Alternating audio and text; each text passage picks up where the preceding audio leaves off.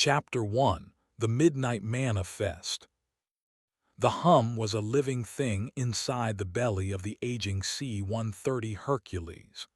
It vibrated through the grated metal floor, up Captain Eva Rostislav's legs, settling deep in her bones. She shifted in the worn pilot's seat, the coarse material of her flight suit rasping against the equally coarse upholstery. Outside the cockpit windows, the Pacific Ocean was an endless, featureless black mirror under a moonless sky, distinguishable from the star-dusted expanse above only by the absence of light.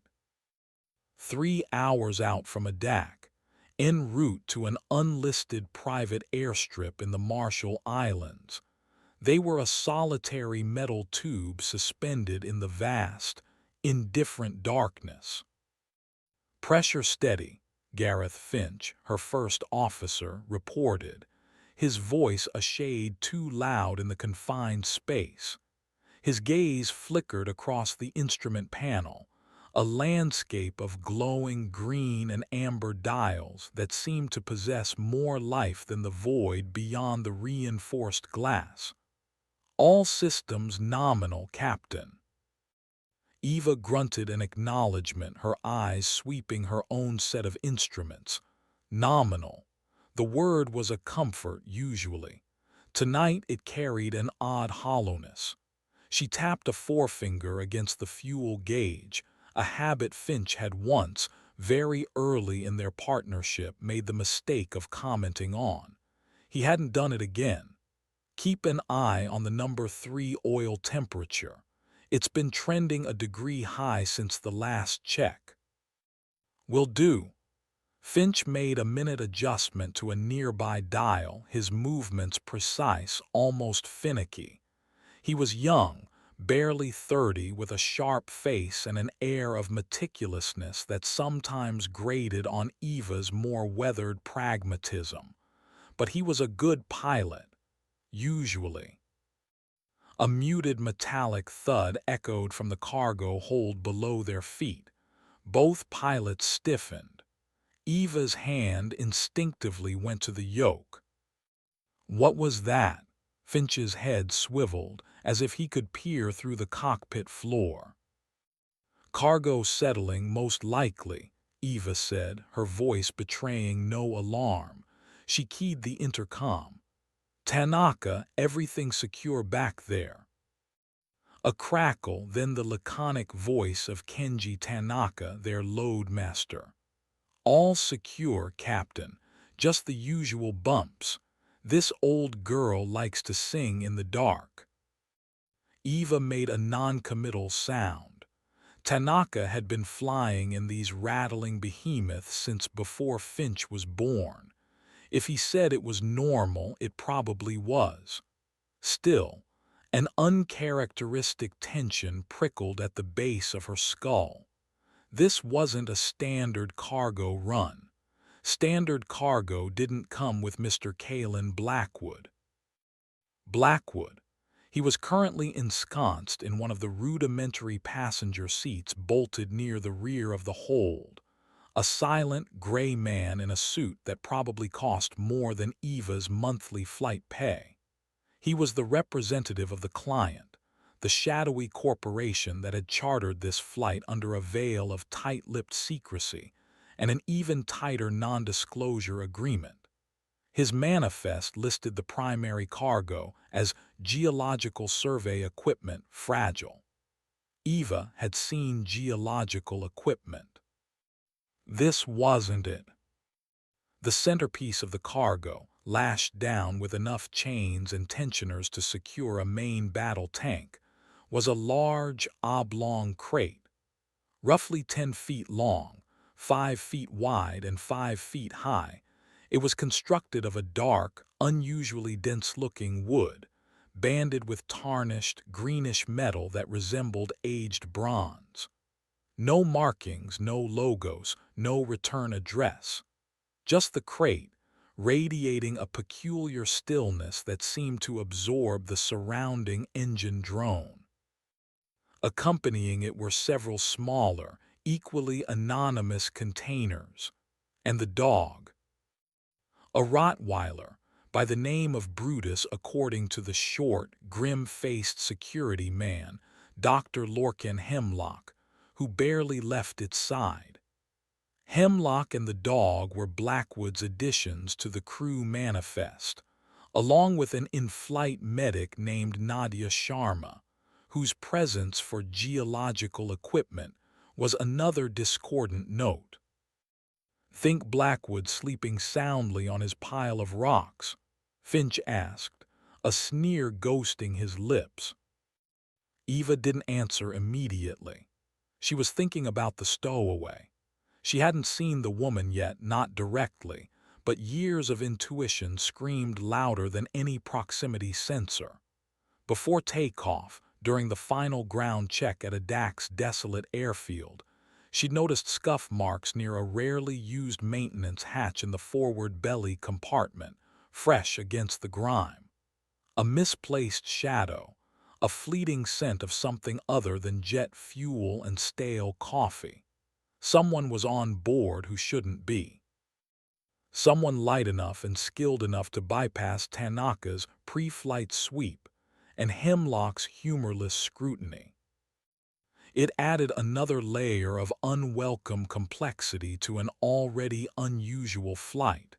She deal with it, quietly, once they were closer to their destination. For now, the priority was the aircraft and the unsettling consignment in its gut.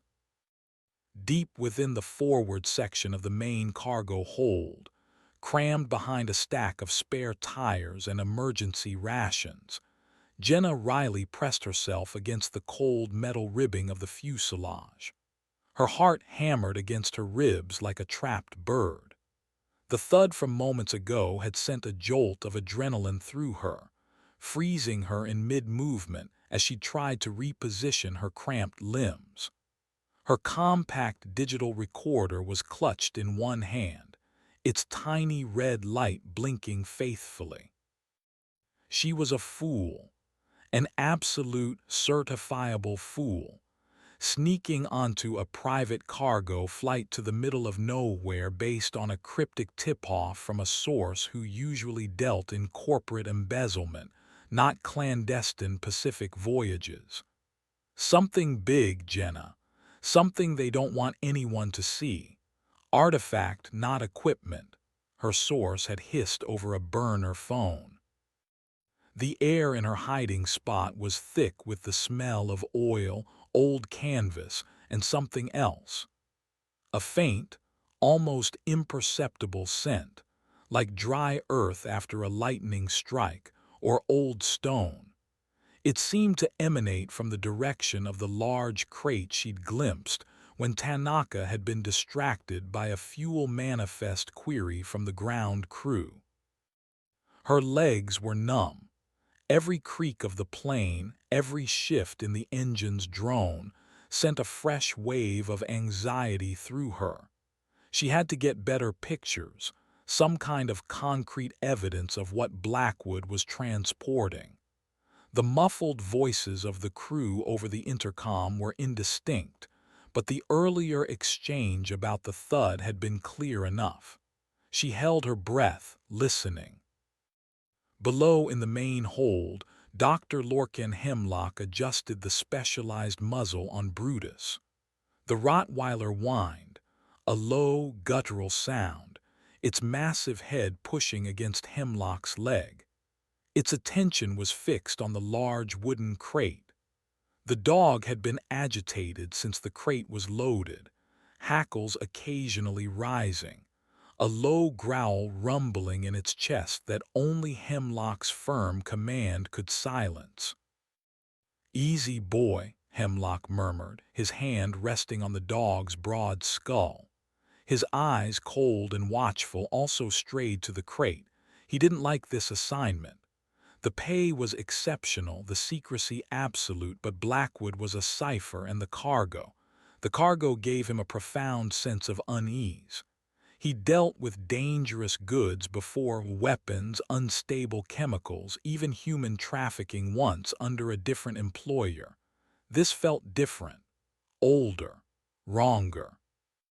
Mr. Kalen Blackwood sat upright, his hands resting on his knees. He wasn't sleeping. He rarely slept on transports. He watched the play of shadows across the hold, listened to the plane's groans, felt the thrum of its engines. He was a man attuned to subtle energies, to the undercurrents that most people blissfully ignored. The object in the crate was stirring, not physically, nothing so crude. It was more a shift in its quiescent state, a subtle unfurling of its ancient awareness, like a deep-sea creature slowly adjusting to a change in pressure.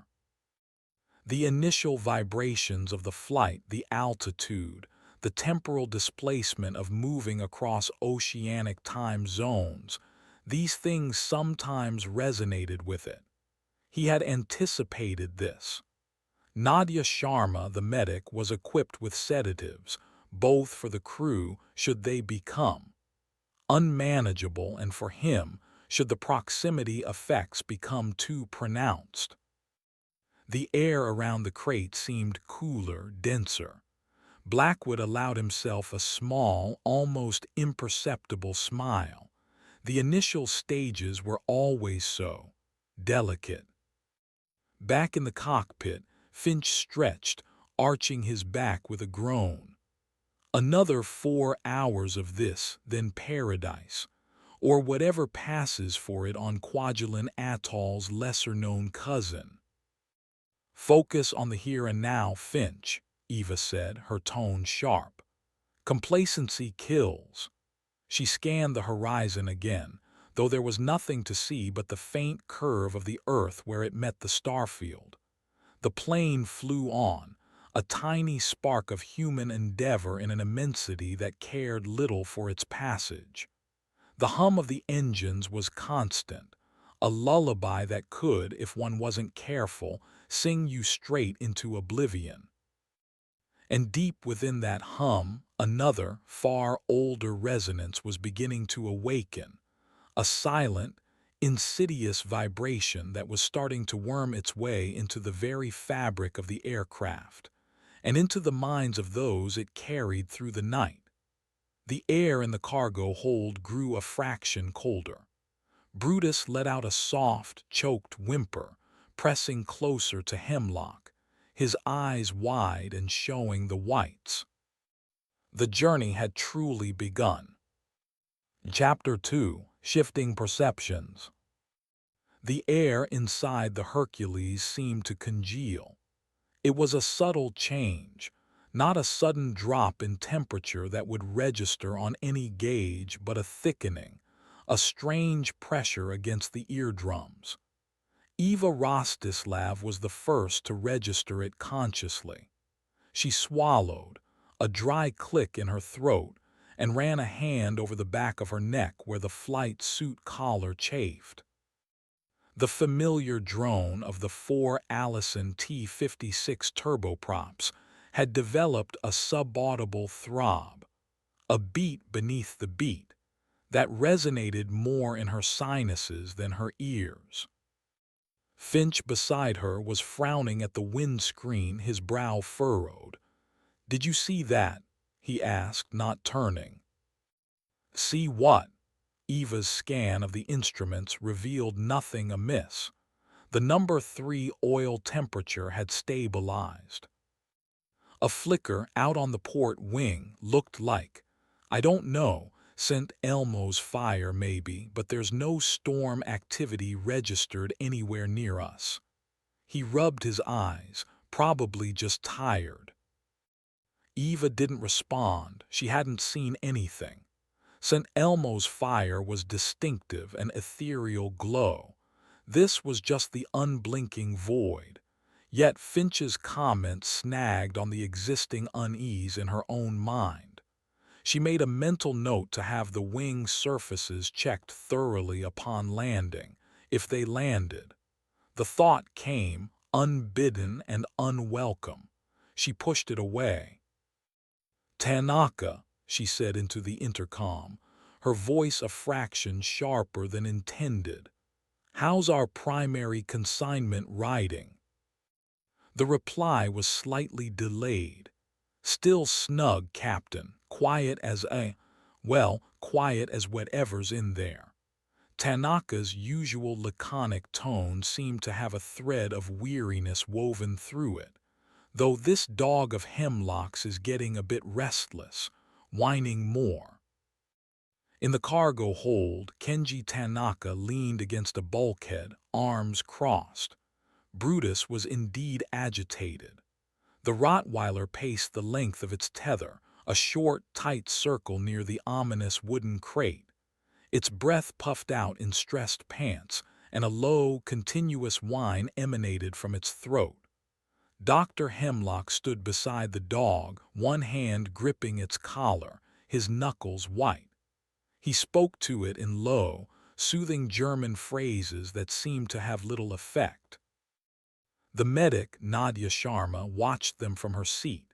She was a small, dark-haired woman with observant eyes. She offered Hemlock a mild sedative for the animal an hour ago, but he'd refused, his expression unreadable. Sharma herself felt a peculiar lethargy, a mental fog that made focusing on her medical texts, her usual way to pass the time on long hauls, difficult. The prince seemed to swim slightly. She blamed the recycled air, the altitude. Mr. Kalen Blackwood remained impassive, his gaze fixed on the crate. A faint, almost metallic scent now clung to the air immediately around it, displacing the usual aircraft smells of oil and old metal. It reminded Blackwood of ozone, and something else, something ancient and dusty, like a tomb disturbed after millennia. He noted the slight tremor in Hemlock's hand as he restrained the dog, the way Tanaka kept glancing towards the cockpit, the subtle shift in the ambient engine noise. The process was unfolding, slowly, predictably. Jenna Riley, still wedged in her cramped hiding place, flinched. A distinct click had sounded right beside her ear, as if a switch had been thrown. She fumbled for the miniature torch on her keychain, her fingers clumsy with cold and fear. The beam revealed nothing but the curved aluminum ribs of the fuselage and the insulated wiring looms. No switches, no relays. Her heart hammered. Was she imagining things? The air in her little prison felt heavy, pressing in on her. She took a shallow breath, trying to calm herself. The metallic tang she'd noticed earlier was stronger now, coating her tongue like old pennies. She had to move. She had to see that crate up close. Waiting for the perfect moment was a luxury she couldn't afford if the crew was already on edge. Cautiously, wincing as pins and needles shot through her legs, she began to ease herself towards a narrow gap between two large supply containers. Back in the cockpit, Finch let out a sudden, sharp hiss. "Damn it." Eva startled. "What is it now, Finch?" Static shock, a big one right off the yoke. He shook his hand vigorously, flexing his fingers. "Felt like I grabbed a live wire." Eva frowned. The humidity in the cockpit was controlled. Severe static discharge was unusual. Check the grounding on your console. Finch ran a hand along the casing, then touched a metal strut. "Seems okay. Weird." He glanced at Eva, and for a fleeting second his expression seemed off. Not hostile, but alien, as if she were looking at a stranger wearing Finch's face. Then it was gone, replaced by his usual slightly aggrieved look. "Maybe this whole flight is cursed." "There's no such thing as curses, First Officer," Eva stated, her voice flat. There's mechanical failure, human error, and bad weather. Stick to those. But the image of Finch's briefly blank face lingered. The aircraft gave a sudden, sickening lurch, a lateral shimmy that threw both pilots against their harnesses. Warning lights for turbulence failed to illuminate. What the hell was that? Finch gripped the yoke, his knuckles white. Clear air turbulence. No warning, Eva snapped, her hands already moving, checking the controls, her eyes darting across the main attitude indicator. Felt more like a side slip. She corrected subtly, the Hercules responding sluggishly, like a beast being dragged against its will. Tanaka, report. Hold secure, Captain. Tanaka's voice was strained. Felt that one up here. The big box didn't even budge, though. Things probably heavier than it looks. A beat of silence then, dogs going crazy now, barking its head off. Indeed, a cacophony of furious, deep-chested barks erupted from the cargo hold, loud enough to be heard faintly even in the insulated cockpit. It was a savage, almost hysterical sound. Hemlock wrestled with Brutus, the dog now a frenzy of snapping teeth and straining muscle, lunging not at the crate but at the empty space just beside it. Ruhig, Brutus, Fass, Hemlock grunted, trying to regain control. The dog seemed to be attacking an unseen enemy. Blackwood watched, his expression unchanged, though a flicker of something akin to interest sparked in his pale eyes. He turned his head slightly, as if listening to something beyond the dog's barks, beyond the engines. Jenna Riley used the sudden commotion to her advantage. As the plane lurched, she'd stumbled, catching herself against a canvas strap. The barking covered the noise of her movements as she squeezed through the gap and into the relative openness of a narrow aisle between stacked cargo. Her legs screamed in protest, but the sight that met her eyes pushed the pain to the background. She was closer now, perhaps 30 feet from the main crate. It dominated the center of the hold, its dark wood seeming to drink the dim emergency lighting. The metallic bands around it glinted faintly. The air here was noticeably colder, and the strange, ozonic, earthy smell was potent, making her nostrils flare. The dog's furious barking seemed to be directed at a point just to the left of the crate. Jenna squinted. There was nothing there but shadows.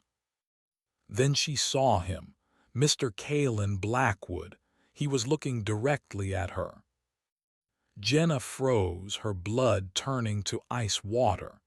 He wasn't looking at her hiding spot. He was looking into her eyes as if the intervening stacks of cargo were glass. His face was calm, unreadable, but his gaze pinned her like an insect.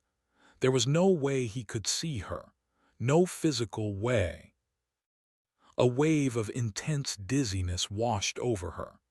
The hold seemed to tilt, the barking of the dog warped into a distorted, guttural howl, and Blackwood's eyes.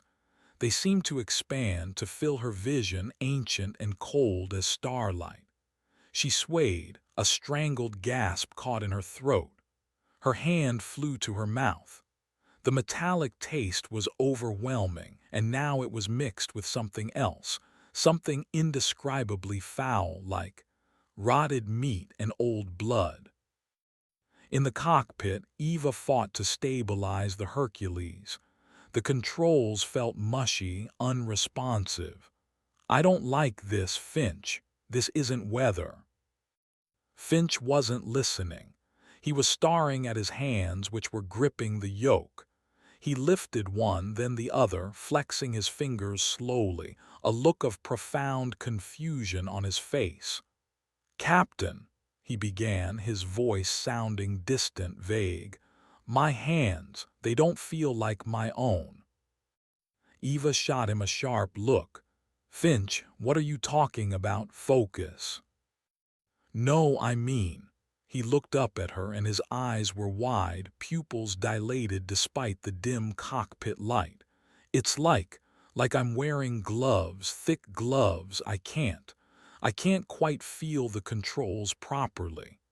He looked back at his hands, a horrified fascination dawning on his face. "They look like my hands, but—" A new sound joined the cacophony from the cargo hold. A sharp, human scream of pure terror, abruptly cut off. Eva's blood ran cold. "Sharma, Tanaka, what's going on back there?" She twisted in her seat, trying to peer through the small, reinforced window in the cockpit door that offered a limited view of the forward cargo area, but it was too dark, too obscured. The intercom crackled, not with a voice, but with a strange, wet, gulping sound, followed by a series of frantic, high-pitched yelps that didn't sound entirely human or entirely canine. Then silence. A heavy, profound silence from the cargo hold that was somehow more terrifying than the preceding chaos. The only sound was the steady, deep thrum of the engines and Gareth Finch sitting beside her, whispering, "They're not mine. These hands, they're not mine." His voice was no longer just confused. It was laced with a dawning, uncomprehending horror. Eva Rostislav stared at him, then at the silent intercom, then out into the infinite blackness beyond the windscreen. The plane felt suddenly, terribly alone, a fragile vessel not just in a physical ocean, but in something far larger, far older, and infinitely more hostile. The subtle shifts were over. Something tangible had changed. Chapter 3: Contagion of Consciousness. The silence from the cargo hold was a dense, suffocating blanket.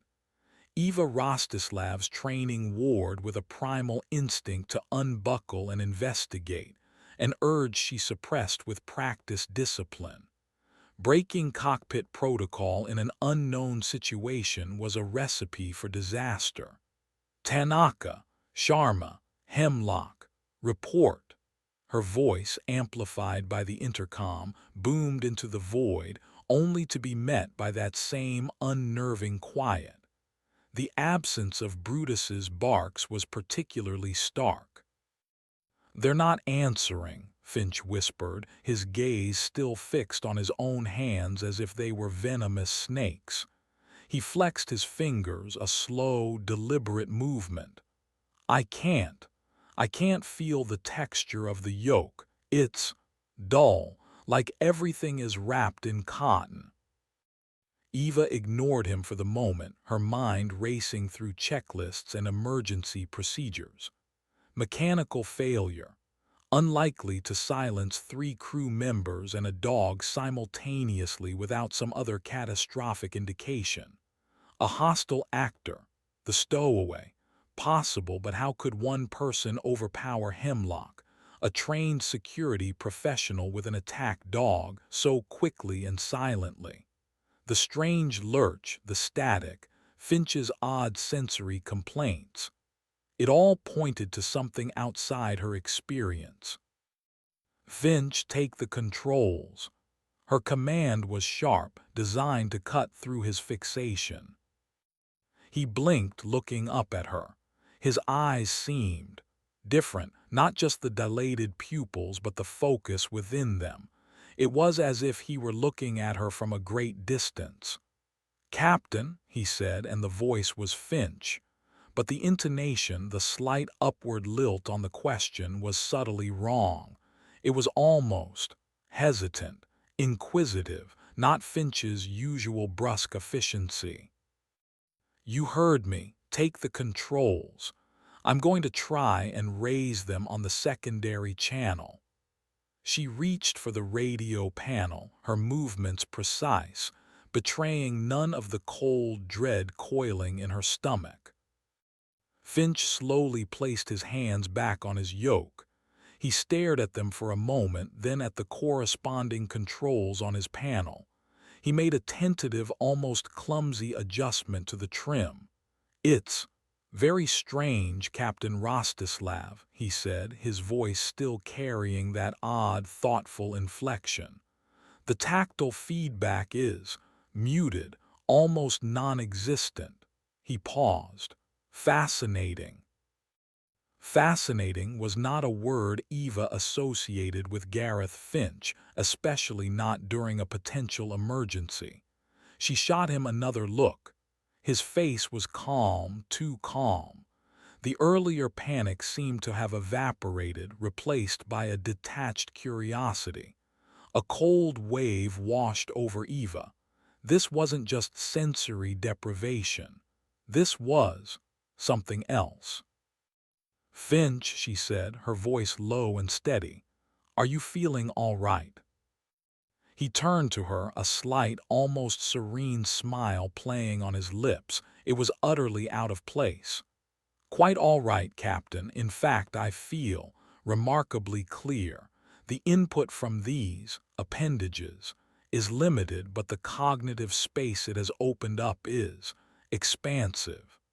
He tapped his temple with a forefinger that still looked like Finch, but moved with an alien deliberation. Eva's hand froze halfway to the radio controls. She wasn't talking to Gareth Finch.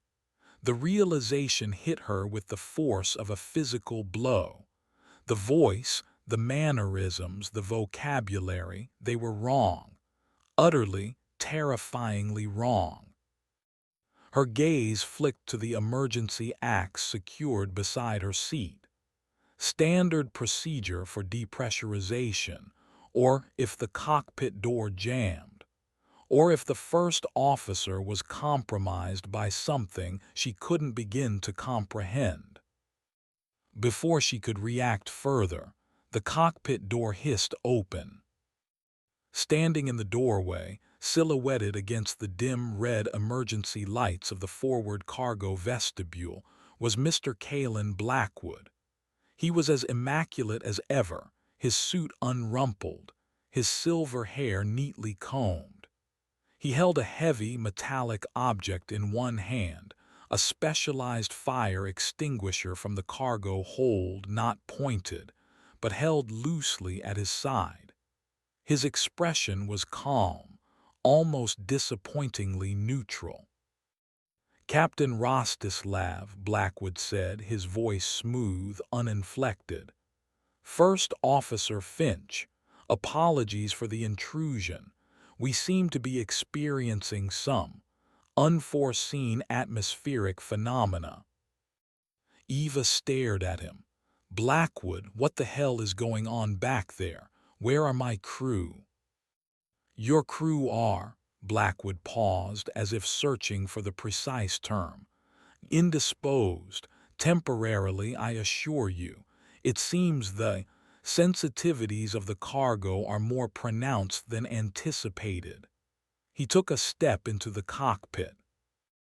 The person who looked like Finch turned in his seat, that serene, unsettling smile still on his lips.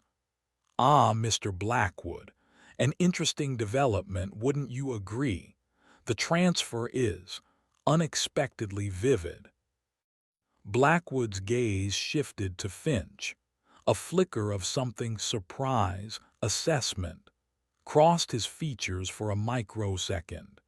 "Indeed, First Officer, or perhaps I should say, whoever is currently enjoying Mr. Finch's hospitality." Eva felt a profound sense of unreality.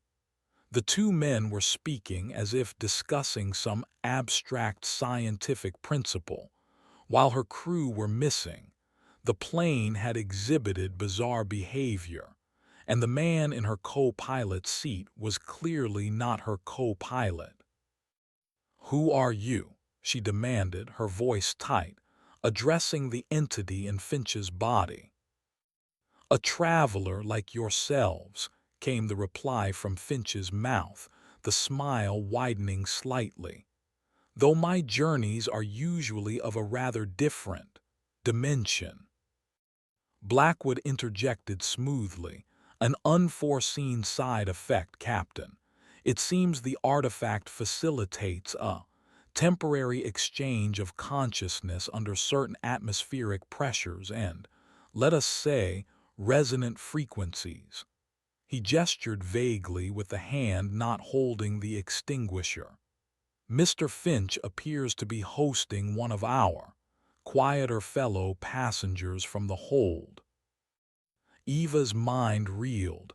Exchange of consciousness. The artifact, the crate. It wasn't just influencing them, it was swapping them.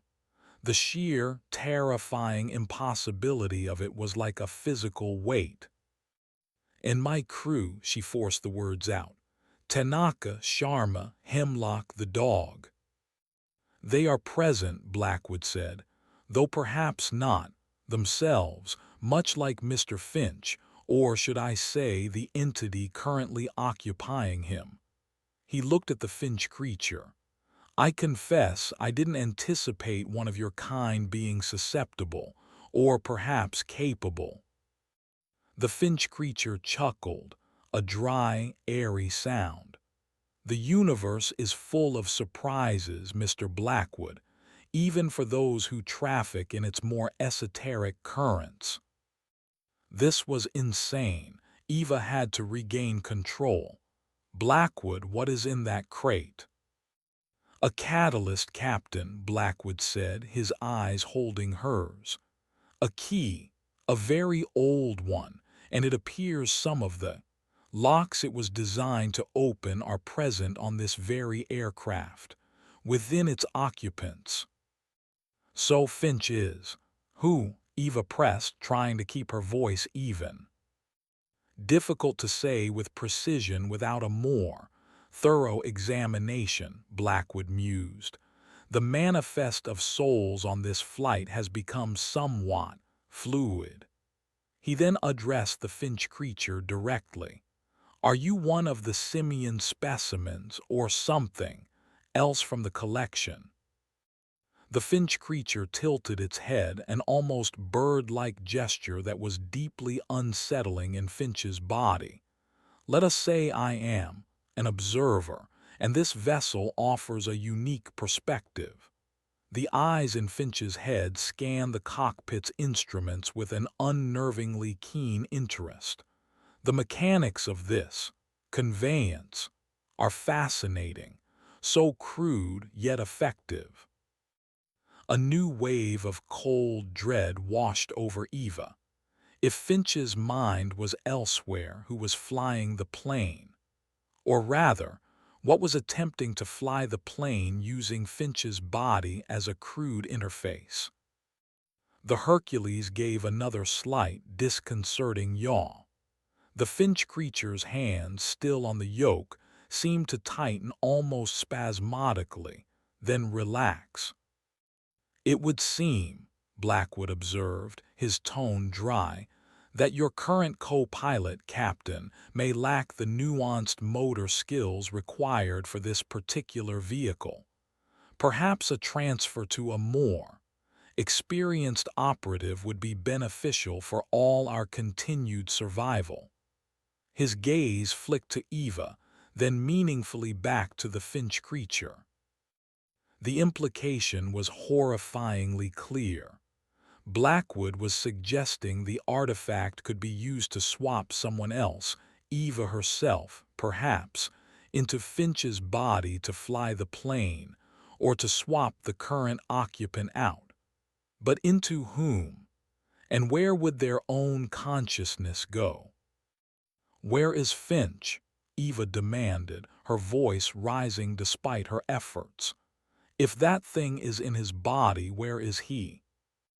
The serene smile returned to the Finch creature's lips. "He is elsewhere, experiencing new perspectives. I believe he is currently grappling with the rather limited olfactory palate and urgent primal anxieties of a certain canine. Brutus. Finch was in Brutus. The image was so grotesque, so utterly nightmarish, that Eva felt a momentary loss of equilibrium.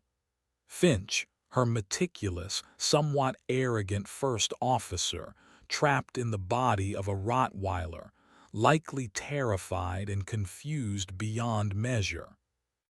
In the cargo hold, a different kind of horror was unfolding. Jenna Riley had pushed herself into a sitting position, her back against a cool metal strut, her head throbbing. The intense dizziness had passed, but the encounter with Blackwood's impossible gaze had shaken her to the core. The hold was eerily quiet now, save for a faint, rhythmic scraping sound coming from the direction of the main crate. She risked a peek. Dr. Lorcan Hemlock was on his hands and knees, his head pressed against the floor, making small, whimpering sounds. His body was twitching.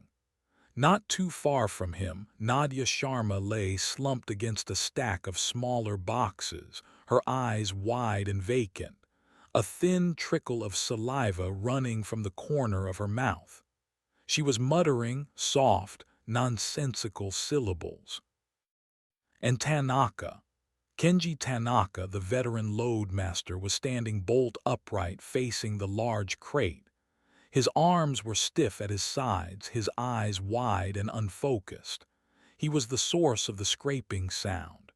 He was slowly, methodically running his fingernails down the rough wooden surface of the crate, leaving faint white score marks, over and over again.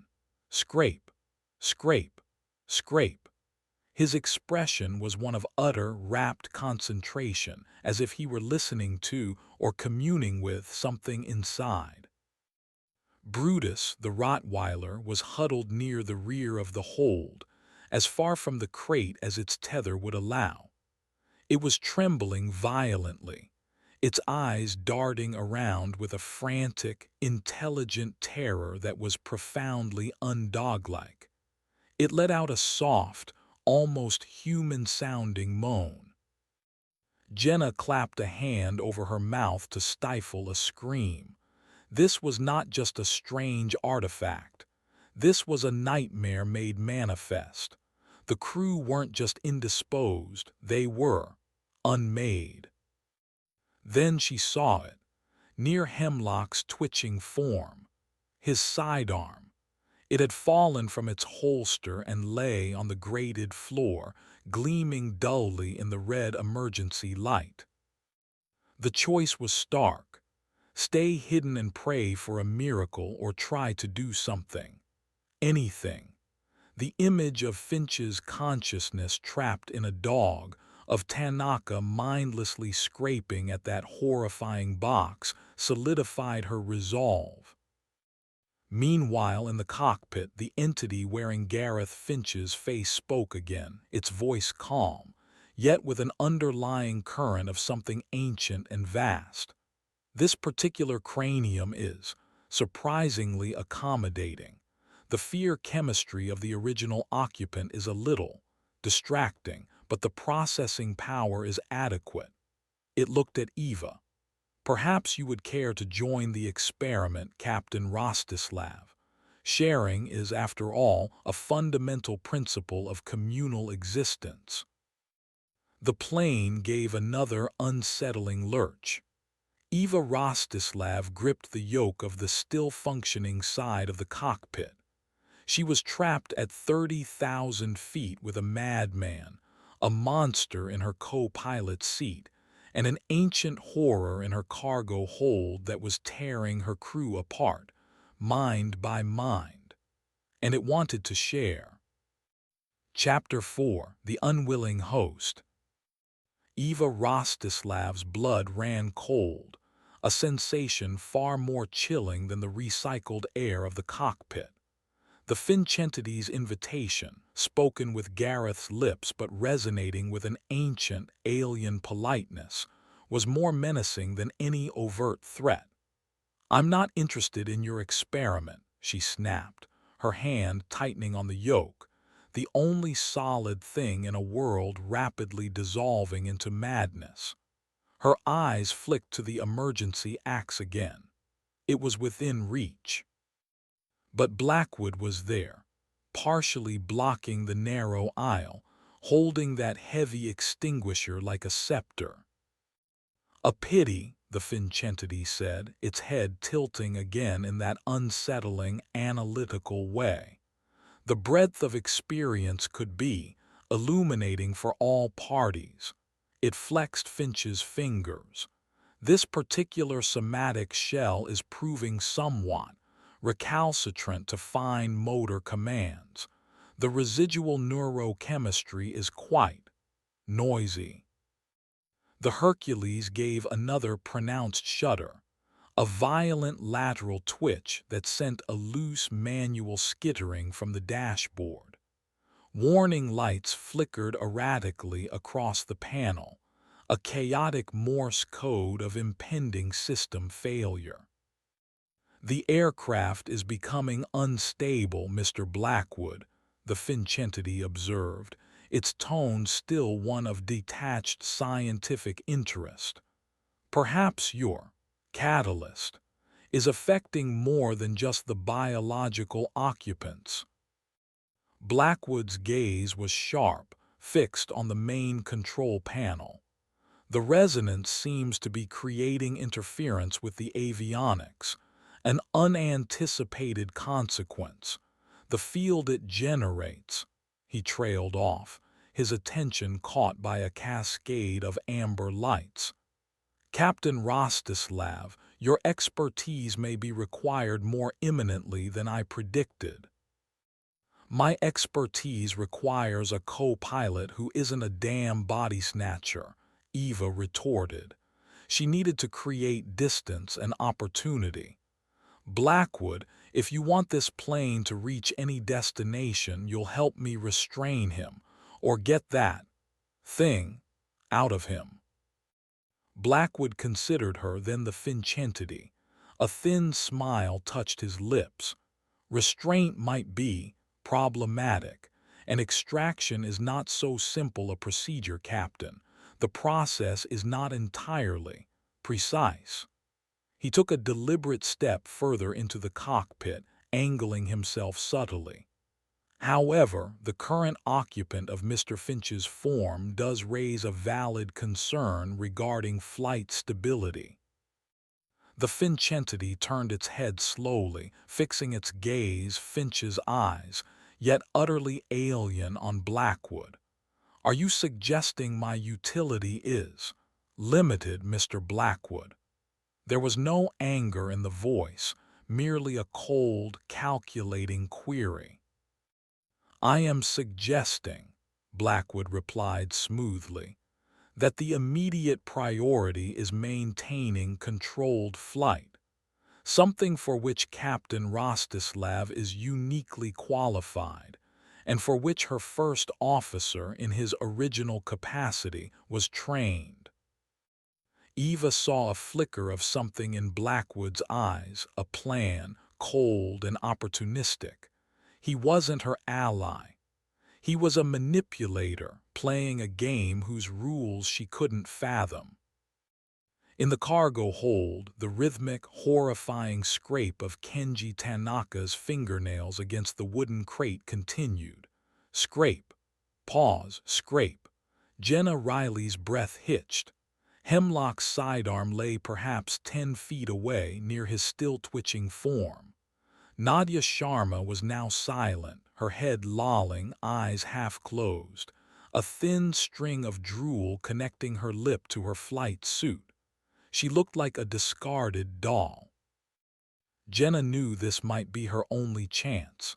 The creature in Finch's body, Blackwood's cryptic pronouncements, whatever was happening, it was escalating.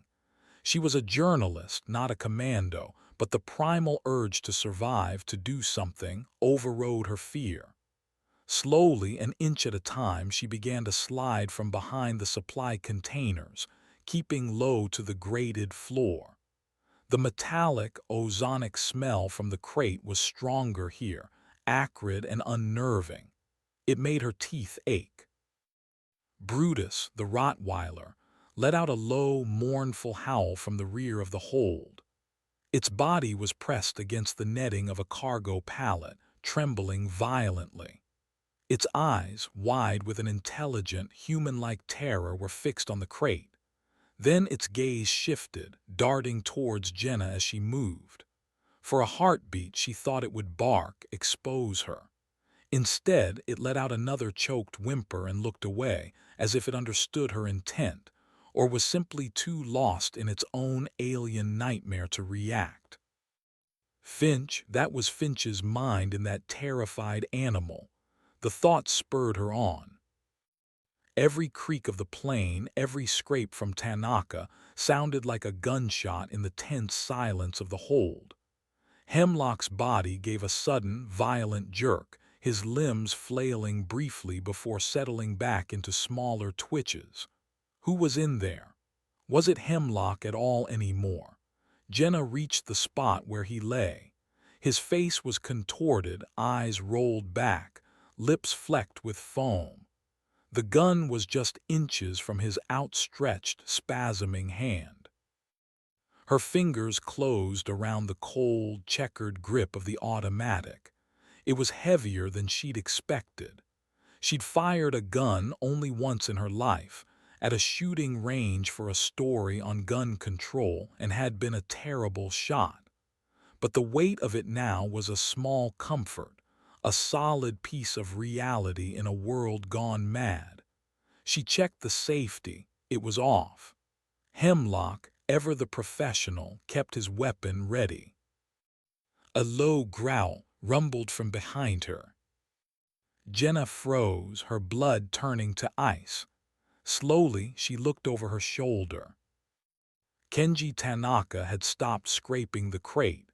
He was turning, his movements stiff, unnatural, like a marionette with tangled strings. His eyes, wide and blank, fixed on her. A thin line of blood trickled from beneath one of his fingernails. His face was devoid of expression, but there was an aura of menace about him, a sense of something ancient and predatory looking out from behind his familiar features. "You should not touch." Tanaka's voice was a rasp, dry and cracked, completely unlike his usual calm tones. Each word seemed an effort. He took a shuffling step towards her. Back in the cockpit, the Fincentity suddenly stiffened. Its head snapped towards the cockpit door as if it could see through it to the events unfolding in the hold. The other vessels are becoming agitated. The resonance, it fluctuates. It turned its gaze to Eva, and the serene smile was gone, replaced by a look of intense, predatory focus. A new host may be required to stabilize the pattern. This one is degrading. Finch's body gave a violent tremor. His hands spasmed on the yoke, throwing the Hercules into a sickening roll to starboard. Alarms blared, a chorus of synthetic screams.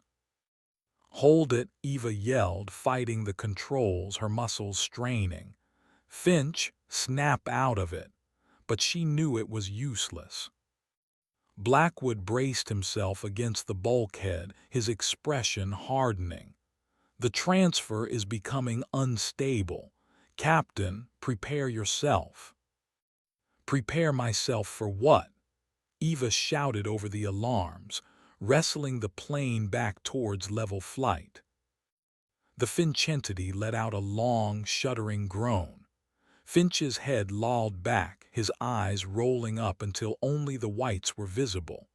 A low, guttural sound, like air escaping a punctured lung, issued from his lips. Then his body went rigid. A palpable wave of something, cold and immensely powerful, washed through the cockpit. It felt like 1,000 icy needles pricking Eva's skin, like her thoughts were being sifted by an unseen intelligence. Her vision tunneled. The instrument lights blurred into streaks. She felt a profound disorientation, a sense of her own consciousness becoming untethered. It was as if she were floating, looking down at her own hands on the yoke from a great height. She felt a pull, a cold, insistent summons towards something. No, her mind screamed. She fought against it, focusing on the feel of the yoke, the vibration of the engines, the acrid smell of overloaded electronics. She anchored herself to the physical reality of the cockpit. The pressure receded, leaving her gasping, her heart hammering. The alarms still shrieked. Finch's body slumped forward against his harness, his head hanging limply. He was still, too still. "Is he?" Eva began, her voice hoarse. "The previous occupant has vacated," Blackwood stated, his voice tight. He was looking at Finch's slumped form with an expression Eva couldn't decipher. Not satisfaction, not quite. More like confirmation of a hypothesis.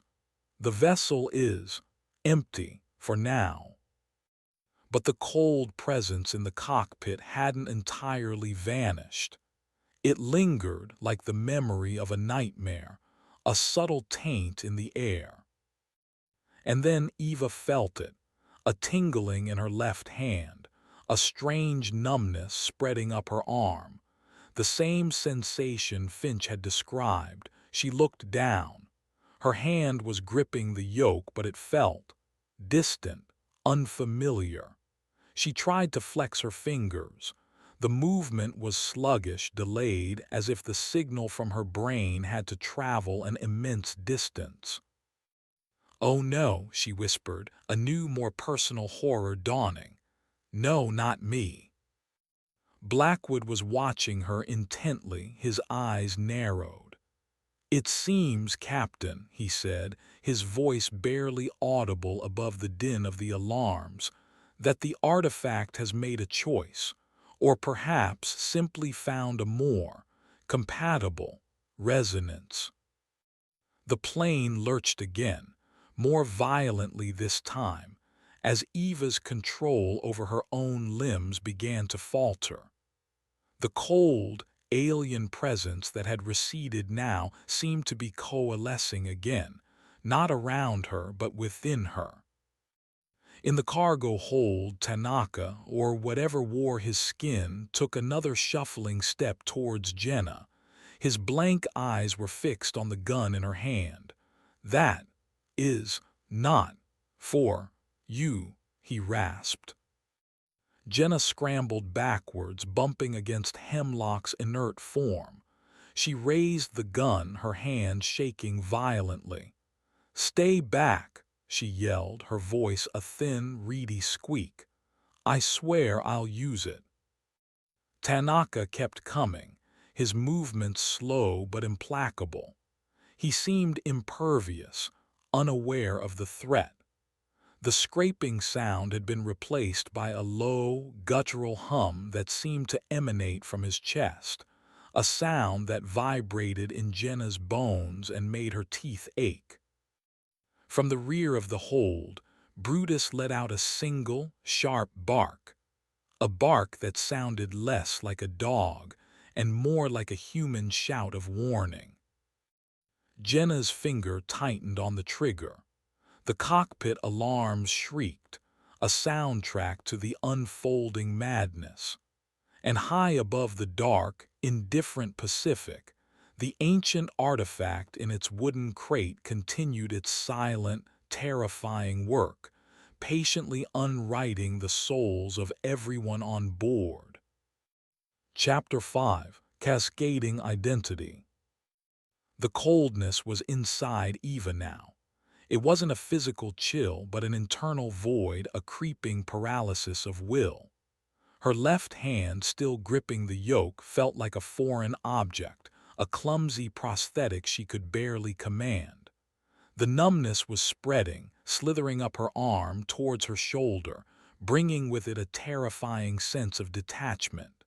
She could feel her own panic, her own thoughts, but they were becoming muted, as if filtered through layers of icy cotton.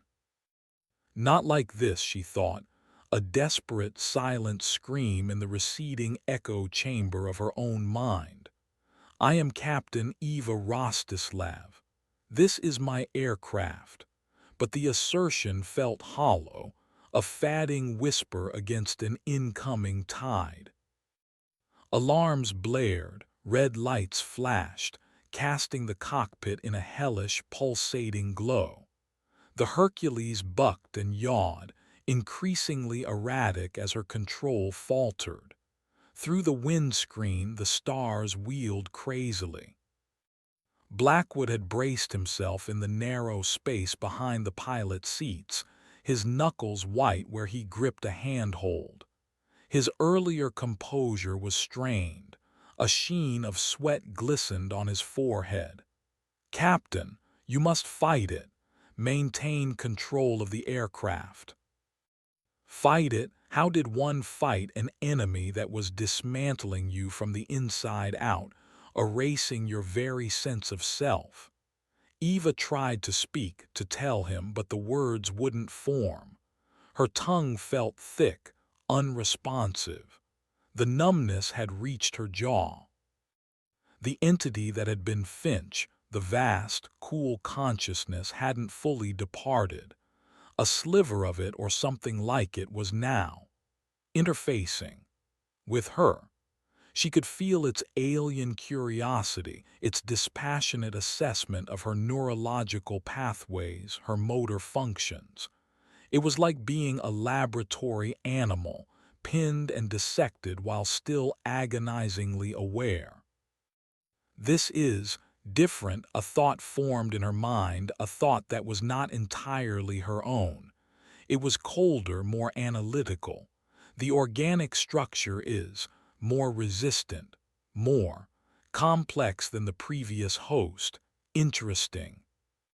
The plane dropped suddenly, a sickening lurch that sent Eva's stomach into her throat. Her right hand, still mostly under her own command, jerked the yoke back, but the response was sluggish, uncoordinated. She needed both hands. She needed her whole mind. Gareth Finch's slumped form was thrown violently against his harness, then lolled back, his head striking the headrest with a dull thud. His eyes were closed, his face slack. An empty vessel, for how long? Blackwood pushed himself forward. "Captain, if you can't control it, you must let me try to facilitate a more stable transition." Facilitate. Eva understood his meaning. He wanted to use the artifact to deliberately initiate another swap, to put anyone functional into her body. Or perhaps to move her consciousness somewhere less critical, somewhere it couldn't endanger the flight. The thought of being trapped in an animal like Finch, or worse, in one of the blank, mindless shells in the cargo hold, was a new dimension of terror. In the hold, the scene had frozen into a deadly tableau.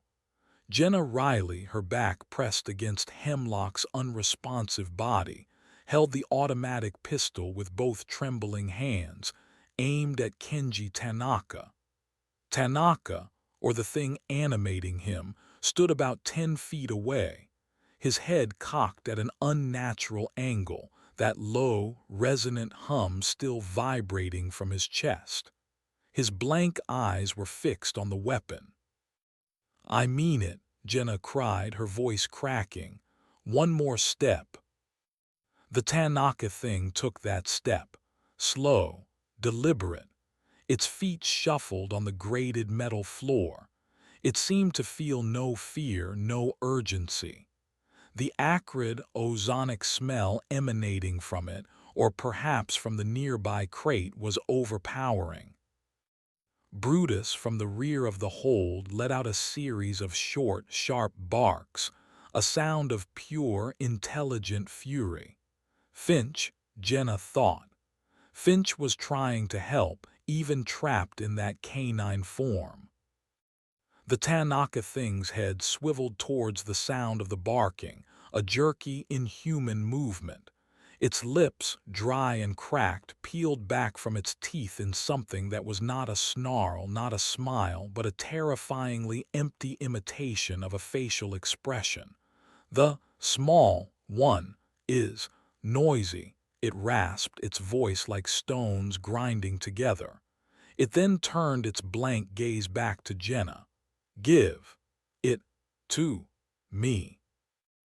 Jenna's finger was white on the trigger. Her mind screamed at her to shoot, but a paralyzing terror held her fast. She saw Tanaka's face, the face of a man who, just hours ago, had been joking with the ground crew at a deck. Now it was a hollow mask, controlled by an unknown horror. Suddenly, from the cockpit, came a sound that cut through even Jenna's fear. A raw, choked scream, followed by a series of violent thuds and the renewed shriek of protesting metal. Eva Rostislav was fighting, or more accurately, the part of her that was still her was fighting. The encroaching numbness had reached her neck, her shoulders. Her vision was blurring at the edges, the vibrant colors of the warning lights smearing into streaks. But a core of defiance, the same stubborn resilience that had seen her through countless storms and emergencies, flared into life. She couldn't control her left arm at all now. It hung limply at her side, a dead weight. But her right arm, her right leg, her torso, they were still hers, for now. She slammed her right foot onto the rudder pedal, trying to counteract the plane's erratic roll. With her one good hand, she gripped the yoke, her knuckles cracking. The alien presence within her recoiled, surprised by the sudden, fierce resistance. Unexpected.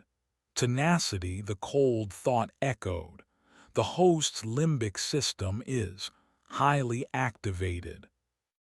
Eva gritted her teeth, a feral snarl tearing from her throat. She wasn't going down without a fight. She wasn't surrendering her ship, her body, her mind. The thuds were her, slamming her own unresponsive left arm against the console, trying to shock some feeling back into it, trying to dislodge the parasitic consciousness. Blackwood watched her, his face a mixture of alarm and a strange, almost academic fascination. "Captain, this is not advisable. You could damage the vessel." He meant her body. "Get out of my head," Eva roared, the words slurred but understandable. She thrashed in the pilot's seat, a desperate primal struggle against an invisible enemy. The plane responded to her erratic movements, groaning and shuddering, threatening to tear itself apart. The alarms reached a new, frantic pitch. The alien consciousness, faced with such raw, unexpected violence from its host, seemed to momentarily hesitate. Its cold tendrils loosened their grip slightly.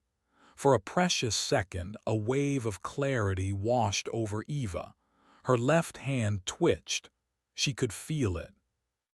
But the respite was fleeting.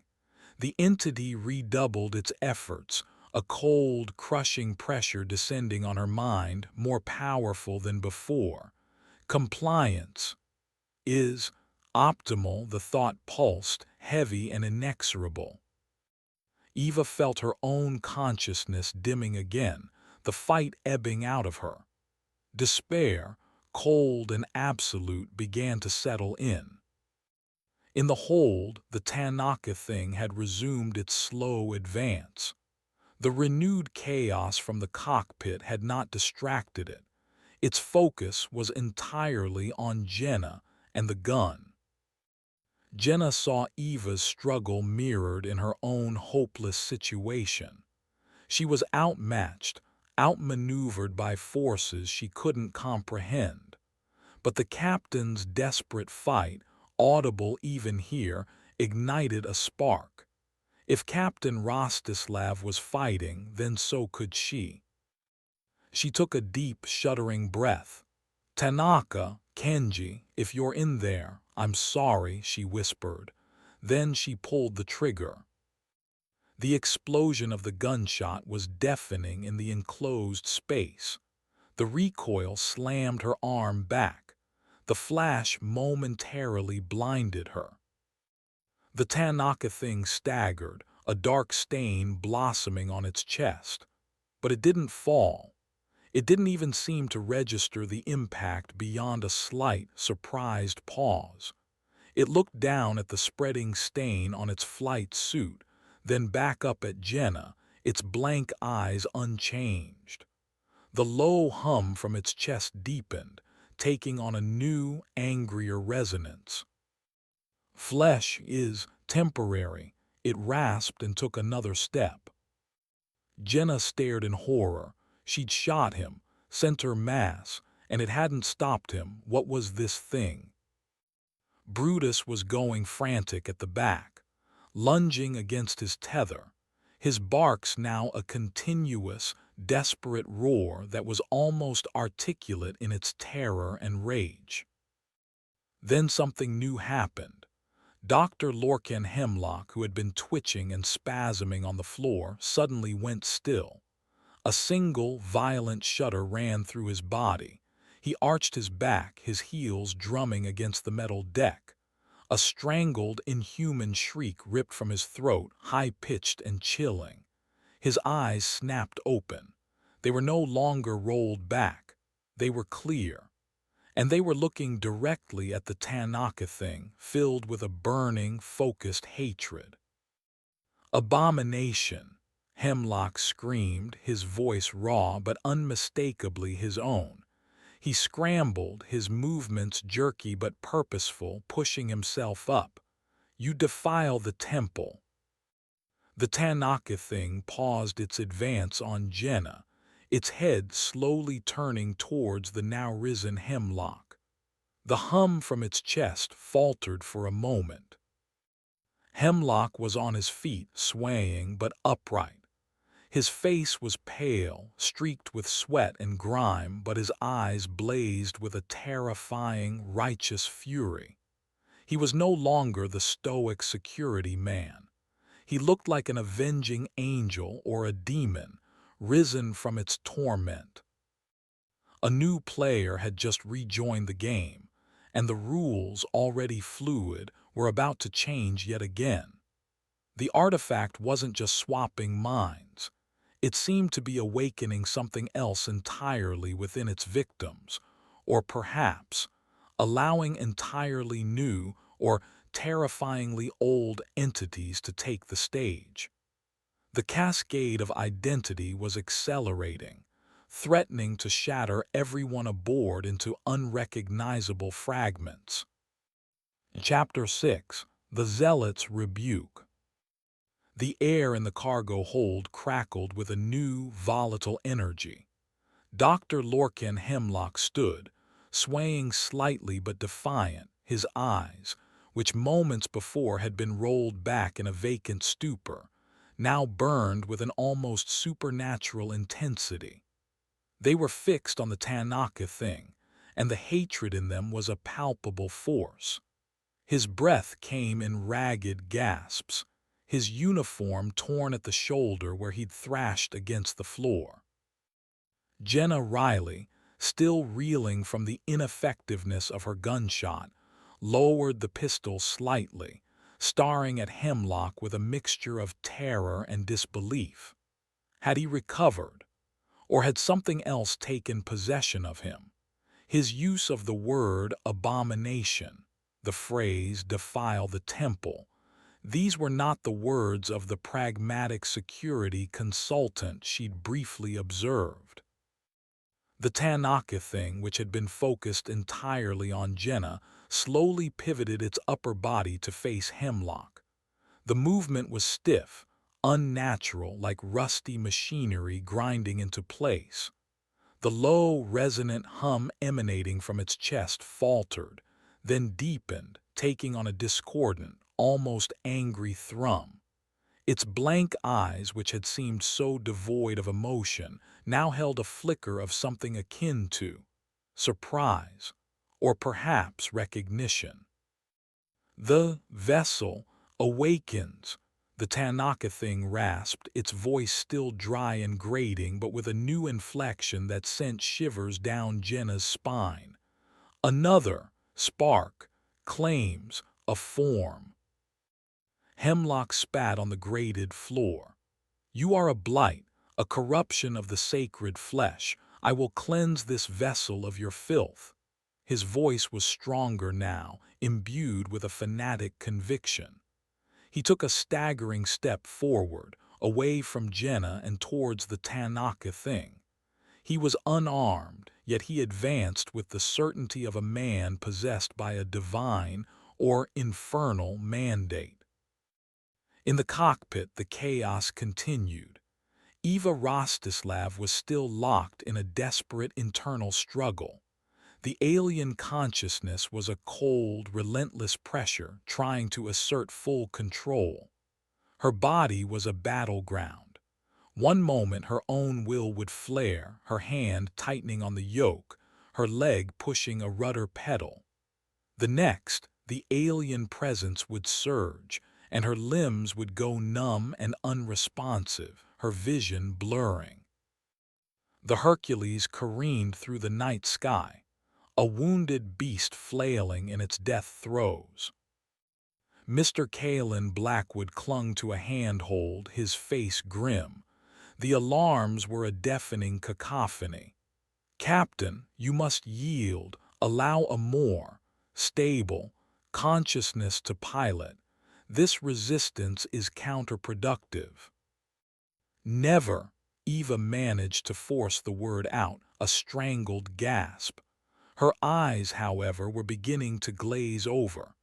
The fight was draining her, the sheer effort of will exhausting her reserves.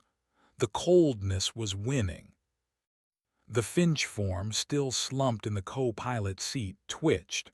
A low moan escaped its lips. Its eyelids fluttered. Blackwood glanced at it. The previous occupant may be attempting to reassert itself. Or perhaps another transfer is imminent. The artifact's field is exceptionally turbulent. His gaze was calculating, assessing the rapidly shifting variables. This was clearly beyond his anticipated parameters for the experiment. Back in the hold, Hemlock advanced on the Tanaka thing. Your profane resonance ends now, spawn of the void, he roared. He moved with a strange, jerky grace, his limbs seemingly powered by an unseen force. The Tanaka thing tilted its head. The old words, the guardians still remember. It raised its hands, palms open, fingers splayed. The dark stain on its chest from Jenna's bullet was spreading, but it seemed utterly unconcerned. We are Legion. We are eternal. Jenna, forgotten for the moment, watched in stunned horror. This was no longer just a body swap. This was a battle of what? Demons, ancient gods. Her journalistic instincts, battered and bruised, struggled to categorize, to understand. The gun felt heavy and useless in her hand. What could a bullet do against beings that spoke of eternity and shrugged off chest wounds? Hemlock lunged. It was not the practiced attack of a trained security operative. It was a wild, desperate onslaught, fueled by pure, fanatical rage. He clawed at the Tanaka thing's face, his fingers hooked like talons. The Tanaka thing met his attack with a surprising speed. It batted Hemlock's hands away, its movements still stiff but possessing an unnatural strength. The two figures grappled, a grotesque parody of a fight. Hemlock snarled and spat, raining blows on the Tanaka thing's chest and shoulders, blows that landed with dull thuds but seemed to have no effect. The Tanaka thing, in turn, moved with a cold, passionless efficiency, its hands seeking to grip, to restrain. The low hum from the Tanaka thing's chest intensified, and the air around the two struggling figures seemed to shimmer. The ozonic smell became almost unbearable, burning Jenna's nostrils. Suddenly, Brutus, who had been barking incessantly, let out a sharp, pain-filled yelp. Jenna's head snapped towards the sound. The Rottweiler was no longer straining against its tether. It was convulsing on the floor, its powerful body jerking and spasming. Its eyes were wide and filled with a terror that was both animalistic and disturbingly human. Finch. The psychic backlash, or whatever was causing the turmoil, was affecting him too. The dog, Hemlock grunted, momentarily distracted as he wrestled with the Tanaka thing. Its spirit is too bright, it burns. The Tanaka thing used Hemlock's momentary distraction, slamming a palm into his chest. Hemlock staggered back, gasping, but his eyes still blazed with that unholy light. "You cannot hold this form forever, abomination," Hemlock choked out, clutching his chest. "The flesh is weak, the spirit endures." As if in response to his words, or perhaps to the escalating chaos throughout the plain, the large wooden crate in the center of the hold began to vibrate. It was a low, powerful thrumming, almost subsonic, that Jenna felt more in her bones than heard with her ears. The tarnished metal bands around it seemed to glow with a faint, internal luminescence, pulsing in time with the vibrations. The light from the crate cast eerie, shifting shadows across the hold. The hum from the Tanaka thing faltered, overwhelmed by this new, more powerful resonance. Hemlock, too, paused, his head turning towards the vibrating crate, a look of awe and terror dawning on his face. "It calls," Hemlock whispered, his fanaticism momentarily eclipsed by a primal fear. "The Master." The Tanaka thing also seemed to react to the crate's awakening. Its stiff body became even more rigid.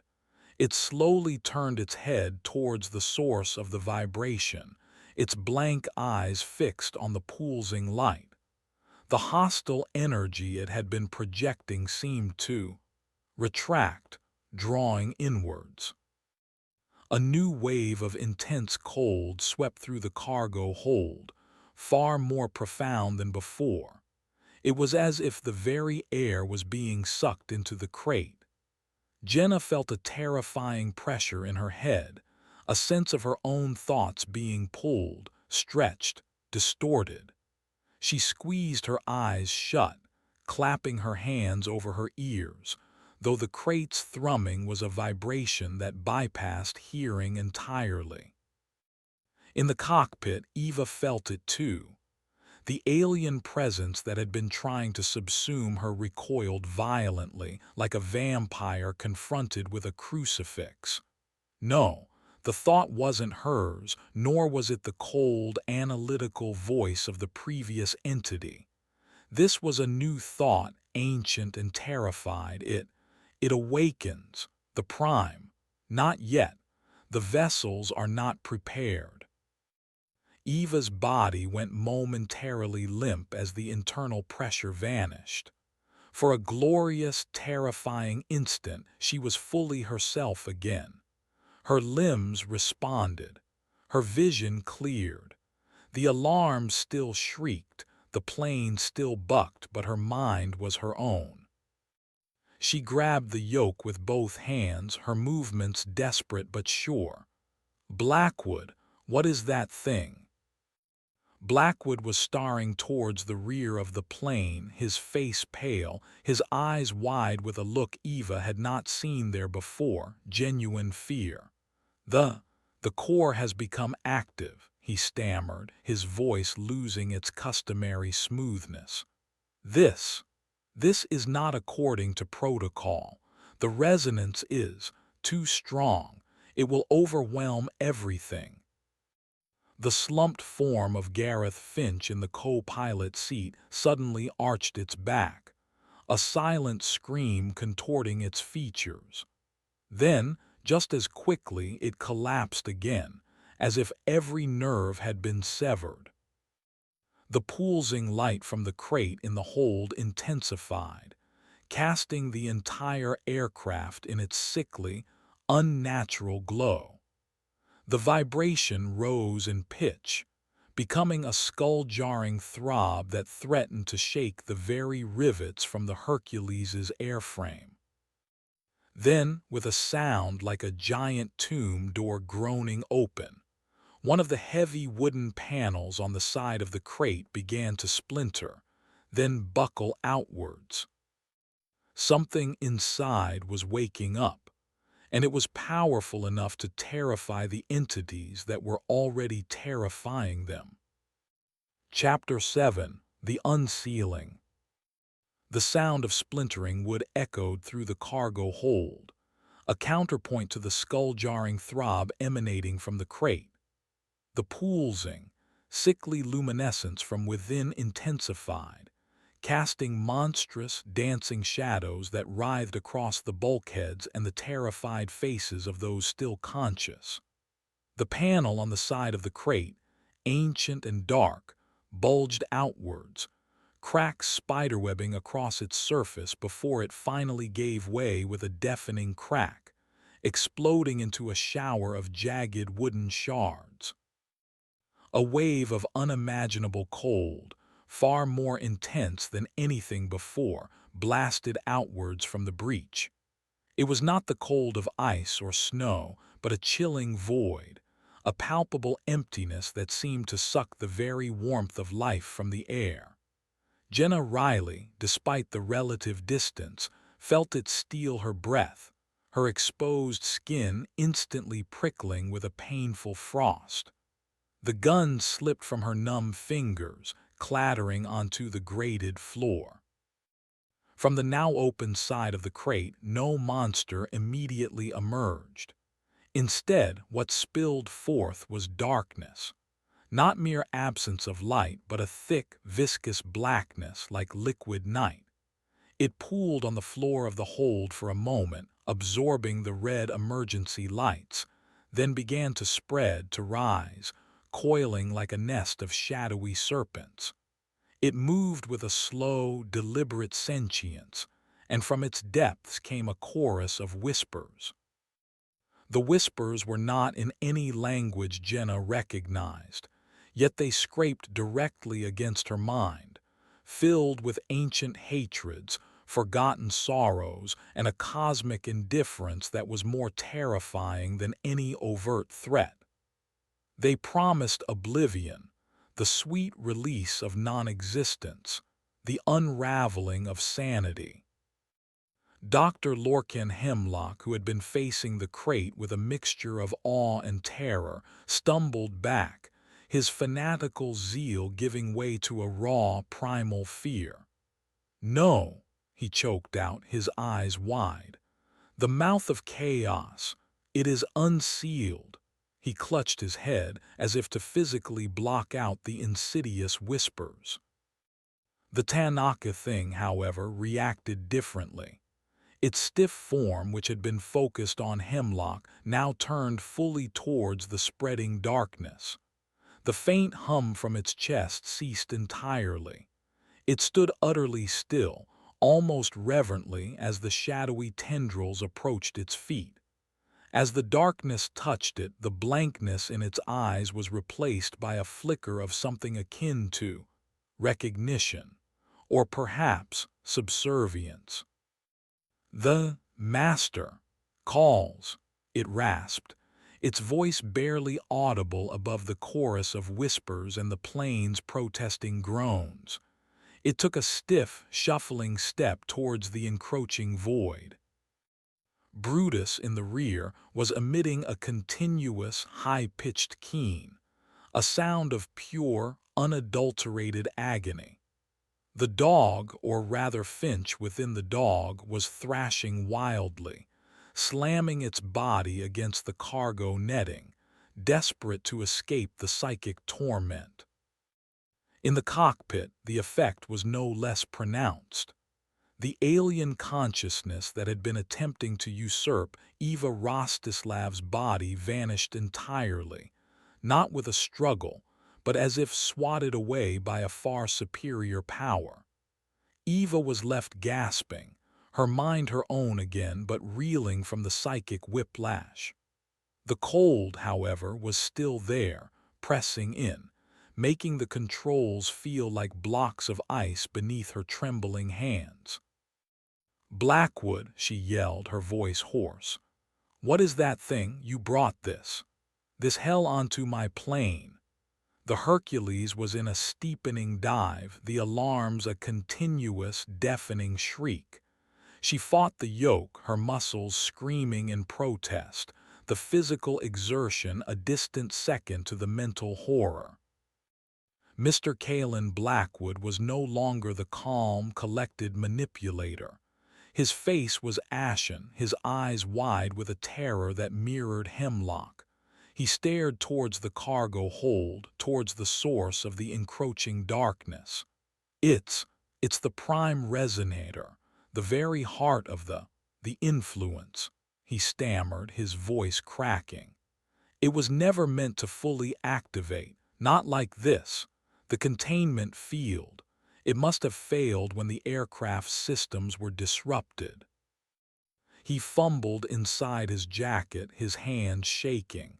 "There are countermeasures, but the intensity, I don't know if they will be enough."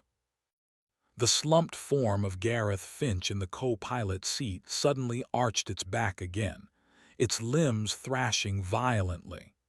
But this time, no scream emerged. Instead, a low, guttural clicking sound issued from its throat, rhythmic and insectal. Its head twisted at an unnatural angle, eyes wide and staring, no longer blank but filled with a cold, alien intelligence that was utterly different from the previous entities. "The gate opens." Finch's mouth formed the words, but the voice was a dry, chittering rasp. "The old paths are clear." Eva stared in horror. Another one. How many entities were tied to this accursed artifact? How many horrors could one aging cargo plane contain?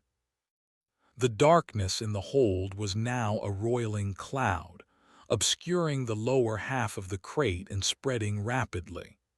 It was beginning to climb the bulkheads, the shadowy tendrils probing, exploring. The whispers intensified, no longer just scraping at the mind but actively tearing, seeking to unravel thoughts, memories, identity.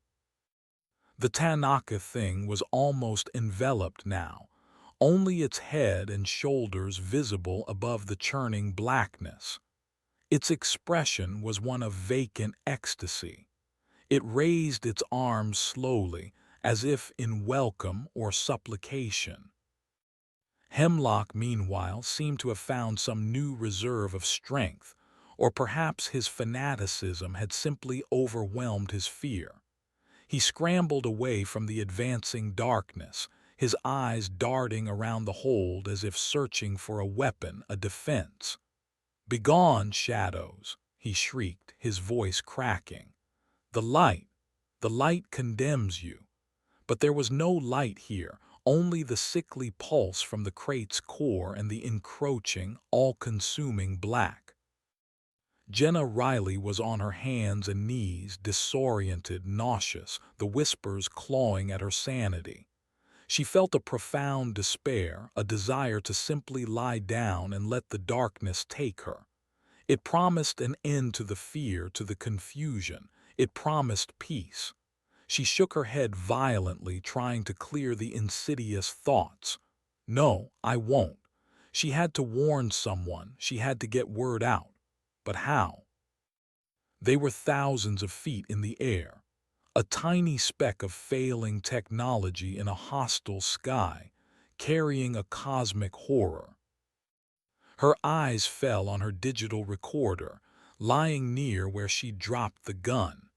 Its small red light was still blinking, a tiny, defiant spark in the overwhelming gloom.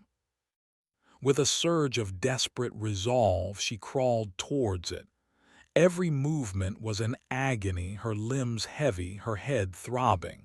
The whispers intensified, sensing her resistance, trying to pry open her mind.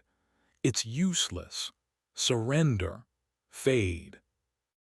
No, she grunted, the word a small act of rebellion. She reached the recorder, her fingers closing around its familiar shape. At that moment, the Hercules gave a violent, shuddering lurch, not a roll or a dive, but a strange, twisting motion, as if it were being wrung out like a wet cloth. Metal shrieked in protest. Warning lights that had been merely flashing now burned with a solid, urgent intensity. The very structure of the aircraft felt like it was on the verge of disintegration. From the depths of the roiling darkness in the hold, a new sound emerged, silencing even the whispers. It was a low, resonant hum, almost a growl, deep and powerful, like the breathing of some colossal, sleeping beast. It was a sound that vibrated not just in the air, but in the very marrow of their bones, a sound that spoke of immense, ancient power and an even more immense, ancient hunger. The darkness pulsed, and then from its core something began to rise. It was not a tendril this time, not a shadow. It was a shape, vague at first, ill-defined like a heat haze in the chilling void. Then it began to solidify, to take form. Eva, wrestling with the controls, caught a glimpse of it on one of the flickering secondary monitors that briefly showed a camera feed from the cargo hold. Her breath caught in her throat. It was a hand, or something like a hand. Colossal, skeletal, formed of the same swirling, light-devouring darkness, yet possessing a terrifying solidity. Its fingers, impossibly long and tipped with claws that seemed to tear at the very fabric of reality, flexed slowly. The hand rose higher, emerging from the blackness, connected to an arm that was equally vast, equally horrifying. It reached out, not towards any of the crew, but towards the ceiling of the cargo hold, towards the skin of the aircraft. It's breaching containment, Blackwood shrieked, his voice raw with terror. He finally fumbled a small, metallic cylinder from his jacket. It had a single red button on its surface. This is the emergency beacon, the purge sequence. But it might destroy everything, us included. The chittering voice from Finch's mouth spoke again, a dry rustle of sound. The way is open. The master arrives. The giant, shadowy hand reached the ceiling of the cargo hold. Its claws, sharper than any steel, touched the aluminum skin. And with a sound like tearing silk, magnified 1,000 times, it began to rip the plane apart. Chapter 8. The Sky Torn Open. The sound of rending metal was a piercing shriek that momentarily overwhelmed even the cacophony of alarms and the deep, resonant thrum from the crate. The colossal, shadowy hand, its claws sharper than any earthly tool, tore through the aluminum skin of the Hercules's fuselage as if it were paper. A jagged gash appeared, and the night sky, cold and star-dusted, was visible through the widening breach. A violent, explosive decompression immediately followed. The air in the cargo hold, already thin and freezing, rushed out into the void, taking with it loose debris, unsecured cargo, and a fresh wave of terror. Jenna Riley, who had just reached her recorder, was slammed against a bulkhead as the atmosphere violently evacuated. The small device flew from her grasp, skittering across the vibrating deck. She gasped, but there was no air to draw, only a brutal, icy vacuum that burned her lungs and threatened to tear the breath from her body. The whispers, which had momentarily been silenced by the entity's physical manifestation, returned with a vengeance, no longer insidious but a roaring psychic vortex, amplified by the sudden exposure to the raw emptiness of the upper atmosphere. Dr. Lorcan Hemlock, who had been backing away from the spreading darkness, was caught off guard.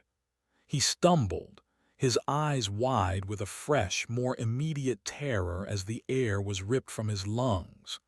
His fanatical pronouncements died on his lips, replaced by a choked, desperate gasp. He clawed at his throat, his face turning a ghastly shade of blue in the poolsing, sickly light from the crate. The Tanaka thing, still partially enveloped in the roiling blackness at the foot of the crate, remained eerily unaffected by the decompression. It stood its ground, its gaze fixed on the colossal, shadowy arm that was now methodically tearing a larger hole in the ceiling of the cargo hold. It was as if the vacuum of space was its natural element. In the cockpit, the effects were equally devastating. The reinforced cockpit door, designed to withstand pressure differentials, groaned and buckled in its frame. Warning sirens for emergency decompression blared, adding to the already deafening symphony of failure. Eva Rostislav felt the familiar, brutal tug, the agonizing expansion in her chest as the air thinned to nothing. Her own training kicked in on instinct, oxygen masks. She fumbled for the release lever of her mask with her one somewhat functional hand, the alien coldness still trying to claim her limbs. The mask dropped, dangling tantalizingly. She grabbed it, her fingers clumsy, struggling to pull it over her face to secure the straps. Blackwood, his face a mask of pure, unadulterated terror, was also grappling for his oxygen mask. The small metallic cylinder, the emergency beacon or purge device, clattered from his nerveless fingers and rolled under a seat.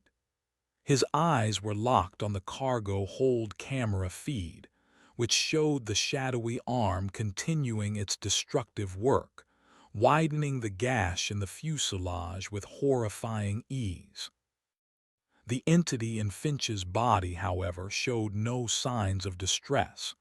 The chittering insectal sounds from its throat continued, and its head, still at that unnatural angle, tilted further as if observing the unfolding chaos with a cold, academic interest.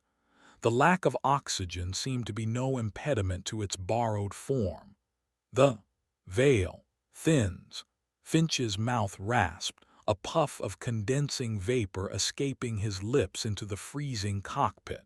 The convergence accelerates. The shadowy hand, having torn a significant hole in the roof, paused for a moment. Then, with a terrifying, deliberate motion, it began to pull. The entire airframe of the Hercules groaned and shrieked, rivets popping like gunfire, structural supports screaming in protest as they were bent and twisted beyond their limits. The plane was being unpeeled like a rotten fruit. Through the widening gash in the cargo hold, the stars seemed impossibly bright, coldly indifferent to the speck of human suffering unfolding beneath them. The wind, if one could call the violent rush of displaced air at this altitude wind, howled through the fuselage, a banshee wail. Jenna Riley, her vision graying at the edges from hypoxia, saw her recorder sliding towards the new, gaping hole in the fuselage.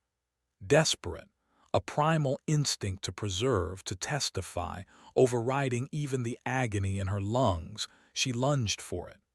Her fingers brushed against its smooth casing just as a particularly violent shudder racked the plane. She missed. The recorder, her only tangible link to the truth, tumbled out into the screaming void and vanished into the night. A howl of pure, frustrated despair tore from her, though it was lost in the thin air and the roar of the disintegrating aircraft. She was going to die here, her story untold, her warning unheeded. The cold, however, was becoming strangely comforting. The burning in her lungs was fading, replaced by a detached numbness. The whispers were still there, but they were softer now, almost welcoming. Rest. Release. It is over. But then a new sensation. A sharp, biting pain in her ankle. She looked down, her vision blurry. Brutus, or Finch Brutus. The Rottweiler, its own body convulsing, its eyes wild with a mixture of canine instinct and human terror, had somehow, in its death throes or a last desperate act of something, managed to sink its teeth into her flight boot. It wasn't a savage attack, but a desperate, anchoring grip.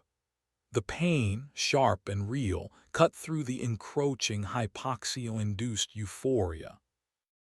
The dog's eyes met hers, and in their depths she saw not madness but a desperate plea, a shared understanding of their mutual doom. And something else, a spark of defiance. Finch, even in this tortured, dying form, was not surrendering. Eva finally managed to secure her oxygen mask, the flow of precious O2, a burning relief in her ravaged lungs. Her vision cleared slightly. She could see Blackwood struggling with his own mask, his face contorted. The entity in Finch's body watched them both with its cold, chittering amusement. The plane was now in an uncontrolled dive, a catastrophic spin. The forces were immense, pressing Eva into her seat, then flinging her against the harness. The structure of the Hercules was failing catastrophically. Through the buckled cockpit door, she could see the cargo hold, now open to the stars, the shadowy arms still methodically dismantling their world. Then the other arm appeared. Another colossal, light-devouring appendage, identical to the first, rose from the roiling blackness within the crate. It joined its counterpart, and together, the two shadowy limbs gripped the edges of the torn fuselage and pulled. With a final, cataclysmic shriek of tortured metal, the entire upper section of the C-130's cargo hold was ripped away, sent tumbling into the night. The wings, still laden with fuel, buckled and tore at the roots. The integrity of the aircraft was gone.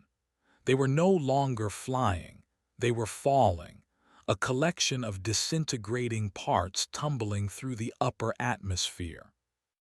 The main section of the cargo hold, including the crate and whatever was emerging from it, along with the remaining occupants, Jenna, the unconscious Tanaka, the fanatical Hemlock, whose fate in the explosive decompression was uncertain, and the dying Finch Brutus was now exposed, a ragged platform falling through the night, surrounded by the swirling darkness emanating from the artifact.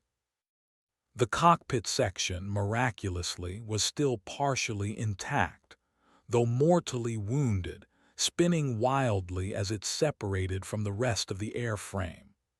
Eva, strapped into her seat, oxygen mask clinging to her face, fought against the G-forces, her gaze fixed on the impossible sight of the shadowy entity, now partially emerged from its prison, a being of pure darkness and ancient power, framed against the cold, indifferent stars.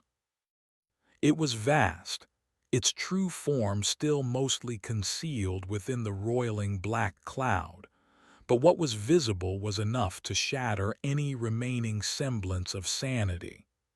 Its head, if it could be called that, was a vortex of deeper blackness, with points of cold, malevolent light like distant, dying stars for eyes.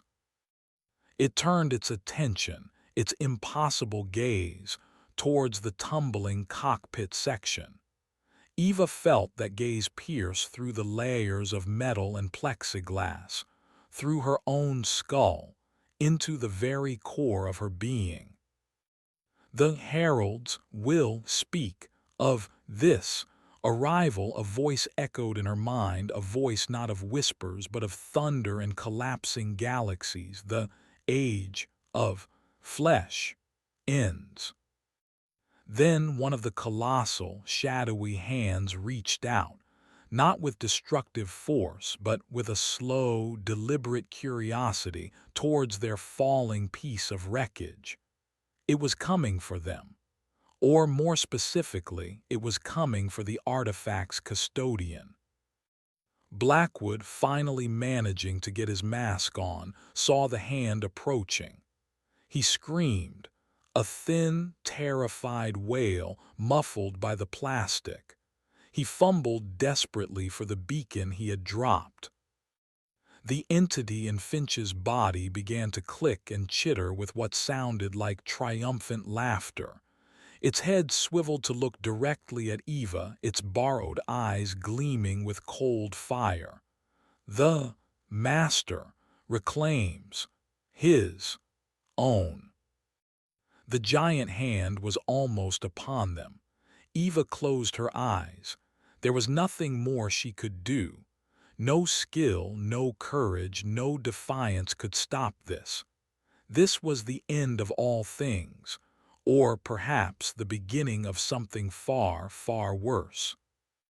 Chapter 9. Adrift in Ruin. The tumbling cockpit section was a maelstrom of shrieking wind, failing alarms, and the terrifying proximity of the colossal, shadowy hand. Eva Rostislav, strapped into her seat, oxygen mask clamped to her face, felt a profound, chilling detachment. The sheer impossibility of their situation had overloaded her capacity for immediate fear, leaving a cold, stark awareness of impending annihilation. Her life wasn't flashing before her eyes. Instead, she saw only the indifferent stars wheeling beyond the fractured plexiglass and the immense, light-devouring appendage reaching for them. Blackwood was making whimpering, incoherent sounds behind his oxygen mask, his eyes wide with a terror that had consumed his every feature. He was no longer fumbling for the dropped beacon. His hands were clamped to his head, as if trying to physically prevent his sanity from shattering. The entity inhabiting Gareth Finch's body, however, seemed to be reveling in the chaos. Its chittering laughter intensified, a dry, rasping sound that was somehow more horrifying than any scream. The Nexus unbinds, The pathways converge. Finch's head, still lolling at that unnatural angle, turned slowly, its borrowed eyes fixing on Blackwood with an expression of chilling, predatory anticipation. The giant shadowy hand, fingers impossibly long and tipped with claws that seemed to carve fissures in reality itself, closed around the tumbling cockpit section. There was no crushing impact, no violent destruction. Instead, the darkness of the hand seemed to flow, to permeate the metal and plexiglass, passing through the physical structure as if it were mist. Yet its grip was absolute. The violent spinning and tumbling ceased, replaced by a controlled, almost gentle descent, dictated by the will of the entity. Eva felt a new wave of pressure, not physical but psychic. The monstrous being wasn't just holding them, it was examining them, its ancient alien consciousness probing, sifting through their thoughts, their fears, their very essences. The voice of thunder and collapsing galaxies echoed in her mind again, not in words this time, but in raw, overwhelming concepts. Vastness, eternity, hunger, and an utter, contemptuous disregard for the ephemeral lives of mortals. Frail constructs, flickering, sparks. The thoughts brushed against her own, cold and heavy as ancient stone, so eager to extinguish. The descent continued, but their trajectory had changed. They were no longer falling towards the distant, unseen ocean, but were being drawn towards the other, larger section of the disintegrating Hercules, the section containing the unsealed crate and the now mostly emerged entity. Through the fractured windscreen, Eva could see it, the ragged platform of the cargo hold, surrounded by a roiling, expanding cloud of sentient darkness. At its center, the source of the darkness pulsed, a being of impossible geometry and shifting, shadowy limbs. It was less a defined shape and more a tear in the fabric of reality, a window into a realm of utter blackness and screaming chaos. And on that falling platform, Jenna Riley was still alive. Jenna clung to a twisted piece of wreckage, the icy wind tearing at her lungs screaming for oxygen she didn't have. The pain from Finch Brutus's grip on her ankle was a small, sharp anchor in a sea of agony and encroaching blackness. Her vision was a pinprick, the world fading. But through that fading light, she saw the colossal entity, its form blotting out the stars, and the tumbling cockpit section being drawn inexorably towards it. She saw Captain Rostislav, a distant figure strapped in the pilot's seat. She saw Blackwood huddled and broken, and she saw Finch's body, animated by something utterly alien, its head turned, watching their approach. A strange, desperate resolve, born of pure adrenaline and the dawning realization that no one else would ever know what happened here, surged through her. She couldn't breathe, she could barely think, but she could act. One last, futile gesture. Her eyes fell upon Dr. Hemlock. The fanatic lay sprawled near the edge of the falling wreckage, his body contorted, his face a frozen mask of terror and hypoxia. He was clearly dead, but clipped to his belt she saw it, a flare gun, standard emergency equipment. With strength she didn't know she possessed, Jenna pushed herself away from the wreckage she clung to, ignoring the searing pain in her ankle where Finch Brutus still held fast, his grip now a dead weight. She crawled, scrabbled across the vibrating, ice-slicked deck towards Hemlock's body. The wind threatened to rip her away, the G-forces pressed her down. The whispers from the entity intensified, sensing her defiance, trying to crush her will. Insignificant, struggle, embrace, the void. She reached Hemlock. Her fingers, numb and clumsy, fumbled with the clip on his belt. The flare gun was surprisingly heavy. She pulled it free. Her vision was almost gone now, black spots dancing before her eyes. She knew she had only seconds. She didn't know if it would even work in the thin atmosphere. She didn't know if anyone would ever see it. But she had to try. She raised the flare gun, pointing it not at the entity. What good would a flare do against a being of cosmic darkness? But upwards, towards the indifferent stars, a desperate signal to a world that didn't know it was on the precipice. Back in the cockpit, Eva watched their horrifying approach to the main entity. The shadowy hand holding them was drawing them closer, like a child bringing a captured insect in for closer inspection. Blackwood suddenly let out a choked scream. He pointed a trembling finger at the entity in Finch's body. It's him, the sleeper, the one the texts warned about, he who unbinds the seals. The Finch entity's head swiveled, its insectal clicking growing louder, more agitated. Finch's lips peeled back in a horrifying facsimile of a snarl. The custodian remembers his catechisms too late. The master is unbound. It raised one of Finch's hands, the fingers unnaturally splayed. A faint, sickly green luminescence began to glow around the fingertips. It was reaching for Blackwood. "No," Blackwood shrieked, shrinking back. The pact was for knowledge, for observation, not this, not him. Eva realized with a fresh wave of horror that Blackwood hadn't just been transporting the artifact. He was, or had been, in league with some faction of these entities. He was a cultist, a fool who had bargained with powers beyond his comprehension and was now facing the dire consequences. The giant shadowy hand maneuvered the cockpit section until it was directly before the main, roiling mass of the central entity. Eva felt its immense, ancient gaze settle upon her, and for a moment the chattering chaos in her mind ceased. There was only that cold, assessing presence. "You resisted."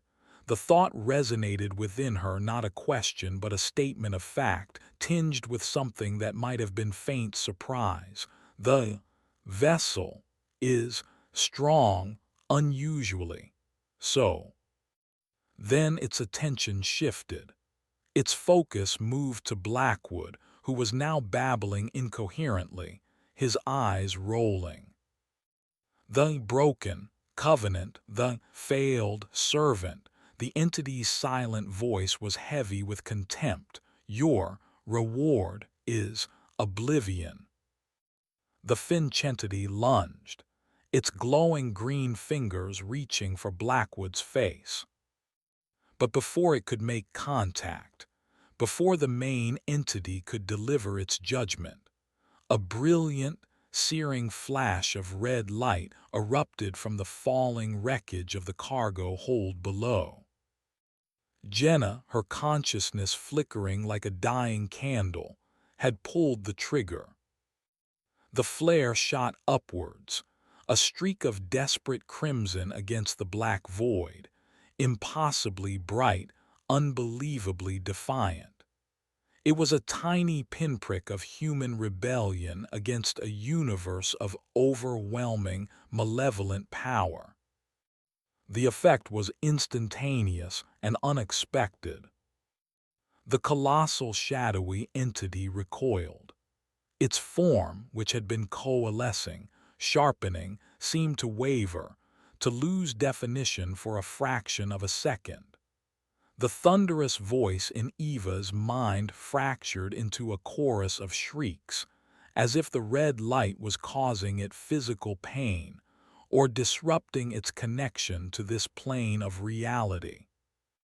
The Fincentity also shrieked, a high-pitched, grating sound, its glowing green hand faltering inches from Blackwood's face. It shielded Finch's eyes, its borrowed body convulsing. The giant shadowy hand holding the cockpit section spasmed, its grip loosening. The cockpit, momentarily free, began to tumble again, end over end. Eva, thrown against her harness, her oxygen mask askew, saw the red flare arching high above them, a dying ember of defiance.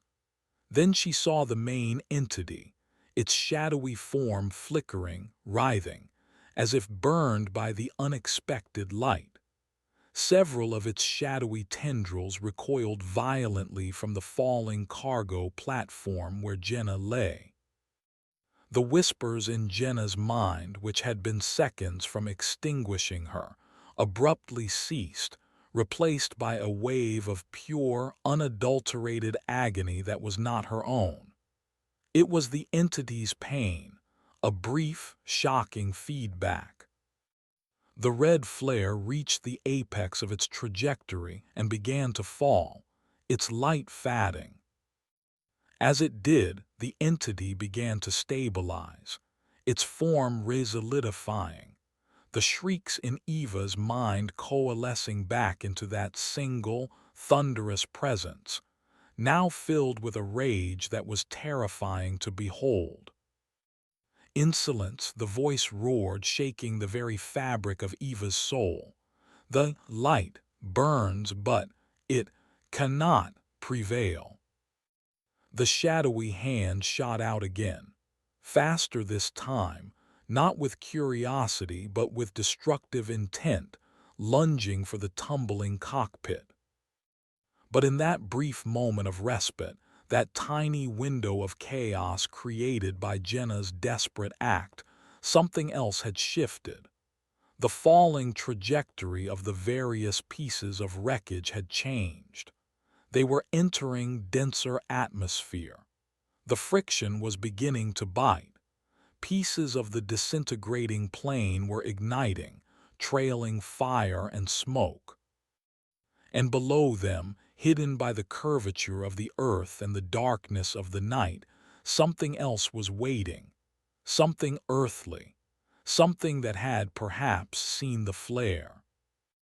The hand reached for them, but they were falling faster now, buffeted by the thickening air, wreathed in fire.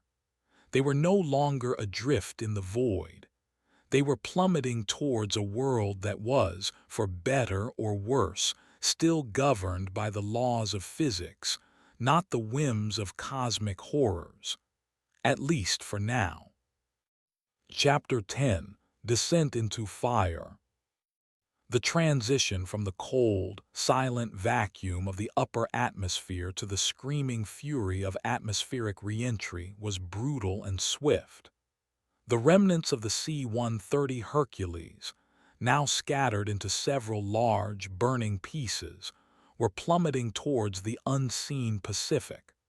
The cockpit section, with Eva, Blackwood, and the Fincentity, tumbled end over end, friction transforming it into a makeshift meteor, trailing fire and smoke. The colossal, shadowy hand of the entity lunged for them, its form flickering and unstable as it interacted with the denser air and the unexpected energies unleashed by the flare. Its claws raked across the already fractured plexiglass of the windscreen, sending spiderwebs of cracks across Eva's view, but it failed to regain its solid grip. The sheer velocity of their descent and the chaotic aerodynamics of the tumbling wreckage were tearing them from its grasp.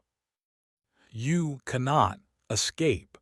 The thunderous voice still echoed in Eva's mind, but it was fainter now, laced with a furious, frustrated impotence as its direct influence waned with the increasing distance and atmospheric interference. The seeds are sown. The harvest will come. Eva, still strapped in, oxygen mask askew but providing intermittent, precious breaths, fought to maintain some semblance of awareness. The G-forces were crushing, blurring her vision, making each thought an agonizing effort. Fire licked at the edges of THE Chinese letter, poly fractured, cockpit shell. The roar of the wind and the shriek of tortured metal were deafening. Blackwood was screaming, a continuous high-pitched wail of pure terror muffled by his oxygen mask. He was no longer a cultist, no longer a manipulator, just a man facing a terrifying fiery death. The entity in Finch's body, however, had gone strangely still. Its chittering had ceased.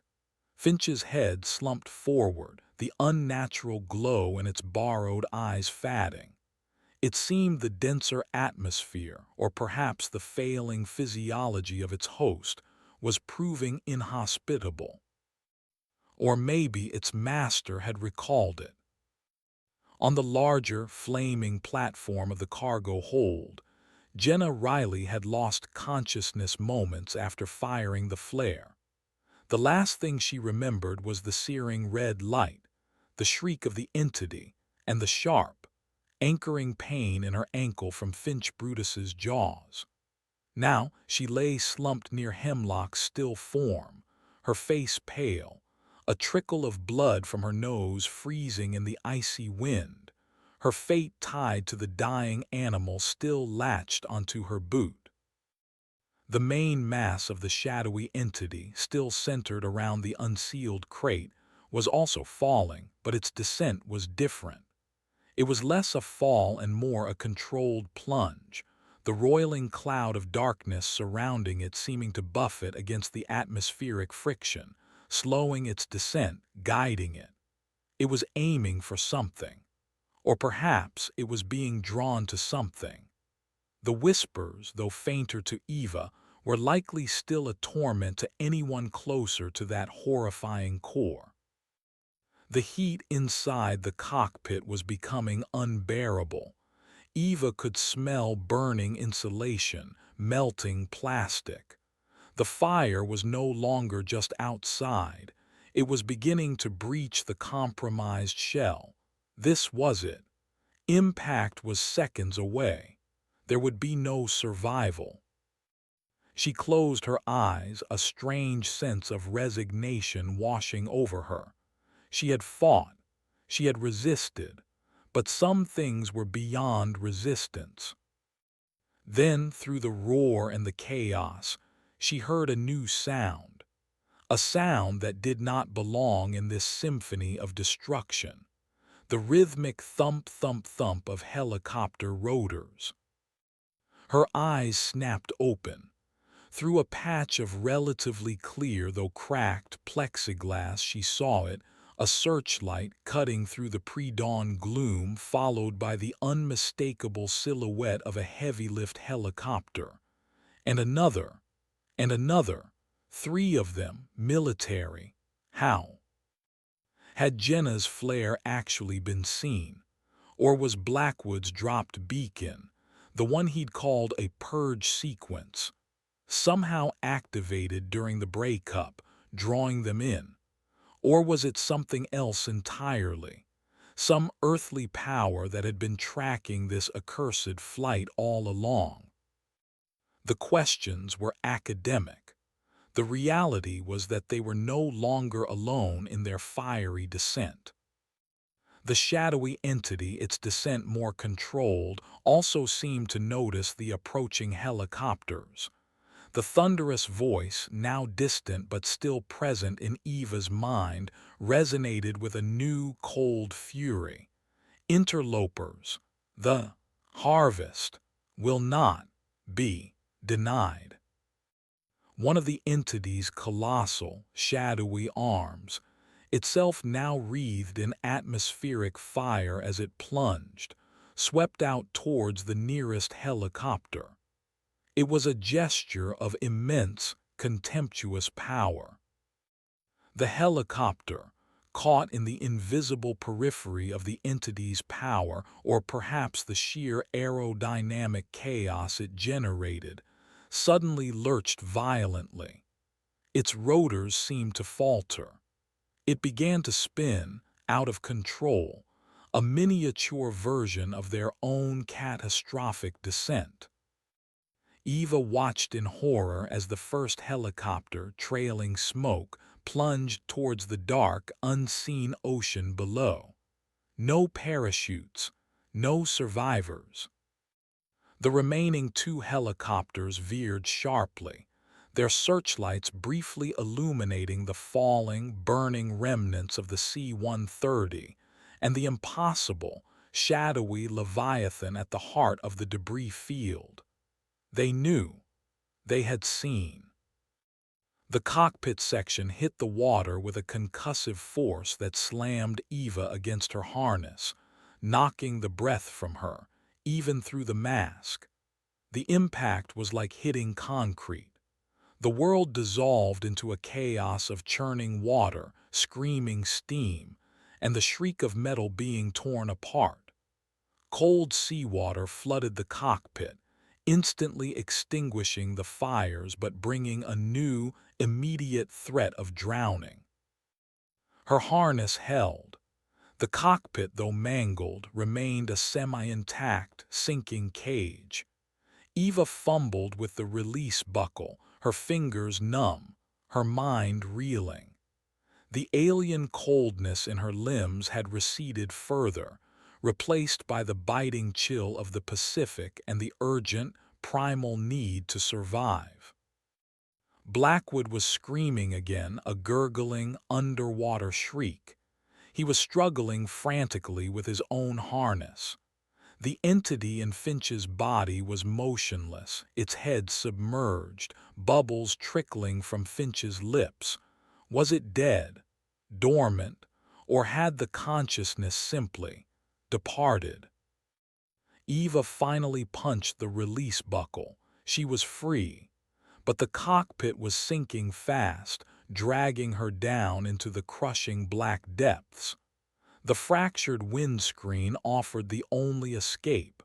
She lunged for it, adrenaline surging through her veins. Meanwhile, the larger section of the cargo hold, with Jenna, Hemlock's body, and the still attached Finch Brutus, slammed into the ocean surface a few hundred yards away with a thunderous crash. The impact was devastating, shattering the already compromised structure. The unsealed crate, with the core of the shadowy entity, plunged into the depths like a stone, taking its roiling cloud of darkness with it. For a moment, the surface of the ocean where it had entered bubbled and churned with an unnatural, oily blackness, and the whispers in the minds of any survivors would have reached a fever pitch of tormented agony before being abruptly cut off as the entity descended into the crushing abyss. Jenna was thrown clear by the impact, the sudden deceleration ripping Finch Brutus's jaws from her ankle with a fresh stab of pain. She hit the water hard, the shock driving what little air she had left from her lungs. Cold, dark water enveloped her. Disoriented, choking, she flailed, her limbs heavy, her survival instincts kicking in. She broke the surface, gasping, coughing, her vision blurred by salt water and the pre-dawn darkness. She was alive, somehow. The wreckage of the cargo platform was a burning, sinking island a short distance away. Hemlock's body was gone, likely dragged down with the heavier debris. Finch Brutus. She couldn't see the dog. Then she heard it again. The thump-thump-thump of rotors. One of the remaining helicopters, its searchlight cutting a swath across the debris-strewn water, was approaching her position. Eva clawed her way out of the sinking cockpit, her lungs burning.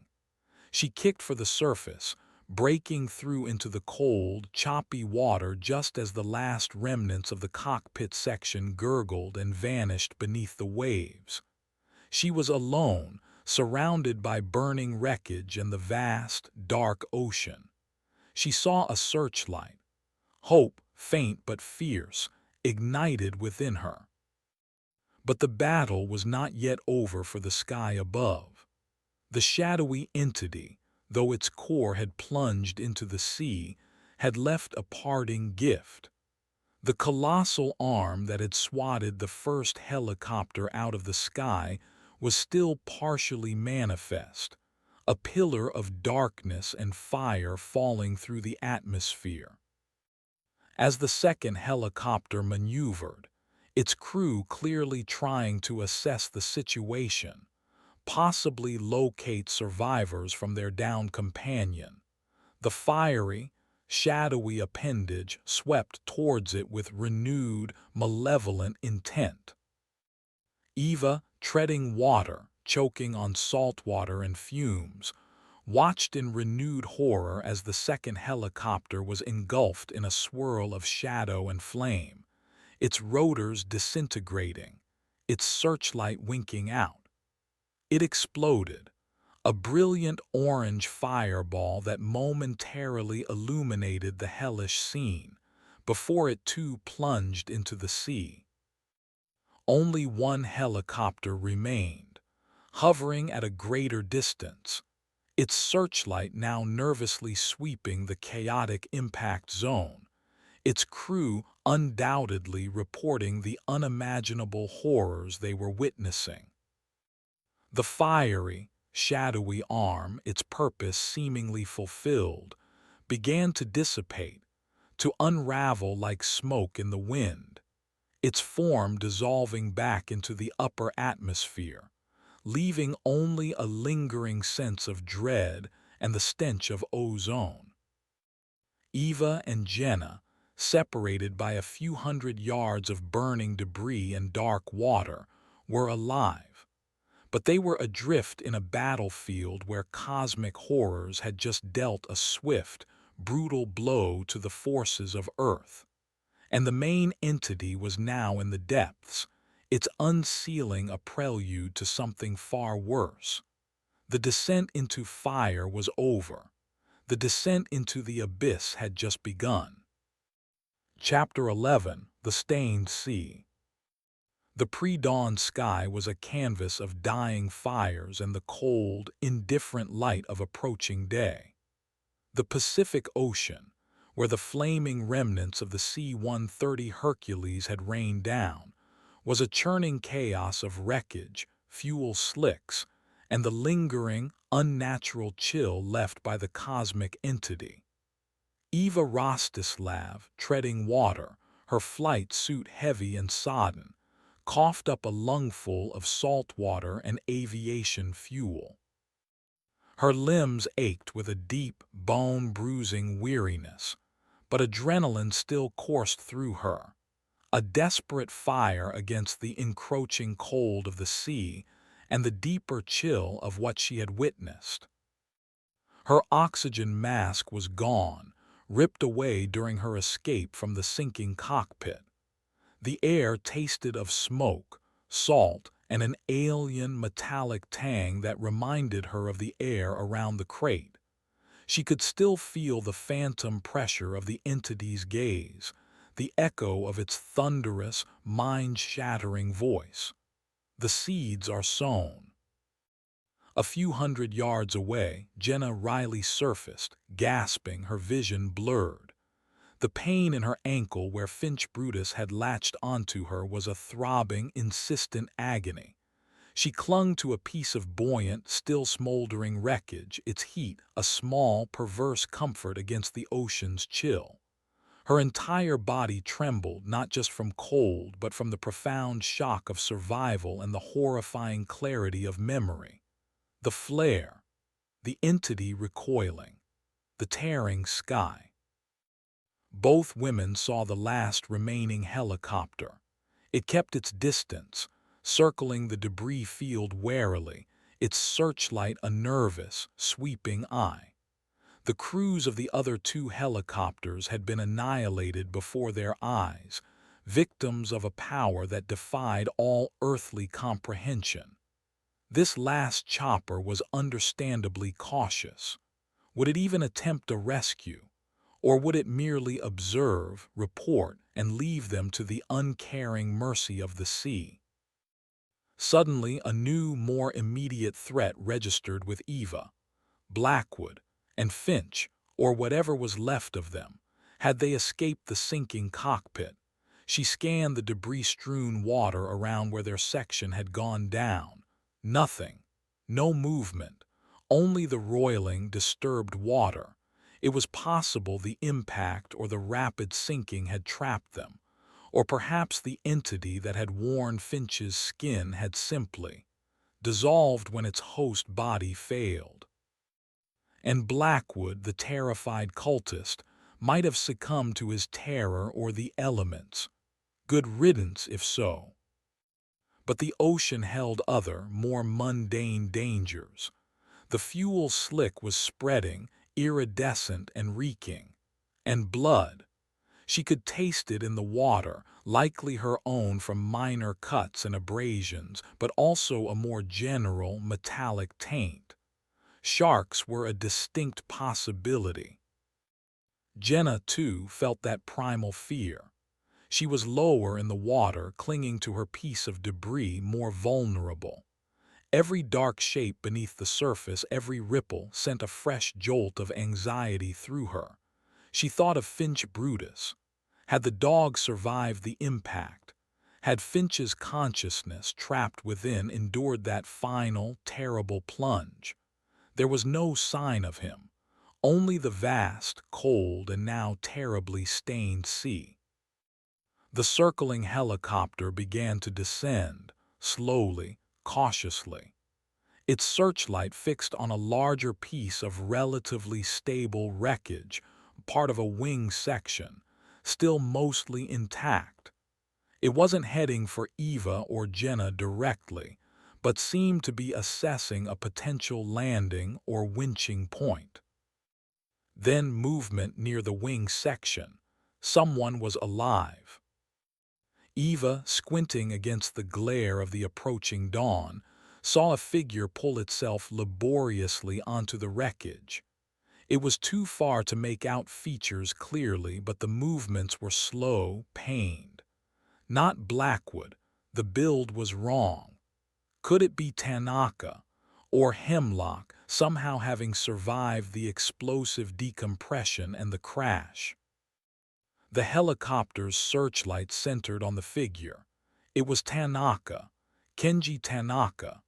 His flight suit was shredded in places, his face grimed with oil and soot. He moved with an agonizing stiffness, and one arm hung uselessly at his side. But he was alive. The blank, automaton-like state he'd been in when controlled by the crate's influence seemed to be gone. His eyes, as he looked up towards the helicopter, were filled with a bewildered, human terror. The entity that had possessed him, the one that had shrugged off Jenna's bullet, had apparently vacated the premises when the main horror had plunged into the depths, or during the catastrophic breakup. Jenna also saw Tanaka. A wave of conflicting emotions washed over her. Relief that someone else had survived, guilt for having shot him, even if he hadn't been himself, and a fresh surge of terror as she remembered the cold, inhuman thing he had briefly become. Was he truly Kenji Tanaka now, or just another empty vessel waiting for a new occupant from the abyssal depths? The helicopter, having identified a survivor, began to maneuver closer to Tanaka's position. A crewman appeared in the open doorway, preparing a winch. Eva knew she had to act. She was a stronger swimmer than Jenna, and Tanaka was clearly injured. If she could reach that wing section, it would improve her chances of rescue immeasurably. She began to swim, a slow, painful crawl, her waterlogged flight suit dragging at her muscles protesting with every stroke. The cold was sapping her strength, but the sight of the helicopter, the prospect of rescue, fueled her. As she swam, she noticed something else in the water, not debris, something organic. It was pale, floating just beneath the surface. With a sickening lurch, she recognized it. A rhesus monkey, one of the many that had been in the cargo hold. Its small body was lifeless, eyes staring blankly. Then another, and another. The sea was littered with them, tiny, drowned victims of a catastrophe they could never have understood. The image of Finch's consciousness trapped in Brutus, the dog's terror, came flooding back. What had become of the other animals? The snakes, the owl, more insignificant casualties in a war waged by incomprehensible powers. The helicopter reached Tanaka. The winch was lowered. Tanaka, with evident difficulty, managed to get the harness secured around himself. He was slowly, painstakingly lifted into the belly of the chopper. Rescue was possible. The helicopter then began to move again, its searchlight sweeping the water, clearly looking for other survivors. It passed over Eva, then Jenna. The light was blinding, but also a beacon of hope. Jenna waved weakly, shouting, though her voice was a hoarse croak, likely lost in the thrum of the rotors. She kicked feebly, trying to propel her piece of wreckage towards the light. The helicopter's searchlight lingered on her, then moved on, continuing its sweep. A knot of despair tightened in Jenna's chest. Had they not seen her, or were they prioritizing? Then Eva saw movement from the corner of her eye. Near where the cockpit section had gone down, a head had surfaced, pale, lurching. It was Blackwood. He was alive, choking, sputtering, his eyes wide with a lunatic terror. He had somehow managed to escape the sinking cockpit. He flailed weakly, clearly not a strong swimmer, his expensive suit now a shroud dragging him down. He was further away from the helicopter than Eva, further than Jenna. His chances looked slim. But then something else surfaced beside him. Long, dark, sleek. A fin. Not just one, two, three circling. Sharks, drawn by the blood, the commotion. The dying fish that had been stunned or killed by the impacts. Blackwood saw them. He screamed, a thin, terrified shriek that carried across the water. He thrashed more wildly, attracting more attention. The helicopter, its searchlight now sweeping back towards Jenna, suddenly veered. Its attention was caught by Blackwood's desperate struggle, or perhaps by the dark, circling shapes in the water around him. The calculus of rescue was shifting. A man actively being attacked versus two women clinging to debris. Eva stopped swimming, treading water, watching the grim drama unfold. There was nothing she could do for Blackwood. A cold, detached part of her, the part that had been brushed by the entity's immense indifference, felt a grim satisfaction. He had brought this upon them. Let the sharks have him.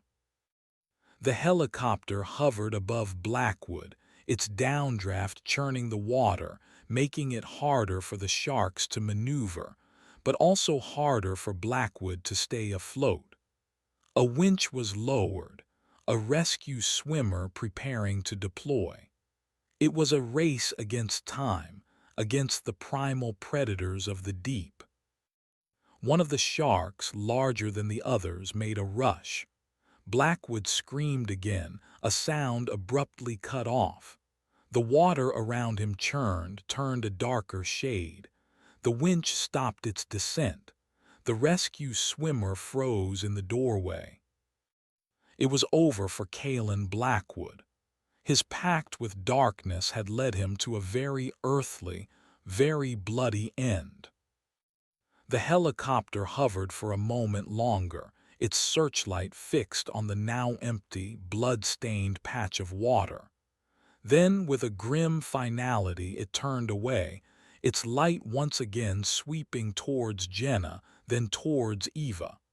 The crew had made their choice.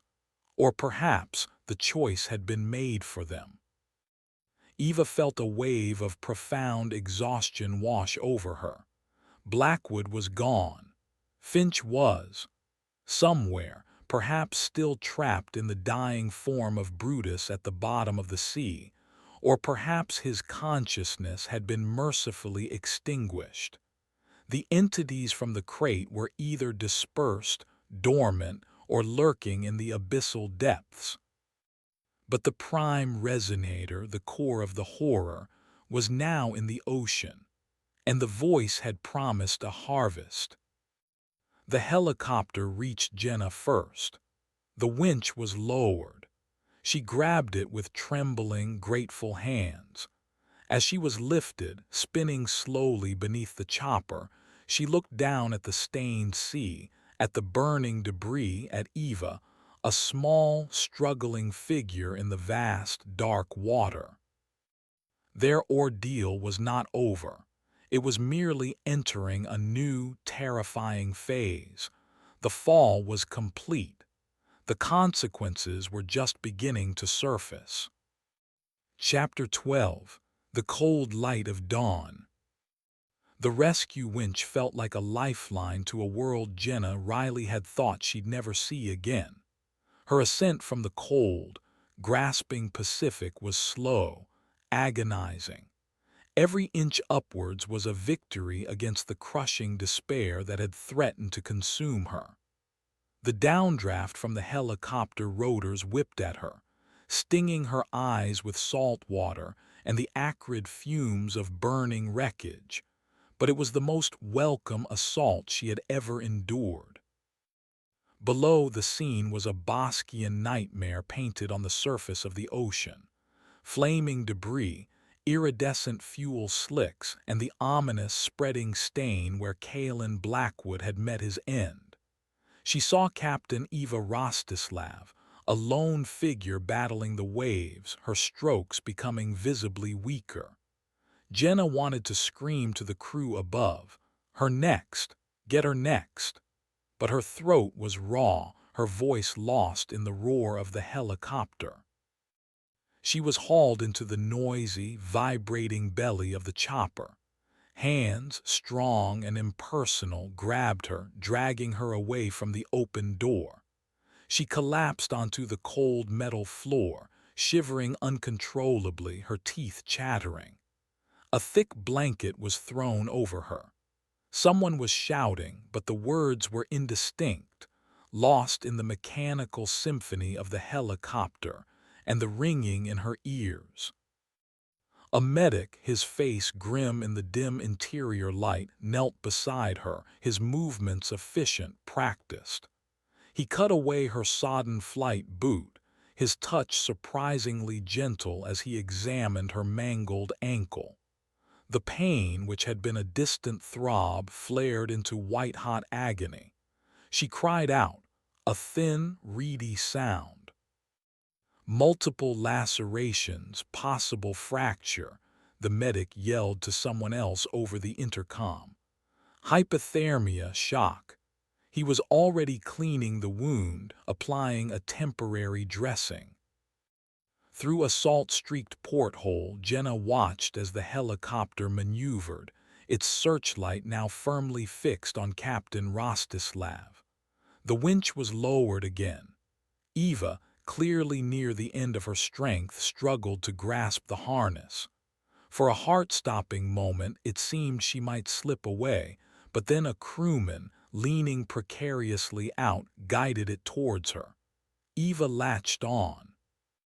As Captain Rostislav was lifted, Jenna felt a profound, unexpected wave of relief that went beyond mere shared survival. Rostislav was a pillar, a symbol of defiance against the encroaching madness. If she could survive, then perhaps there was still some order, some sanity left in the world. Eva was brought aboard, looking even worse than Jenna felt. Her flight suit was torn, her face bruised and etched with exhaustion, but her eyes, when they met Jenna's, held a spark of that same indomitable will. She didn't speak, merely gave a curt, almost imperceptible nod before the medic and another crewman were on her, assessing, assisting. With both apparent survivors secured, the helicopter gained altitude, banking away from the chaotic debris field. The rising sun was now a brilliant smear of orange and gold on the eastern horizon, chasing away the last vestiges of the night, but its light felt harsh, unforgiving, unable to dispel the deeper darkness they had witnessed.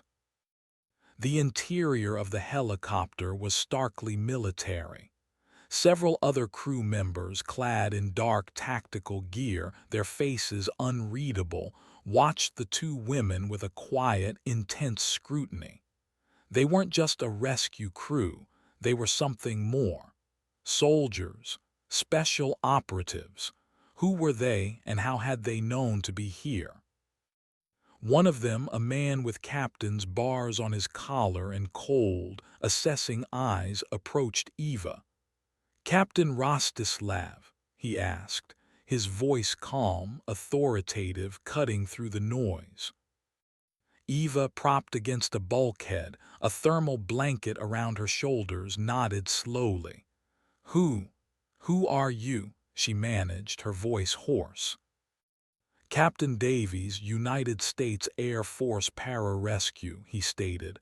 "We were on a training exercise in this sector when we picked up a distress signal, multiple signals actually, an EPIRB, then something else, something anomalous." His gaze was unwavering. "What happened out there, Captain? What were you carrying?" Eva looked at him, the exhaustion and the horror warring within her. How could she even begin to explain?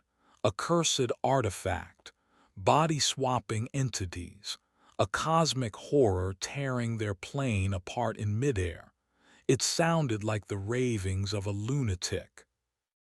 Before she could formulate an answer, Jenna, shivering despite the blanket, spoke up, her voice raspy but urgent. It wasn't equipment, it was something. Old, dangerous, it changed people. She faltered, the images overwhelming her. Captain Davies' gaze shifted to Jenna, then back to Eva. His expression didn't change. It was clear he wasn't expecting a simple plane crash debrief. The anomalous signal we tracked was unlike anything we've encountered. High-energy, exotic particles. It corresponded with the telemetry of your aircraft just before it disintegrated. He paused. And there was the visual. The visual, Eva prompted weakly. "My crew and the crews of an escort vessel witnessed a significant atmospheric disturbance," Davies said, his words carefully chosen. "Something large, something that interacted with your aircraft and engaged other airborne assets." Engaged. A sterile word for the brutal destruction of two helicopters and their crews. "It was a creature," Jenna blurted out, unable to contain it. "A thing made of darkness. It came from a crate in our cargo hold." Davies' eyes narrowed slightly, but he didn't dismiss her. He looked back at Eva.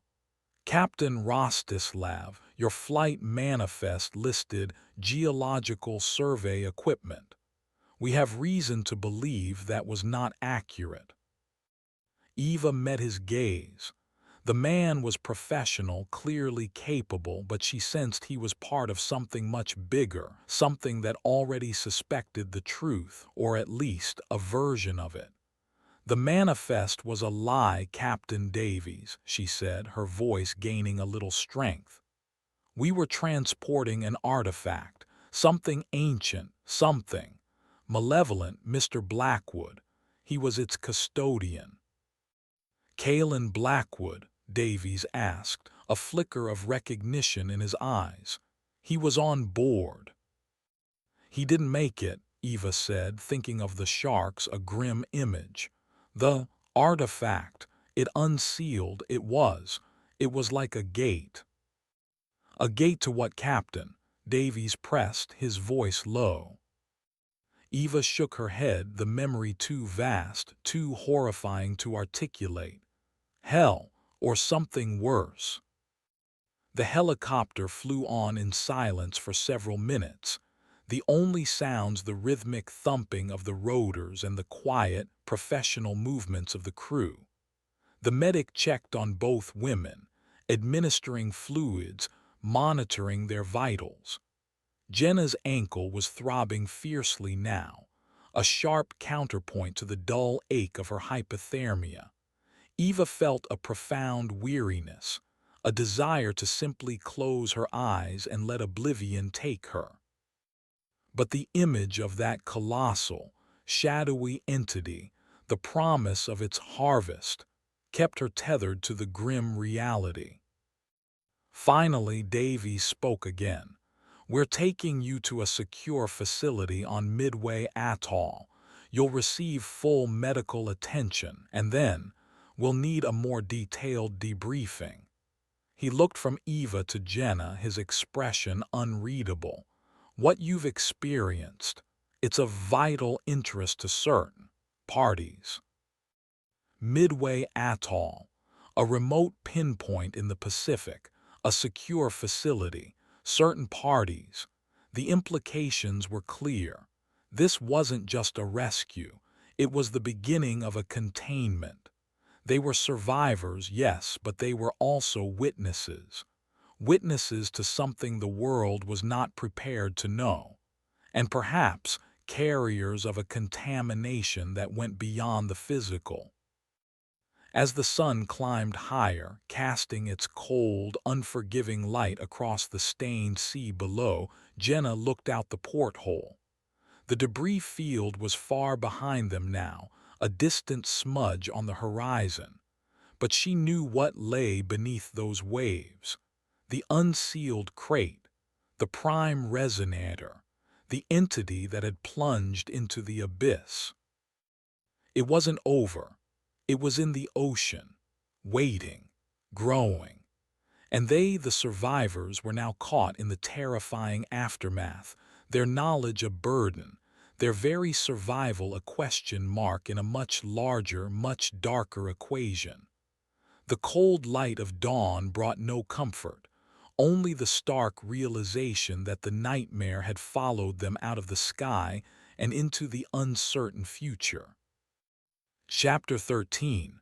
The Quarantine Protocol. The journey to Midway Atoll was a blur of throbbing pain, chilling dampness, and the oppressive weight of unspoken questions. The military precision of Captain Davies and his para-rescue team did little to soothe the raw edges of Eva's and Jenna's trauma. If anything, it amplified their sense of isolation. These men were not saviors in a purely altruistic sense. They were an arm of a power structure that had clearly anticipated, or at least had protocols for, events far outside the realm of normal human experience. Midway Atoll, when it finally appeared on the horizon, was a startling splash of green and white against the endless blue of the Pacific, a remote outpost that felt less like a sanctuary and more like a meticulously prepared prison. The helicopter didn't land at anything resembling a civilian airstrip. Instead, it descended towards a stark, windowless concrete structure set apart from the main facilities, a place that exuded an aura of grim functionality. As they were escorted from the helicopter, the air felt heavy, not with humidity but with a palpable sense of surveillance. Men and women in sterile blue coveralls, their faces obscured by masks and protective eyewear, met them. There were no friendly greetings, no expressions of sympathy, just swift, impersonal efficiency. Eva and Jenna were separated immediately. Eva, despite her exhaustion and injuries, bristled at the high-handed treatment. "I'm the captain of that aircraft," she protested, her voice weak but firm, as two figures in blue began to guide her down a brightly lit, featureless corridor. "I demand to know what's happening." "All procedures will be explained in due course, Captain Rostislav," one of them replied, their voice muffled and devoid of inflection. "For now, your cooperation is essential for your own safety and for operational security." She was taken to a small, sterile room, more medical bay than holding cell, but with an undeniable undercurrent of the latter. Her torn flight suit was removed by a medical team whose faces remained impassive, their touch clinical. Every scrape, every bruise, every potential point of contamination was examined, swabbed, and documented. Blood was drawn. Her body felt less like her own and more like a piece of evidence. The questions began almost immediately, even as she was being treated. Not from Captain Davies, but from a new set of faces, a man in a civilian suit that seemed out of place in this environment, his eyes sharp and intelligent, and a woman in a military uniform, her rank obscured, her demeanor exuding a quiet, unyielding authority. They didn't ask about the crash itself, not at first. They asked about the artifact, about Kaylin Blackwood, about the whispers, about what she had felt. "Captain Rostislav," the woman began, her voice calm but carrying an unmistakable weight, "we understand you experienced unusual psychic phenomena. Can you describe the sensations when the entity interacted with your consciousness?" Eva, wrapped in a thin medical gown, shivering despite the heated air in the room, struggled to find the words. "It was cold, ancient. It felt like my mind was being unraveled."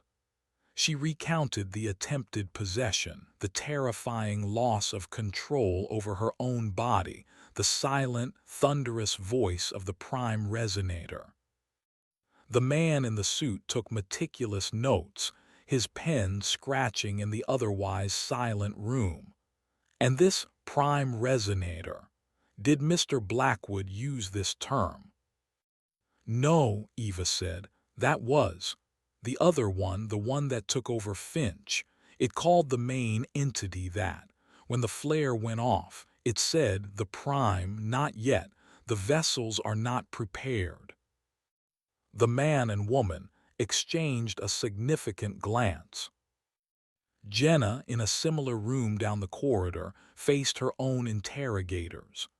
Her ankle had been x-rayed, cleaned, and set in a temporary cast. The pain was a dull, throbbing reminder of her ordeal. They, too, were less interested in the mechanics of the crash and more in the bizarre, inexplicable events that had preceded it. Her journalistic instincts, though blunted by trauma, picked up on their focused, almost obsessive interest in the artifact's properties. "Miss Riley," her questioner, A different man in a civilian suit, this one with a more academic air, began. You mentioned the crew members exhibiting altered personalities.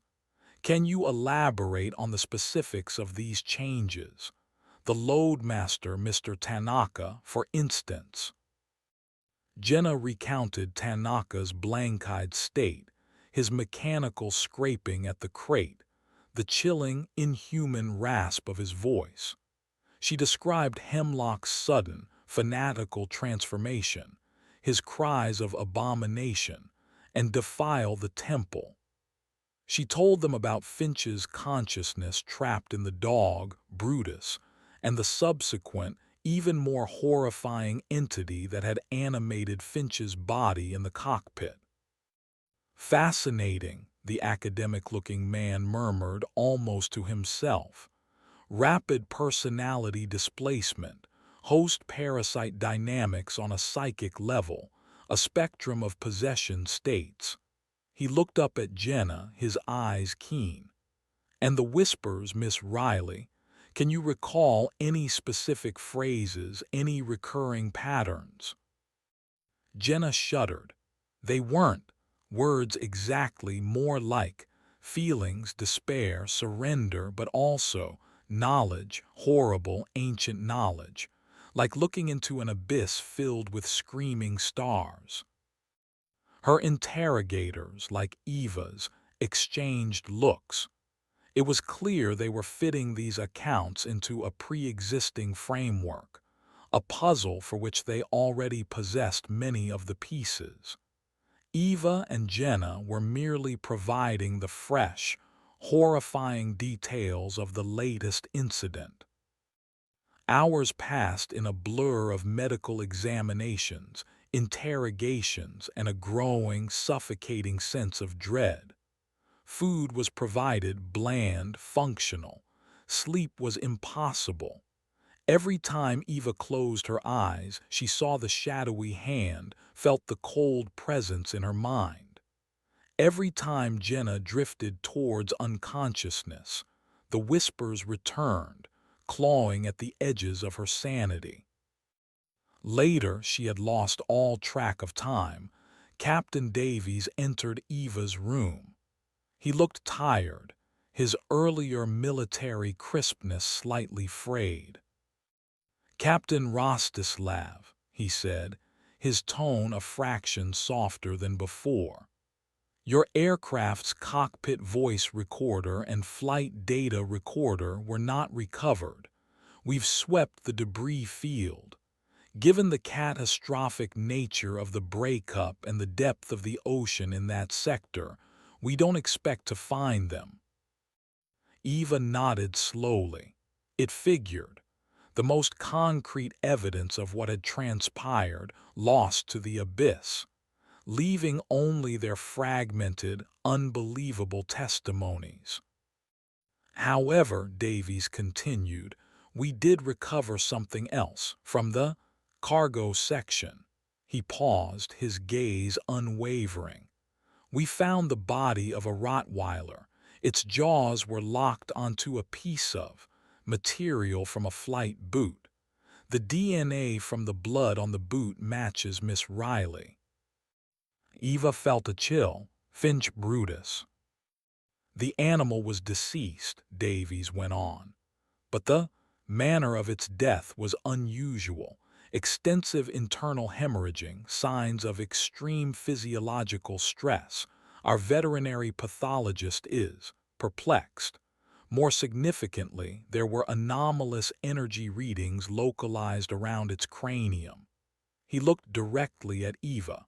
"Your account of First Officer Finch's consciousness being transferred to this animal, it aligns with some of the more esoteric theories our consultants have been exploring regarding the artifact's capabilities." Esoteric theories. Consultants. The true scope of this secret world was beginning to dawn on Eva. "And the artifact itself?" Eva asked, her voice barely a whisper. "The prime resonator."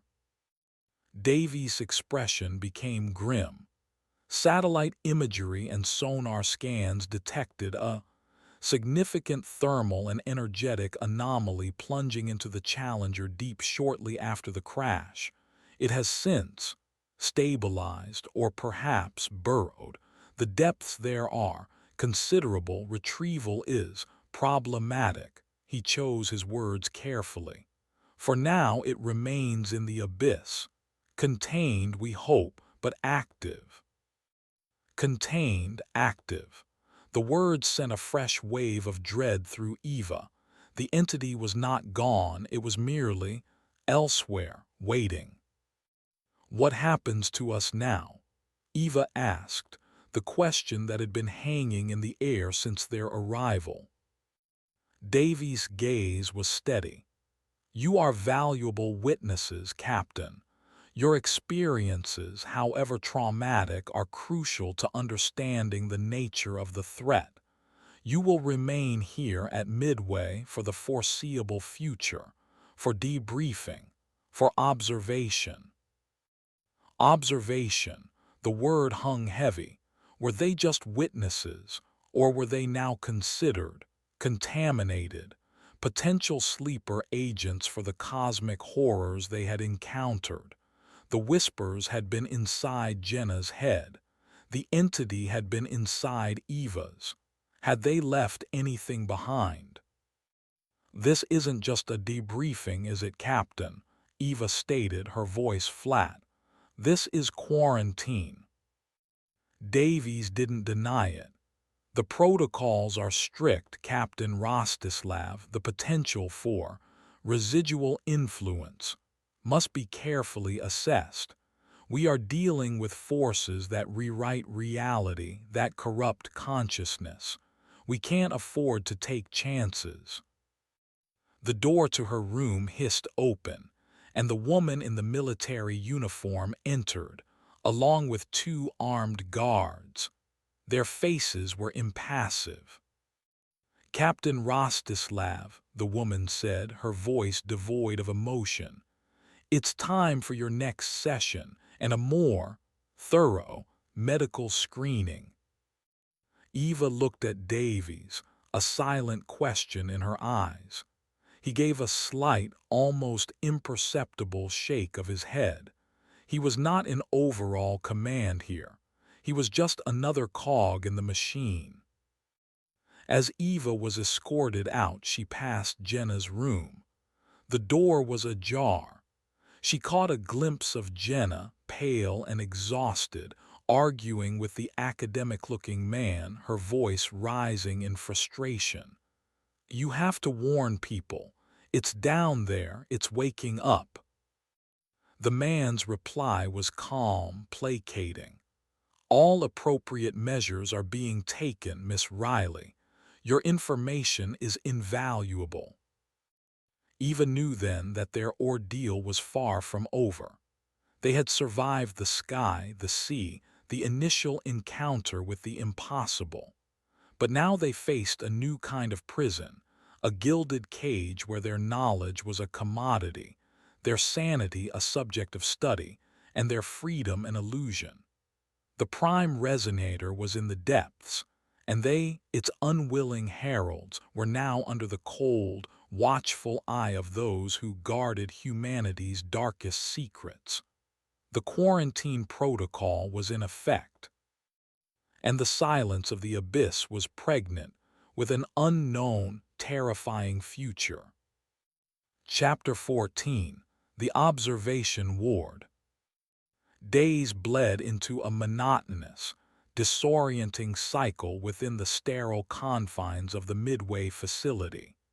Eva and Jenna were housed in separate but identical rooms in what they soon learned was officially designated the Special Observation Ward. The term itself was a chilling euphemism.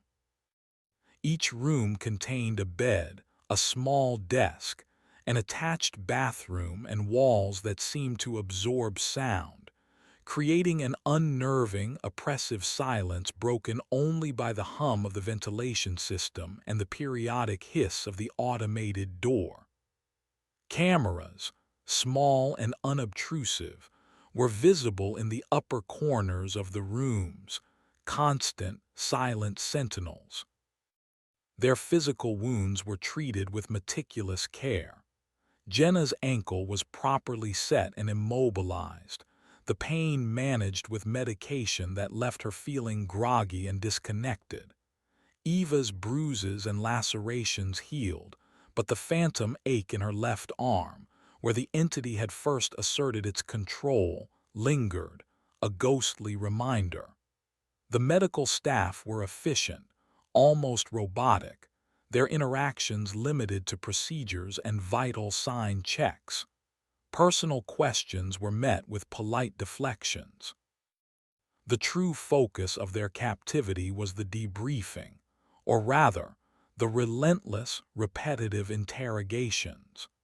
Different faces appeared: military intelligence officers, stern-faced scientists in lab coats, shadowy figures who introduced themselves only by single, nondescript names or not at all. They dissected every second of Eva's and Jenna's experiences on the C-130. The questions circled endlessly around the artifact: its appearance, its perceived effects, the transformations of the crew, the nature of the whispers, the sensations of psychic intrusion. Eva, drawing on her years of discipline and command, tried to remain objective, factual, sticking to what she had seen and experienced. But the constant reliving of the trauma was taking its toll. Sleep offered no escape, only a replay of falling, of shadow, of the thunderous voice in her mind. She found herself snapping at her interrogators, her frustration mounting. "I've told you this already. 10 times. What more do you want?" Clarification: Captain Rostislav, one of the nameless interrogators, a man with eyes like chips of ice, would reply calmly. Consistency: the smallest detail could be significant. Jenna, with her journalistic training, tried a different approach. She attempted to interview her captors, to understand the organization they represented, the extent of their knowledge about such phenomena. "How long have you known about things like this?" she asked. "Are there other artifacts, other entities?" Her questions were invariably met with silence or vague, non-committal answers. "Our current focus is on your experience, Miss Riley."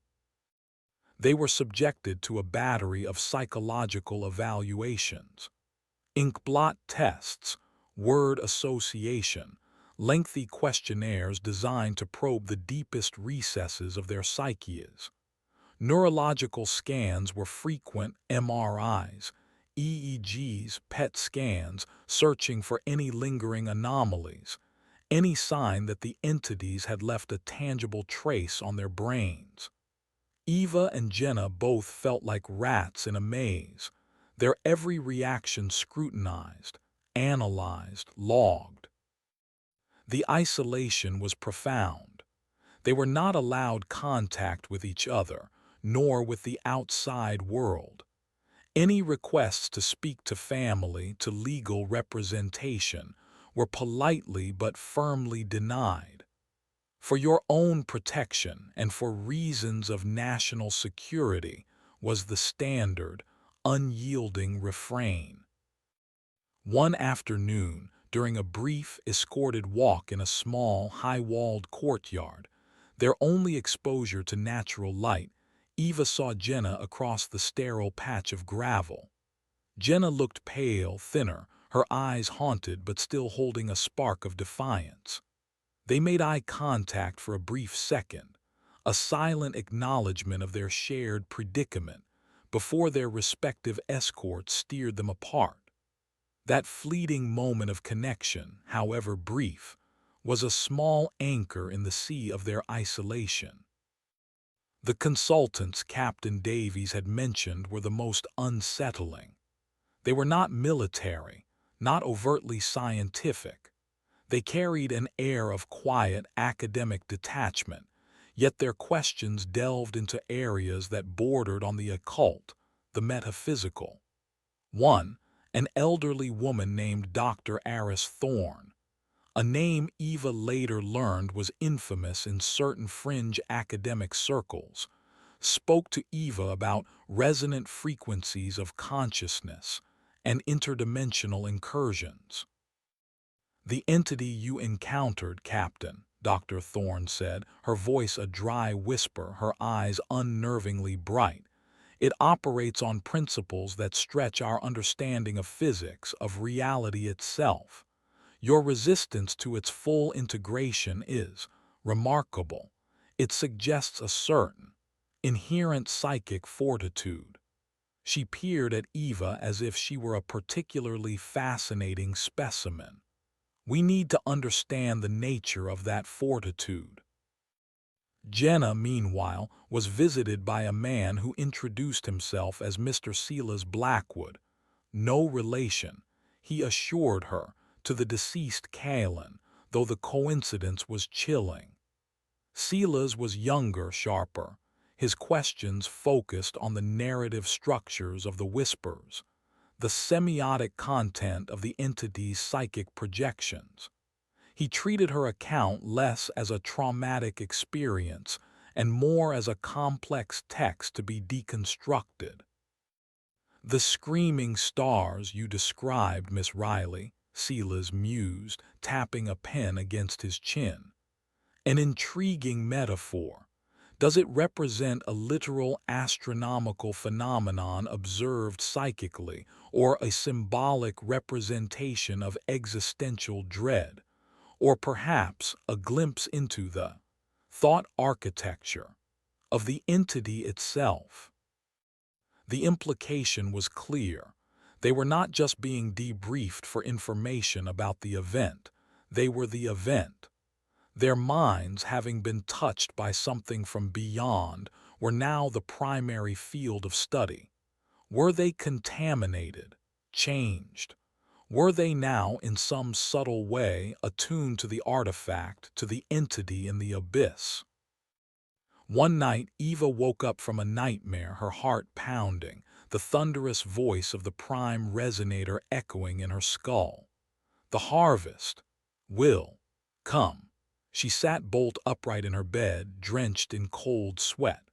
The room was silent, the camera in the corner an unblinking eye. She felt a terrifying, irrational certainty that the entity knew where she was, that it could still reach her, even here in this supposedly secure facility. Jenna, too, experienced these nocturnal visitations. The whispers would creep into her dreams, no longer vague but subtly persuasive, hinting at power, at release from her confinement if only she would listen, if only she would open herself. She would wake up shaking, clutching the thin blanket, the words of the interrogators about residual influence taking on a terrifying new immediacy. The observation was not passive. It was an active, ongoing assessment of their potential transformation. They were caught in a web, and the more they struggled, the more entangled they became in the cold, clinical scrutiny of their captors. The quarantine was not just physical, it was mental, spiritual. And the silence from the deep, where the prime resonator lay waiting, felt less like containment and more like a bated breath. The true nature of their ordeal, and the price of their survival, was only just beginning to be understood. Chapter 15: The Resonance Chamber. Weeks turned into a month, then two. The routine of the Special Observation Ward remained largely unchanged. Interrogations, medical tests, psychological evaluations, the crushing isolation.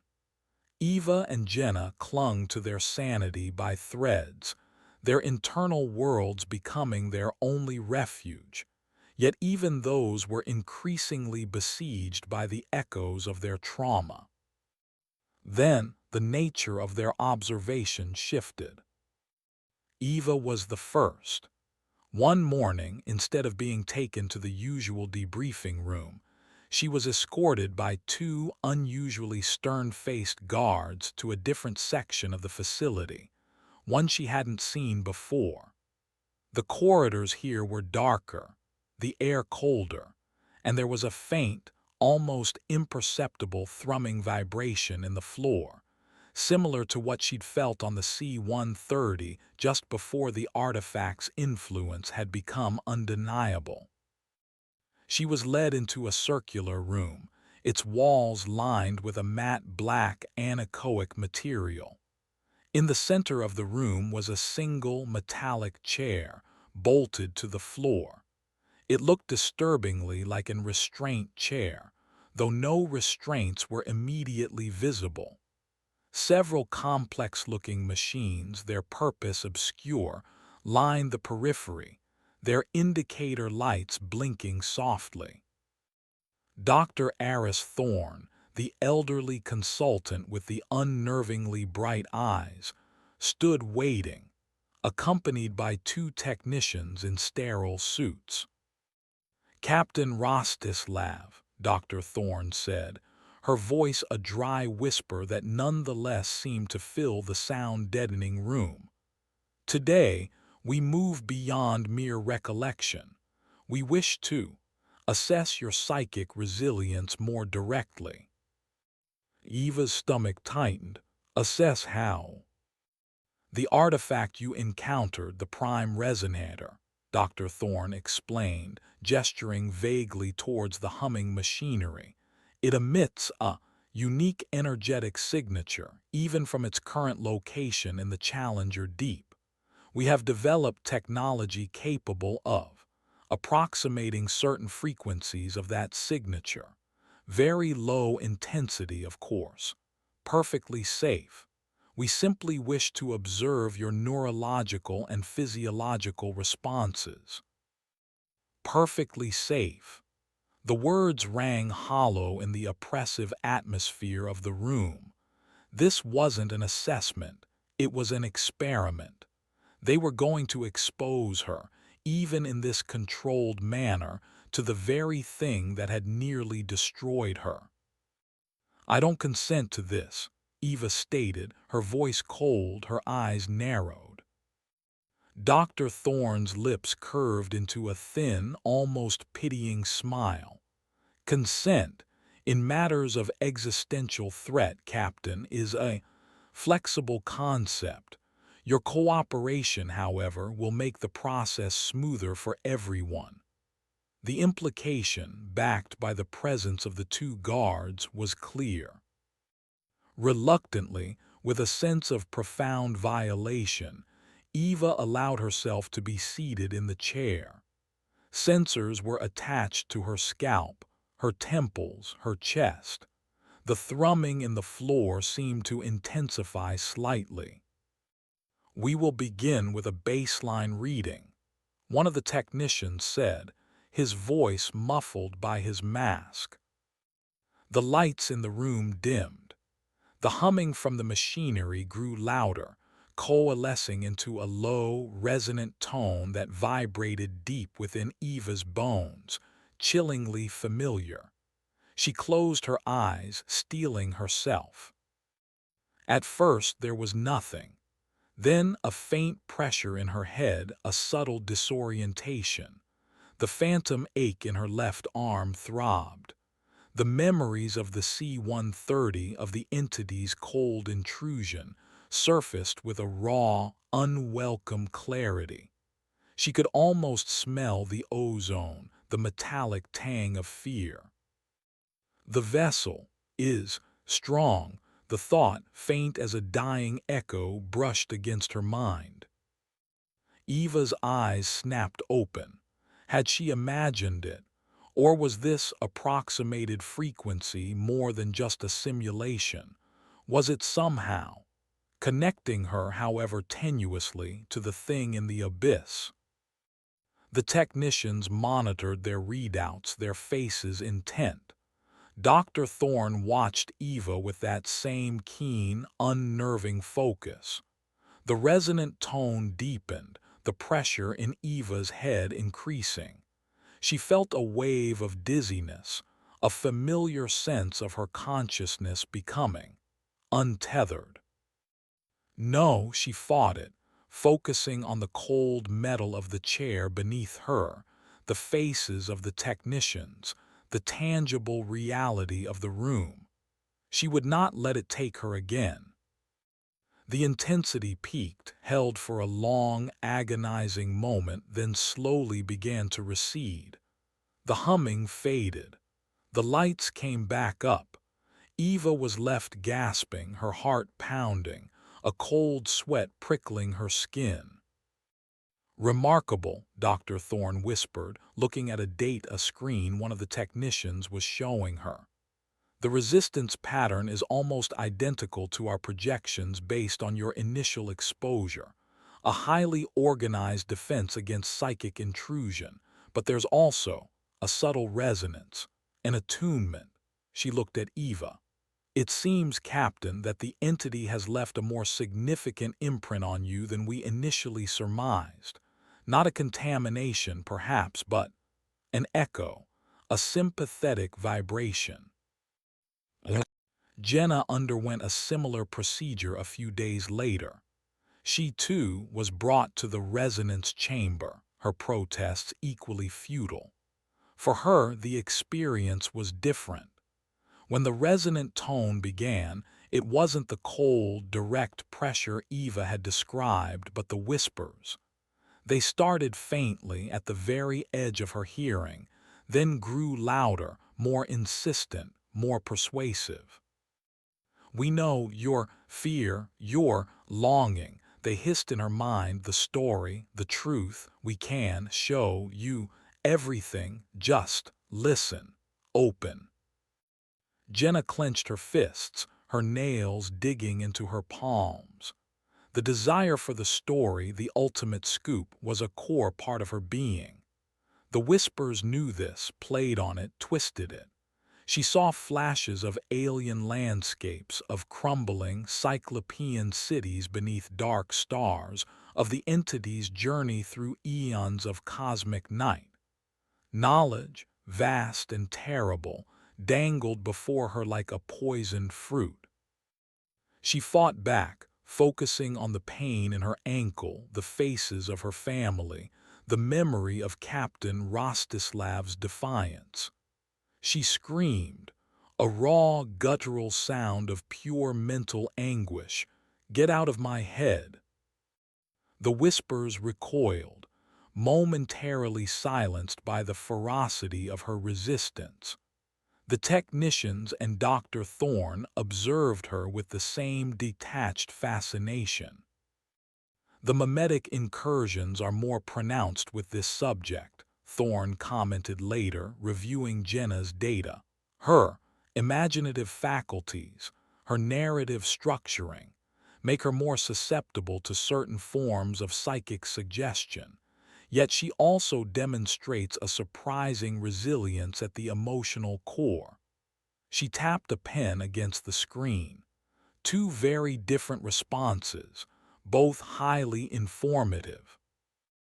These sessions in the resonance chamber became a new, terrifying part of their routine.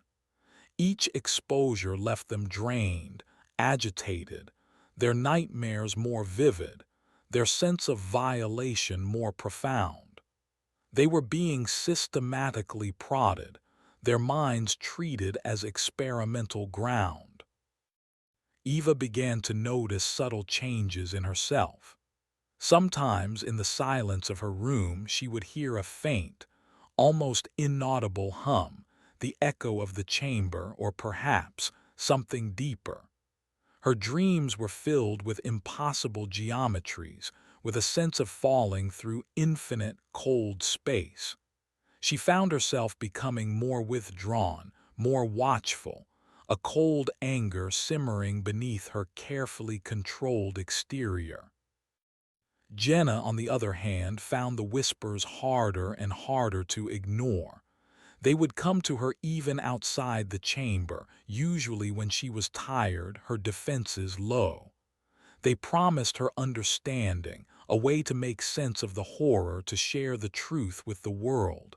The temptation to just listen, to let them in, was a constant, gnawing battle. She started writing compulsively, filling page after page of the notebooks they provided with fragmented phrases, unsettling images, desperate questions, an attempt to exorcise the encroaching darkness, or perhaps to understand it. Her interrogators collected these notebooks daily. One day, Captain Davies visited Eva again. He looked more troubled than usual. "The anomaly in the Challenger Deep," he began, his voice low. "It's showing increased signs of activity, unusual energy signatures, tectonic disturbances in the region that don't match any known geological patterns." Eva felt a cold dread settle in her stomach. "It's waking up." "We don't know what waking up means for something like that, Captain," Davies said grimly. "But it's stirring, and there have been incidents. A deep-sea research submersible went missing in the vicinity, vanished without a trace. Another, a seismic monitoring buoy, transmitted a burst of incoherent, terrified screaming before going silent. The harvest," the word echoed in Eva's mind. "Our consultants," Davies continued, a note of distaste in his voice, "believe its influence is beginning to radiate. They're accelerating their research. They believe understanding your and Miss Riley's responses to the simulated resonance is key to developing potential countermeasures, or at least an early warning system." Eva looked at him, her eyes hard. "So we're lab rats' bait." Davies didn't meet her gaze. "You're survivors, Captain, and for now you're our best window into the mind of the enemy." He paused. "They're planning a more intensive session for you, both of you. A synchronized exposure in the resonance chamber. They want to see if there's any psychic interplay between individuals who have been imprinted." Synchronized exposure. The idea was horrifying. To be linked, not just to the machine, but to each other, while under the influence of that terrible frequency. What new hell were they preparing to unleash upon them? The observation was no longer passive. It was becoming an active, dangerous engagement. And the entity in the abyss was stirring, its tendrils, both literal and psychic, beginning to reach out from the cold, dark depths. The quarantine was about to become a crucible. Chapter 16. The Duet of Whispers. The day of the synchronized exposure arrived with a palpable sense of dread. Eva and Jenna were collected from their rooms earlier than usual, the guards more numerous, their expressions grimmer. Neither woman had been explicitly told what the procedure would entail beyond Captain Davies' ominous warning, but they both felt a shift in the facility's atmosphere, a heightening of tension. They were brought to the resonance chamber, but this time there were two chairs, side by side, facing a larger, more complex array of monitoring equipment. Dr. Aris Thorne was present, along with Mr. Silas Blackwood, the younger, academic one, and a team of technicians who moved with a nervous, almost furtive energy. The usual thrumming vibration in the floor felt stronger, more insistent. "Captain Rostislav, Miss Riley," Dr. Thorne greeted them, her voice a dry rustle. Today, we explore the potential for intersubject resonance. The imprints you both carry are unique, yet share a common origin. We hypothesize that a controlled, simultaneous exposure might reveal emergent properties. You mean you want to see if we'll drive each other insane? Eva stated flatly, her eyes cold. Silas Blackwood offered a thin, academic smile. Insanity is such a subjective term, Captain. We prefer to think of it as exploring variant cognitive states under extreme psychic pressure. The data could be invaluable in understanding the entity's mimetic propagation vectors. Jenna felt a surge of anger. We're not just data points, Blackwood. We're people. Her voice trembled slightly, but her eyes flashed with defiance. Their protests, as always, were ignored. They were strapped into the chairs, more securely this time. Sensors were attached, not just to their heads and chests, but also to their hands, as if monitoring the faintest tremor. The technicians double-checked every connection, their movements betraying a tension that belied Dr. Thorne's calm assurances. "We will begin the frequency sweep shortly," a technician announced, his voice tight. "Baseline readings are stable." The lights dimmed. The heavy, resonant hum began to build, louder and more pervasive than either Eva or Jenna had experienced before. It seemed to fill not just the room, but their skulls, their very bones. Eva closed her eyes, bracing herself, focusing on the techniques of mental resilience she had unknowingly honed during her initial encounter and the subsequent solo sessions. She built walls in her mind, visualized an unbreachable fortress. Jenna tried to do the same, but the whispers started almost immediately, insidious and cloying. Together, now, two voices, one song, the truth unfolds for both. This time the experience was different. It wasn't just the pressure in Eva's head or the direct whispers in Jenna's. It was blended. Eva felt the cold, analytical presence, but threaded through it were seductive, narrative tendrils, images of ancient, cosmic dramas. Jenna heard the whispers, but they were underpinned by a vast, cold intelligence, a sense of terrifying, dispassionate scrutiny. Then they felt each other.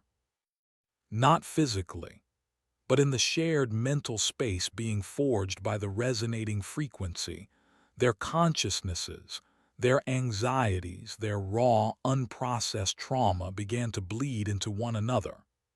Eva experienced a flash of Jenna's terror in the cargo hold, the acrid smell of the crate, the horrifying sight of Tanaka's transformation. Jenna felt a wave of Eva's cold fury in the cockpit, the crushing weight of command, the desperate fight against the entity trying to wear her skin. It was an agonizing, intimate violation, their deepest fears and horrors laid bare not just to their captors, but to each other. Subject Alpha Rostislav shows increased temporal lobe activity, correlating with Subject Beta's Riley reported visual mimetic recall. A technician announced, his voice strained. Subject Beta's amygdala response is spiking, reflecting Subject Alpha's emotional trauma signature. Fascinating, Dr. Thorne breathed, her eyes alight with a disturbing fervor. Direct psychic contagion, or perhaps a forced empathic resonance. The imprints are acting as conduits for each other. The resonant hum deepened, and the shared experience intensified. Eva felt Jenna's desperate yearning for the truth, the seductive pull of the whispers promising understanding.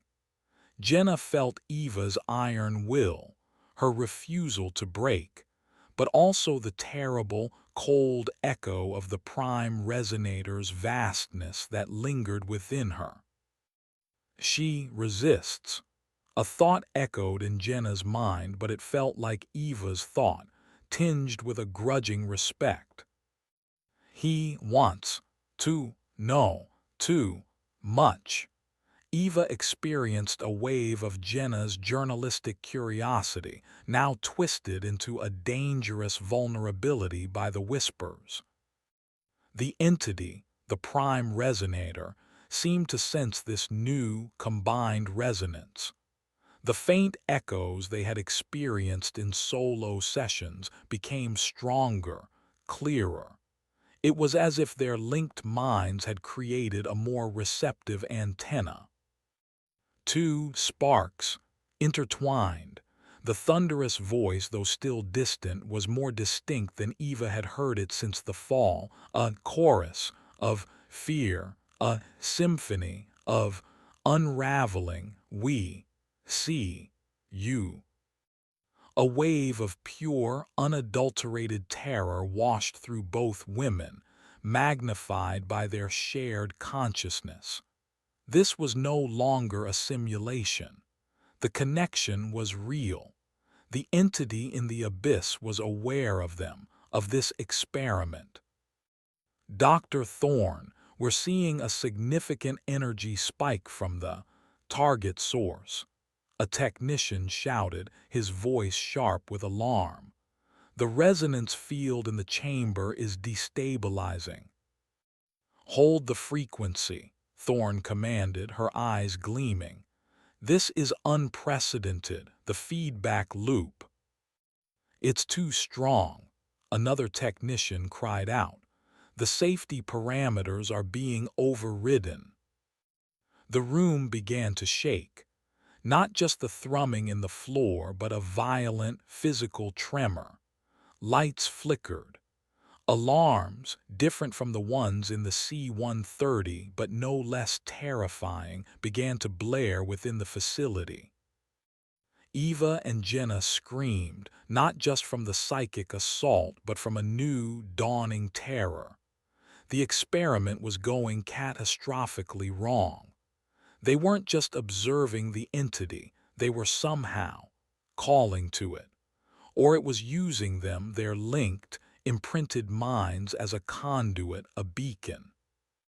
Silas Blackwood, his academic composure finally shattering, scrambled back from the monitors. Shut it down now. But it was too late. The resonant hum in the chamber reached a deafening, painful crescendo and then abruptly died. The machinery sparked and smoked. The lights went out, plunging the room into darkness, save for the frantic, flashing red of the emergency alarms. In the sudden, terrifying silence, broken only by the alarms and the ragged gasping of Eva and Jenna, a new sound emerged. A faint, wet, dragging sound coming from the darkened corners of the chamber. And a whisper, no longer just in their minds, but seemingly in the air around them, cold and sibilant. We are here. The guards stationed outside the chamber burst in, their flashlights cutting through the darkness, their weapons raised.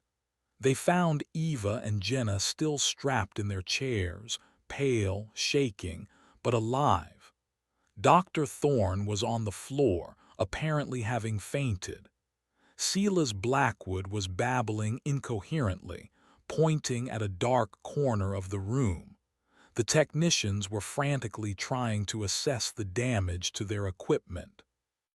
But the presence, the cold, malevolent sentience that had briefly manifested, was gone. Or rather, it had receded. The synchronized exposure had been a disaster, or, from Dr. Thorne's perspective, perhaps a terrifying success. They had established a connection. They had proven that the imprints were not just passive echoes but active links, and they had, perhaps, opened a door that could not easily be closed. In the aftermath, the facility was on high alert. Eva and Jenna were quickly unstrapped and rushed back to their rooms, now under even heavier guard. The resonance chamber was sealed off. The sense of being lab rats had been replaced by a more terrifying understanding. They were now considered active vectors, potential points of incursion. Later that night, Captain Davies came to Eva's room. He looked grim, his face etched with worry. "The energy signature from the Challenger Deep spiked massively during your session, Captain," he said, his voice low. "It coincided with a series of localized phenomena. All our deep-sea monitoring drones in the North Pacific simultaneously went offline, not just the ones near the anomaly, all of them, and there are reports, unconfirmed, of whaling ships in the Sea of Japan experiencing mass hysteria among their crews, hallucinations, violence." Eva felt a cold dread. The entity was stirring, its influence spreading, and their forced resonance had somehow amplified its reach, or at least announced their presence to it in a new, more dangerous way.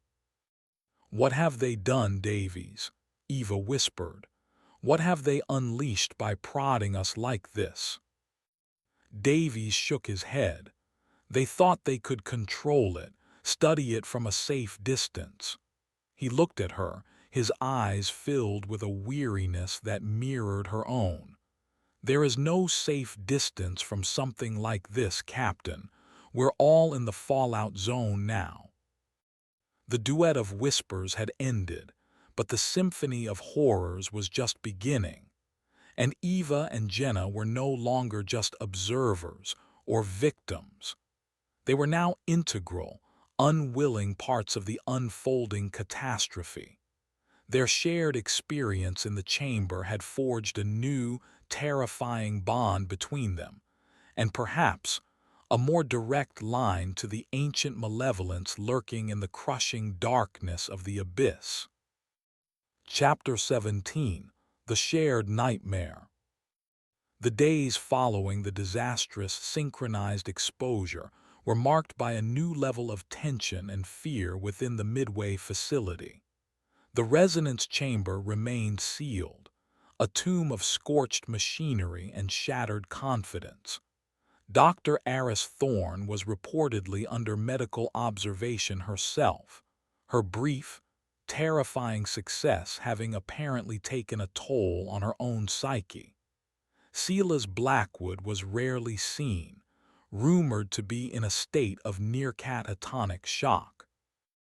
The confident, detached academics had been starkly reminded of the raw, uncontrollable power they were attempting to dissect.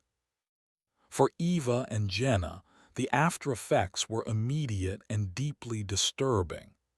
The shared psychic space they had unwillingly inhabited during the experiment had not entirely closed. It was as if a faint, ghostly tether now connected them. It began with dreams.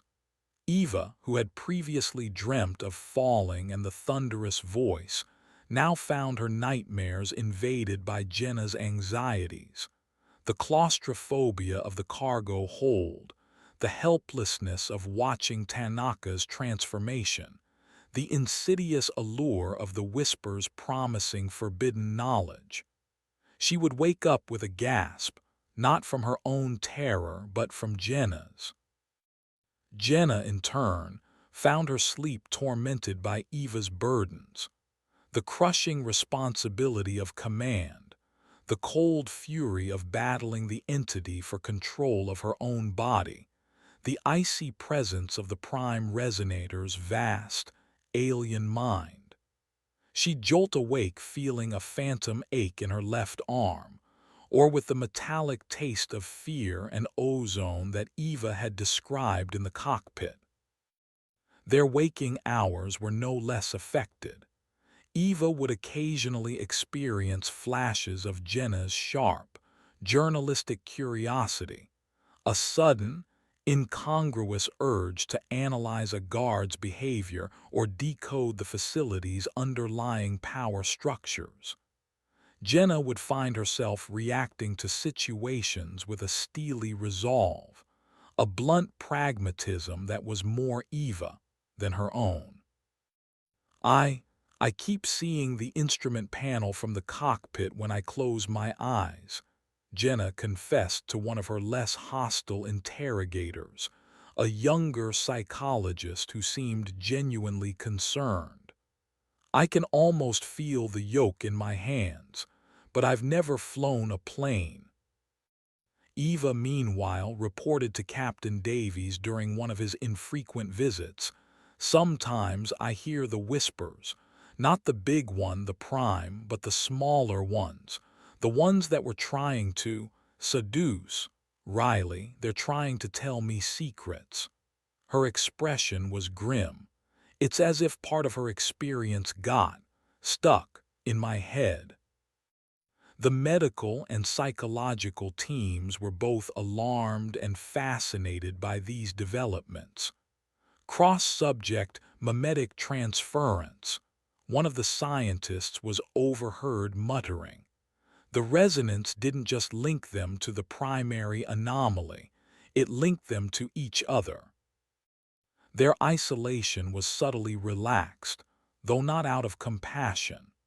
They were occasionally brought into the same room for observation, usually under the pretext of a group therapy session that neither of them believed was for their benefit. They would sit in sterile chairs, a carefully measured distance apart, while a team of psychologists observed their interactions, their body language, any signs of their shared or swapped experiences. During one such session, Eva looked directly at Jenna. "The crate," she said, her voice low. "The metallic bands. Did you notice the corrosion pattern? It wasn't random." Jenna stared at her, a flicker of confusion, then dawning recognition. "Yes, it looked almost like circuitry or a language." She paused. "I thought that was just me, my imagination trying to make sense of it." "No," Eva said. "I saw it too, just before the thing in Finch's body started talking about the catalyst." One of the observing psychologists leaned forward, his interest piqued. "You never mentioned this specific detail about the corrosion patterns before, Captain Rostislav, or you, Miss Riley." "I didn't think it was important," Eva said. "It was a fleeting observation, but hearing her say it," she looked at Jenna, "it confirmed it wasn't just my stress." Their shared memories, their blended traumas, were creating a more complete, more terrifying picture of the event than either of them possessed individually. It was a horrifying form of synergy. The facility's command structure seemed to be in disarray. The failure of the synchronized exposure, coupled with the increasing activity from the Challenger deep, had clearly shaken them. Captain Davies became their most frequent point of contact, his role seemingly shifting from pararescue commander to reluctant liaison. "They don't know what to do with you," he admitted to Eva one evening during a rare moment when they were alone in her room, ostensibly for a security check. "Thorne and her people pushed too hard, too fast. They were looking for a weapon, a way to understand and control the influence. Instead, they've complicated the variables." "Complicated how?" Eva asked. The energy signatures you both now emit, they're subtly different from before the last experiment, Davies said, his voice barely above a whisper. Stronger, more coherent, almost as if your minds are harmonizing with the anomaly even as you resist it. He looked deeply uneasy. Some of the more hawkish elements are arguing you're no longer just witnesses or even subjects for study. They're starting to see you as potential threats, conduits. The word hung in the air, cold and heavy. Conduits. Living pathways for the entity in the abyss. The shared nightmares intensified. One night, Eva and Jenna experienced the exact same dream, so vivid, so terrifyingly real, that they both woke up screaming at precisely the same moment in their separate, sealed rooms. In the dream, they were not on the C-130 nor in the Midway facility. They were in the crushing darkness of the Challenger deep. They could feel the immense pressure, see the bioluminescent alien life forms scattering before a vast approaching shadow. They could hear the prime resonator, not as a voice, but as a colossal beating heart, its rhythm shaking the very foundations of the seabed. And they could feel its ancient, malevolent consciousness, aware of them, watching them, drawing them closer. They saw the unsealed crate, no longer a wooden box, but a pulsating wound in the fabric of reality, a gateway from which the darkness flowed. And from that gateway, a new form was beginning to emerge, more defined, more terrible than the shadowy giant that had torn their plane apart. The synchronized screams brought guards running. Both women were sedated, their shared terror dismissed as a stress response. But Eva and Jenna knew. The dream hadn't been a memory or a hallucination. It had been a communique, a vision. The entity was not just stirring, it was evolving, preparing. And it was using their minds, their shared, resonant link as a window, or perhaps a doorway. The next morning, a new directive came down from the unseen command of the Midway facility. All direct psychic experimentation was to cease immediately. Eva and Jenna were to be placed under stricter isolation, not just from the outside world, but from each other. The fear was no longer that they were simply contaminated. The fear was that, together, they represented something far more dangerous, a potential amplifier, a beacon that could inadvertently guide the full horror of the abyss into a world utterly unprepared for its arrival. Their shared nightmare had become the facility's waking terror. Chapter 18: The Lockdown. The aftermath of the shared nightmare was swift and decisive. The antechamber doors to Eva and Jenna's rooms, usually just sealed, were now augmented with heavy, magnetically locked outer doors, reminiscent of a bank vault. The already infrequent escorted walks in the courtyard ceased entirely. Their food was delivered through a small, secure hatch. The faces they saw were fewer, always masked, always silent, except for the most perfunctory, necessary communications. The psychological evaluations continued, but they were conducted via video link, the interrogators' faces pixelated and remote, their voices tinny and distant. The message was clear. They were no longer just subjects of study, but active biohazards, or perhaps psychic epicenters of a contagion. The fear within the Midway facility had solidified into a rigid, isolating protocol. Eva met this new level of confinement with a cold, simmering fury. She was a pilot, a commander used to action to control. This enforced helplessness, this treatment as a dangerous specimen, chafed at her core. She spent her hours packing her small room like a caged animal, meticulously analyzing every detail of her ordeal, searching for patterns, for weaknesses in the entities she had encountered, for any way to fight back. The faint hum, the echo of the prime resonator, was a constant companion now, a low thrum beneath the silence, a reminder of the vast, alien consciousness lurking in the depths. Jenna, on the other hand, retreated inwards. The shared nightmare had terrified her, but it had also ignited a desperate, almost feverish need to understand, to document. Deprived of direct contact, she poured her thoughts, her fears, her fragmented psychic impressions onto the pages of the notebooks they still provided. Her writing became more frantic, filled with disturbing sketches of the impossible geometries from her dreams, transcriptions of the whispers that still plagued her, desperate attempts to map the thought architecture of the abyss. She knew her writings were being collected, analyzed, but it didn't matter. The act of writing was its own catharsis, a way to impose some semblance of order on the encroaching chaos.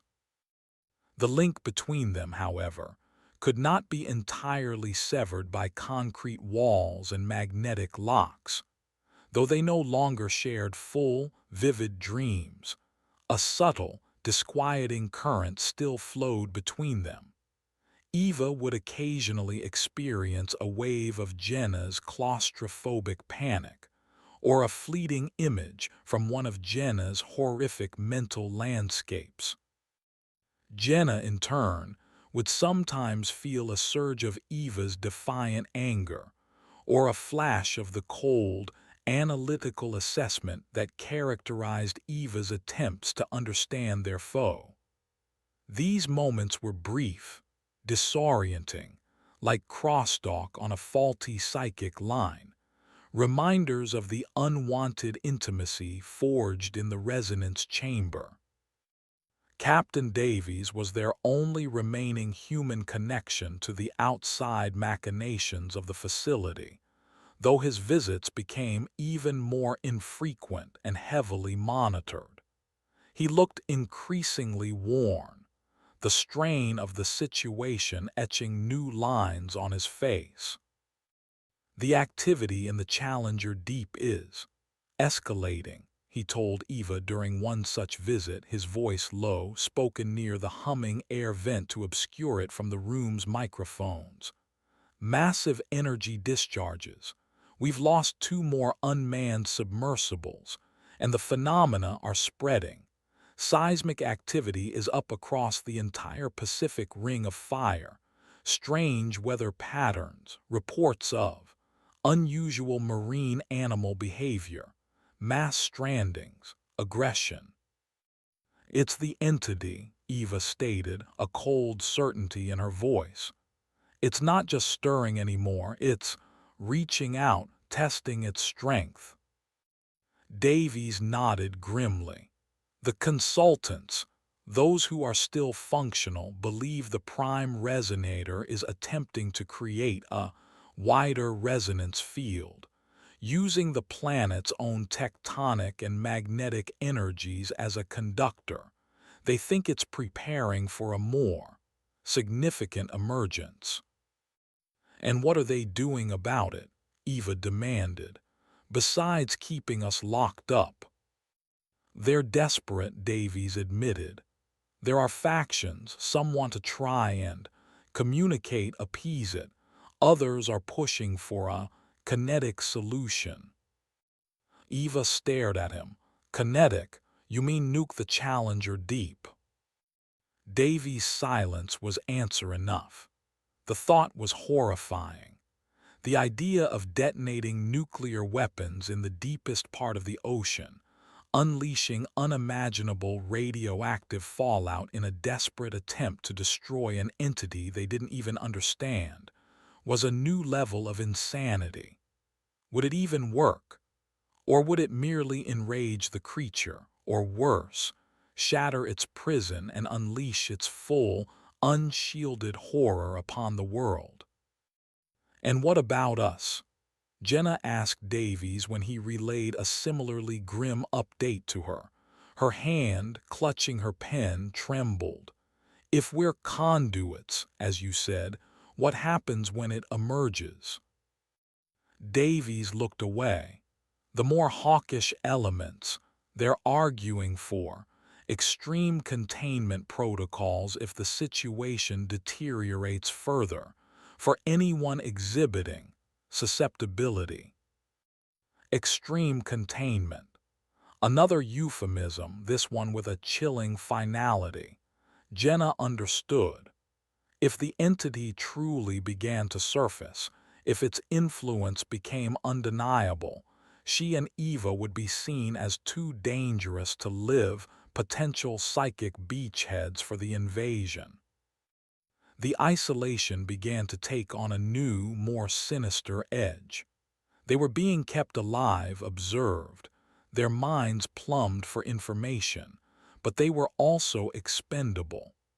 Their survival was entirely conditional on their perceived utility and their lack of perceived threat. One night, the faint hum in Eva's room intensified just for a moment. The lights flickered. She felt a wave of intense cold, and for a terrifying instant, the full, crushing presence of the prime resonator filled her mind. It was closer, stronger, and it was aware. It wasn't just the distant thrum of its abyssal heart, it was a focused, malevolent attention. The time draws near. The thunderous voice echoed, not a dream this time, but a direct, terrifying intrusion. The gates will not hold. Simultaneously, in her own locked room, Jenna screamed. The whispers, which had become a background torment, suddenly coalesced into a single, coherent, terrifying command. Prepare. The way. Her hand, the one holding the pen, began to move across the page of her notebook, not with her own volition, but guided by an unseen force, scrawling strange, complex symbols, alien equations that burned themselves into her mind even as she wrote them. The magnetic locks on their doors slammed shut with a heavy, definitive thud, a sound that resonated through the entire special observation ward. Red lights began to flash in the corridor outside their viewing ports. The facility was going into full lockdown. The entity was no longer just stirring in the abyss. Its influence was actively, directly, touching them, even here in their isolated cells. And the people who held them captive, the guardians of humanity's darkest secrets, were terrified. The lockdown wasn't just about containing Eva and Jenna anymore. It was about trying to seal a breach that had already, irrevocably been made. Chapter 19. Cracks in the Concrete. The full lockdown of the Special Observation Ward was a suffocating blanket of silence and heightened dread. The already minimal human interaction dwindled to near zero. Food deliveries became even more impersonal, passed through hatches by gloved hands that never lingered. The video links for psychological evaluations went dead. Eva and Jenna were truly alone, each sealed in her sterile box, left to grapple with the escalating intrusions into their minds and the terrifying knowledge that the entity in the abyss was actively reaching for them. For Eva, the direct mental contact from the prime resonator had been a brutal shock. The sheer power, the focused malevolence, had been far more intense than any previous encounter, even in the resonance chamber. The entity's declaration, The gates will not hold echoed in her waking thoughts, a constant throbbing premonition. The subtle hum in her room was no longer subtle. It was a persistent, low-frequency vibration that seemed to make the very air tremble, a direct line to the abyssal horror. She found herself unable to sleep, packing, her mind racing, trying to formulate a defense, a plan, any course of action in a situation where she had no agency, no tools, no allies. Jenna's experience had been equally terrifying, but in a different way. The feeling of her hand moving against her will, scrawling those alien symbols, had been a profound violation. She stared at the pages of her notebook, now filled with intricate, disturbing designs and equations that felt both deeply familiar and utterly alien. She didn't understand them, yet a part of her, the part that had been touched by the whispers, felt a disturbing resonance with them, a sense of unlocking some forbidden, terrible knowledge. She tried to stop writing to resist the compulsion, but the urge was overwhelming, a psychic itch that only the act of transcribing the symbols could scratch. Prepare the way. What way? For what? Days passed in this heightened state of isolation and psychic siege. The silence from their captors was almost as unnerving as the entity's intrusions. What was happening outside their sealed doors? Was the facility still functioning? Or had the lockdown extended beyond their ward? Then the first cracks in the concrete silence appeared. It started with a flicker in the lights, more pronounced than usual, followed by a momentary failure of the ventilation system.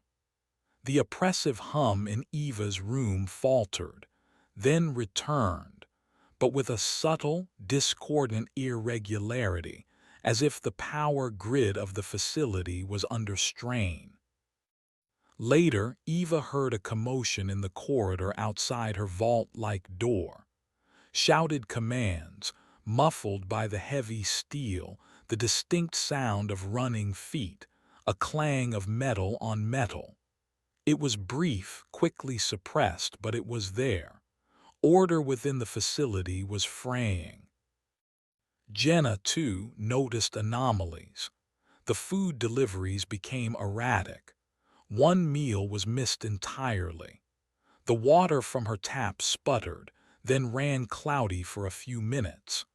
Small things, but in their hermetically sealed environment, they were significant indicators that the outside world, the world beyond their locked doors, was in turmoil. Captain Davies was the one who finally broke the silence, though not in person.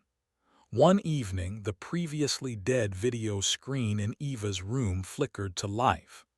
Davies' face appeared, not from a sterile debriefing room, but from what looked like a cramped makeshift command center, the background filled with flickering monitors and the harried movements of other personnel.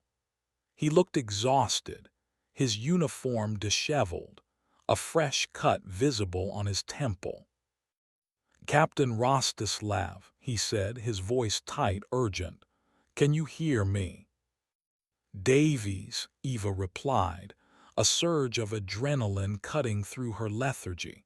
"What's going on out there?"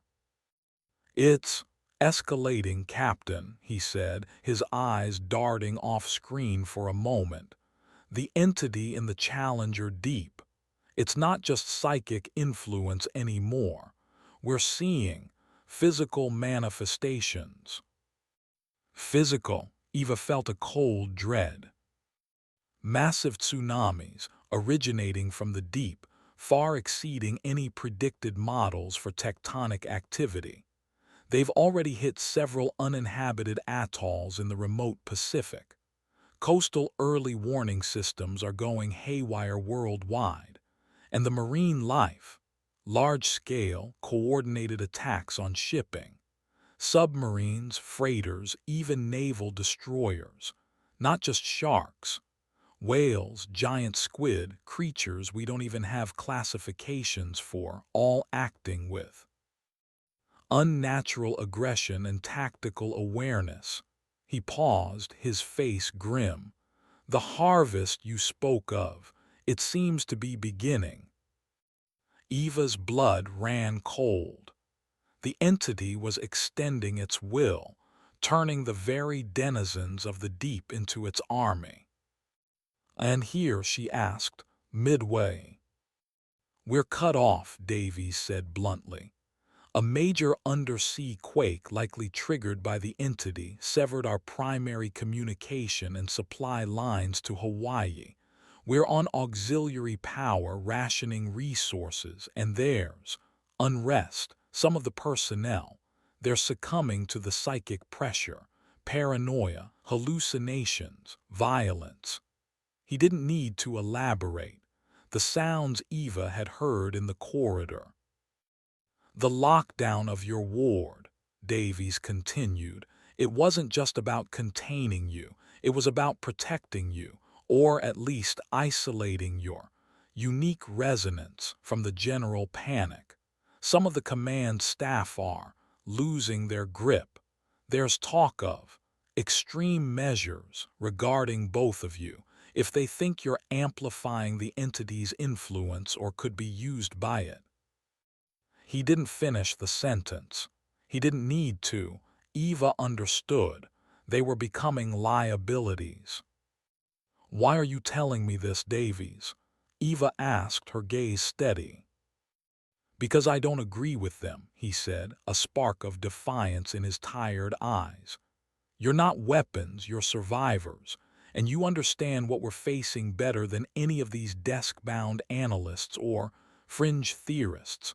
Thorne and her ilk brought us closer to this disaster, not further from it. He leaned closer to the camera. There's a plan, a contingency, some of us. We're not going to just sit here and wait for the end or for a misguided order to sanitize potential threats. Before Eva could ask more, the video feed crackled, distorted, then died, plunging her back into the silence of her room, but a silence now charged with a new, desperate hope and an even greater sense of impending doom. Jenna received a similar, though briefer, communication. Her video screen flickered on, showing a different face, a young communications technician, his eyes wide with fear. Miss Riley, he stammered, Captain Davies asked me to tell you, to be ready. Things are bad, the symbols you've been writing. Dr. Thorne was obsessed with them before she was confined. She said they weren't just transcription, she said they were instructions or a key. The feed cut out before he could say more. A key, instructions. Jenna stared at her notebooks, at the swirling, alien script. Had she been inadvertently preparing the way just as the whispers had commanded, or was it something else? The cracks in the concrete walls of their prison were widening. The rigid order of the Midway facility was crumbling under the weight of cosmic horror and earthly panic. Eva and Jenna, isolated for so long, were suddenly, terrifyingly becoming relevant again, not as subjects, but as potential actors in a drama rapidly spiraling out of control. The lockdown was failing because the true threat was not just in the abyss or in their minds. It was everywhere, and it was coming. Chapter 20: The Failing Bastion. The brief, cryptic messages from Captain Davies and the young technician ignited a desperate spark of anticipation within Eva and Jenna. The suffocating monotony of their isolation was replaced by a tense, nerve-wracking vigilance. Every creak of the facility, every flicker of the lights, every distant, muffled shout became a potential signal, a prelude to something. The signs of decay within the Midway bastion accelerated. Power outages became more frequent, plunging their rooms into momentary, terrifying darkness before the auxiliary generators kicked in with a struggling groan. The already meager food deliveries dwindled further, the quality deteriorating. The water from the taps sometimes ran brown, carrying a faint, metallic taste that reminded Jenna ominously of the air around the artifact. The psychic pressure from the prime resonator was a constant, throbbing ache in their minds. For Eva, it manifested as a relentless, silent battle of wills, the entity's vast, cold consciousness pressing against her mental defenses, seeking entry, seeking submission. The fortress crumbles. The thunderous voice would whisper in the depths of her mind, tinged with an ancient, knowing amusement. For Jenna, the whispers were more insidious, more personal. They preyed on her journalistic instincts, her desire for truth, promising her the ultimate story, the key to understanding the cosmic horror, if only she would fully embrace the symbols she was compulsively scrawling. The patterns complete, the pathway opens, understand us, join us. Her notebooks were now filled with the alien script, page after page of it, a disturbing testament to the entity's encroaching influence. She found herself tracing the symbols with her fingers, a strange, unsettling familiarity blooming within her. One evening, the hum of the auxiliary generators faltered, sputtered, and died. The emergency lights, which had been a constant red glow, flickered erratically, then extinguished, plunging the special observation ward into absolute, terrifying blackness. The silence that followed was profound, broken only by the distant, panicked shouts that seemed to be growing louder, closer. Eva stood in the center of her pitch-black room, her senses on high alert. The absence of the usual facility sounds was more unnerving than their presence. The psychic thrum of the prime resonator, however, seemed to intensify in the darkness, a beacon of malevolent energy. Then she heard it, a faint scraping sound at her vault-like door, not the usual hiss of the automated mechanism. This was metal on metal. Someone was trying to override the magnetic locks manually. Her heart hammered against her ribs. Was this Davy's contingency? Or was it something worse? Had the hawkish elements decided it was time for their extreme containment protocols? The scraping stopped. There was a heavy thunk, and then, with a groan of protesting metal, the heavy outer door to her room was pulled open. Dim, flickering emergency strobes from the corridor cast long, dancing shadows. A figure stood silhouetted in the doorway, not a guard in a sterile suit. This man wore patched, mismatched fatigues, his face grimy, his eyes holding a desperate, hunted look. He carried a crudely fashioned weapon, a length of pipe with something sharp affixed to one end. He was not facility security. He was one of the unraveled. The whispers, they told me, the man rasped, his voice hoarse, his gaze unfocused but fixed on Eva. They said, the star captain, she holds a fragment of the old light. He took a shuffling step into her room. Give it to me. Eva backed away, her mind racing. This was not rescue. This was chaos. The facility's internal security had clearly collapsed. The inmates were, quite literally, trying to take over the asylum. Before the man could advance further, Another figure appeared behind him in the doorway. Captain Davies. He, too, looked like he'd been through a war, his uniform torn, a bloodied bandage wrapped around his forearm. He held a standard-issue sidearm, and he used it with grim efficiency. A single, sharp crack, and the man in fatigues crumpled to the floor. "Captain Rostislav," Davies said, his voice tight, urgent, stepping over the fallen man. "No time to explain, we have to move, now." He held out a hand. "The facility is compromised. We're getting you out." Eva didn't hesitate. She took his hand. A similar scene was unfolding outside Jenna's room. The power failure, the panicked shouts, then the sound of her own heavy door being forced. Two figures, their eyes wild, their movements jerky, their faces smeared with what looked like symbols, painted in their own blood, burst into her room. They were chanting, a low, guttural litany that echoed the whispers Jenna had been hearing. "The scribe, she completes the path.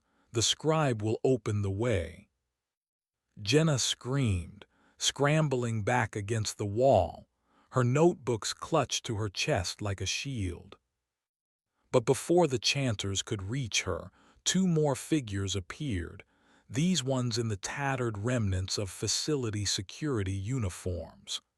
They were armed, and they opened fire. The room erupted in a chaotic, terrifying exchange of shouts, gunfire, and the wet thuds of bodies hitting the floor. When the gunfire stopped, one of the security men was down. The other, a young woman with terrified but resolute eyes, the communications technician who had warned Jenna, grabbed her arm. "Miss Riley, come on. Captain Davies sent us. We have to go." Jenna, shaking, still clutching her notebooks, allowed herself to be pulled from the room, stepping over the bodies of her would-be assailants. The corridor outside was a scene of utter chaos. Emergency strobes cast a hellish, flickering light on scenes of fighting, of madness. Some personnel were trying to restore order. Others, their minds clearly broken by the psychic onslaught, were attacking their colleagues, their faces contorted in masks of terror or ecstatic, fanatical devotion to the unseen entity. Strange, disturbing symbols, similar to the ones Jenna had been scrawling, were daubed on the walls in blood, in filth, in whatever came to hand. Davies led Eva through a labyrinth of service tunnels, their footsteps echoing in the metallic confines. "The main command structure has collapsed," he explained in clipped, urgent tones. "General panic, factional fighting, some are trying to initiate the kinetic solution prematurely, others are embracing the chaos. They believe the entity offers salvation." "Salvation," Eva echoed, incredulous. "When you're facing cosmic horror, Captain," Davies said grimly, "some people will grasp at any straw, even if it's offered by the abyss itself." They reached a subterranean maintenance hub. The young technician was there with Jenna, who looked pale but surprisingly composed, her notebook still held tight. Several other figures were present, a handful of loyal security personnel, a gaunt-looking engineer, and, to Eva's surprise, Mr. Silas Blackwood. The academic looked terrified, but he was also carrying a heavy-duty Pelican case, his knuckles white where he gripped the handle. "Blackwood," Eva said, surprised, "I thought you'd lost it." Silas flinched. My equilibrium was disturbed, Captain Rostislav, but Dr. Thorne's final hypothesis, before her complete psychotic break, it concerned these symbols Miss Riley has been transcribing. He gestured towards Jenna's notebooks. She believed they weren't just a key for the entity, but potentially a key against it, a form of resonant counterfrequency, a way to disrupt its influence if properly amplified. He tapped the pelican case. This contains a localized broad-spectrum psionic dampener, experimental, untested. Thorn's last gambit, it might shield us briefly. Davies nodded. It's our only shot. We can't stay here. Midway is falling, and the activity from the Challenger Deep is peaking. Whatever it's planning, it's happening soon. He looked at Eva, then at Jenna. There's a small, decommissioned submarine pen on the north side of the atoll, old World War II era. It has access to a deep-water channel, one of the old research submersibles. It's still there, barely functional, but it's our only way off this island and our only chance to get somewhere the entity's main influence hasn't yet fully saturated. A barely functional research submersible against an entity that commanded the oceans and tore aircraft from the sky. It was a desperate, almost suicidal plan. But it was a plan. It was action. And for Eva and Jenna, trapped for so long, it was a sliver of hope in a world rapidly succumbing to an unimaginable darkness. The failing bastion of Midway was no longer a prison, but a launch pad for a final, desperate gambit. Their role as conduits, as lab rats, was over. Now they had to become something more, survivors. And perhaps, if Thorne's desperate, last-minute theory held any water, even weapons. Chapter 21. Flight from the Falling Atoll. The journey to the decommissioned submarine pen was a nightmarish crawl through the failing innards of the Midway facility. Captain Davies led the small, desperate group, his sidearm constantly drawn, his senses on high alert. Eva, her pilot's instincts kicking in despite the alien environment, moved with a focused, tactical awareness, covering their rear. Jenna, clutching her notebooks and the psionic dampener case given to her by a trembling Silas Blackwood, struggled to keep pace, her injured ankle a throbbing agony, the young female technician supporting her.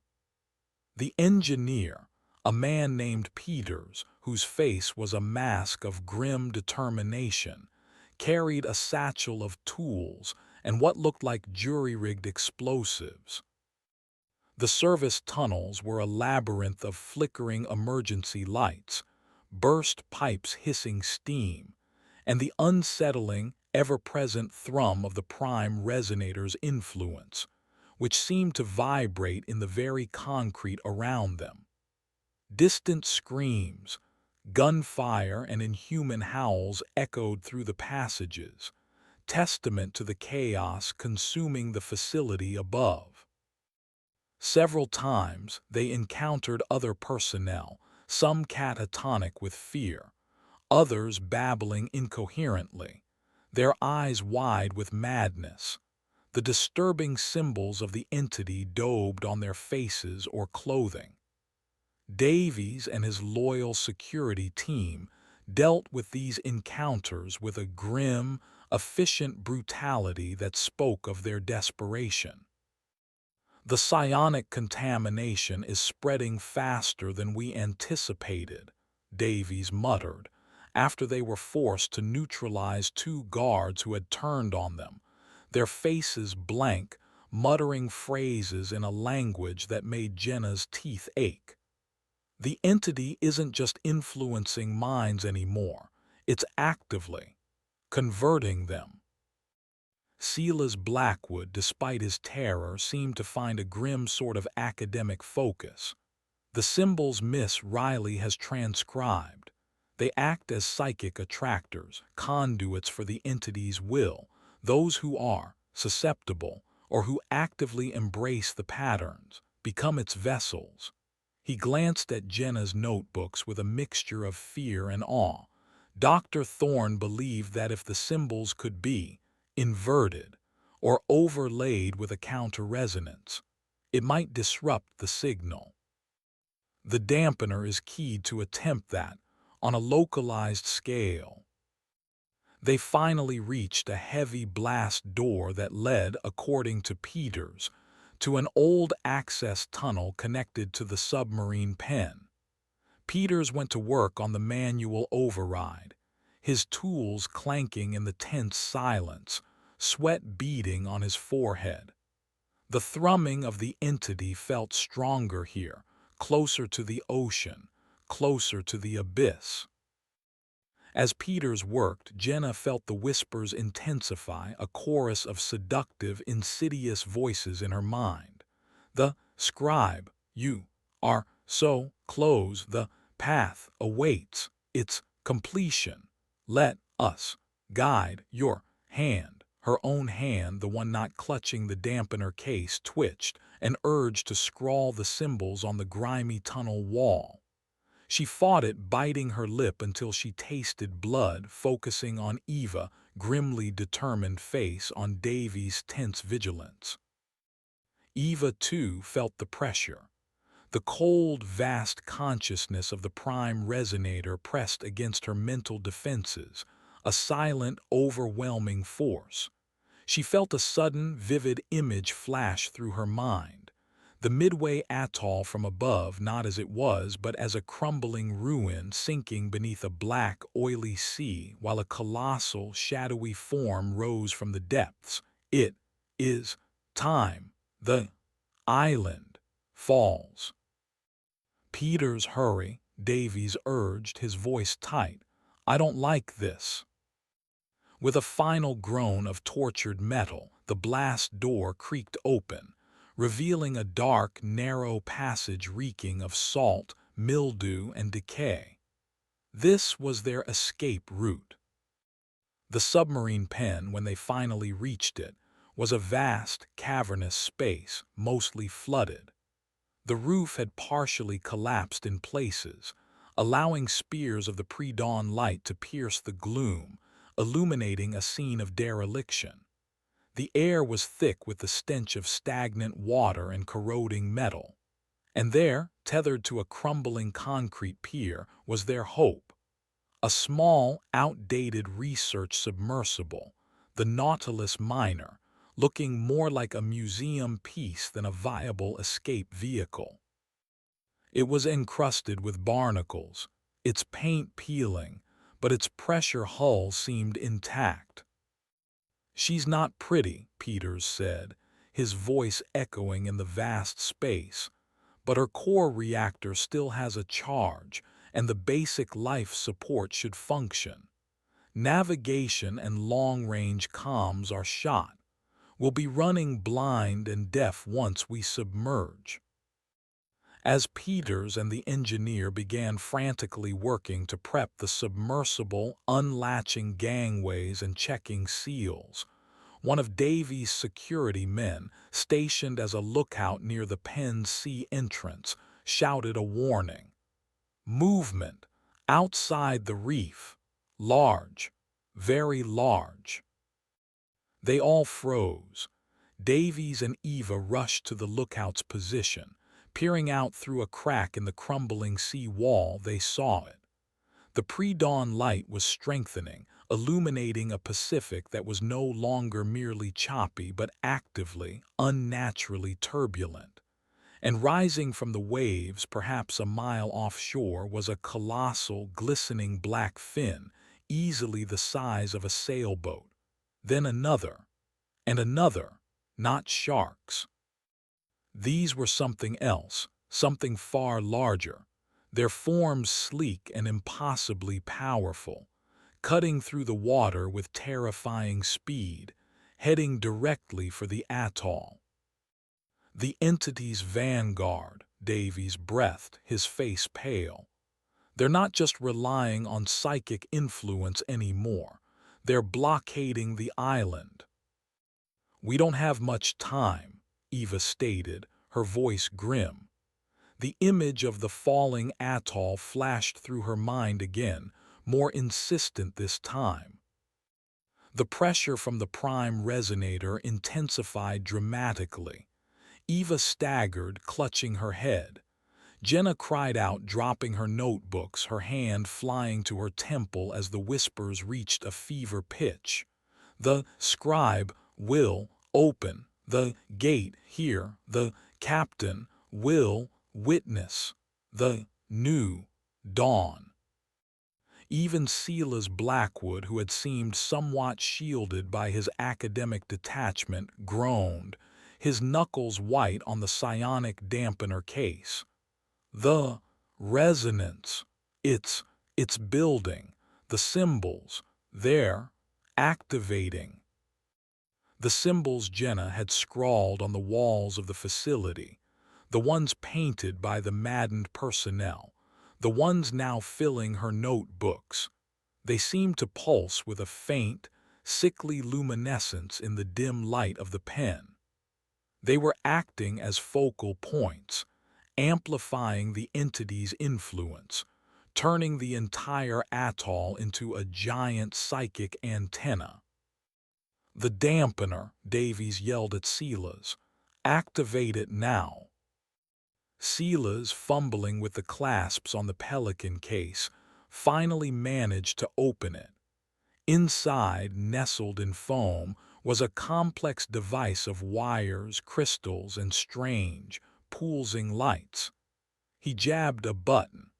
A low hum emanated from the device, different from the entity's thrum, a chaotic, multi-layered frequency that was almost painful to hear.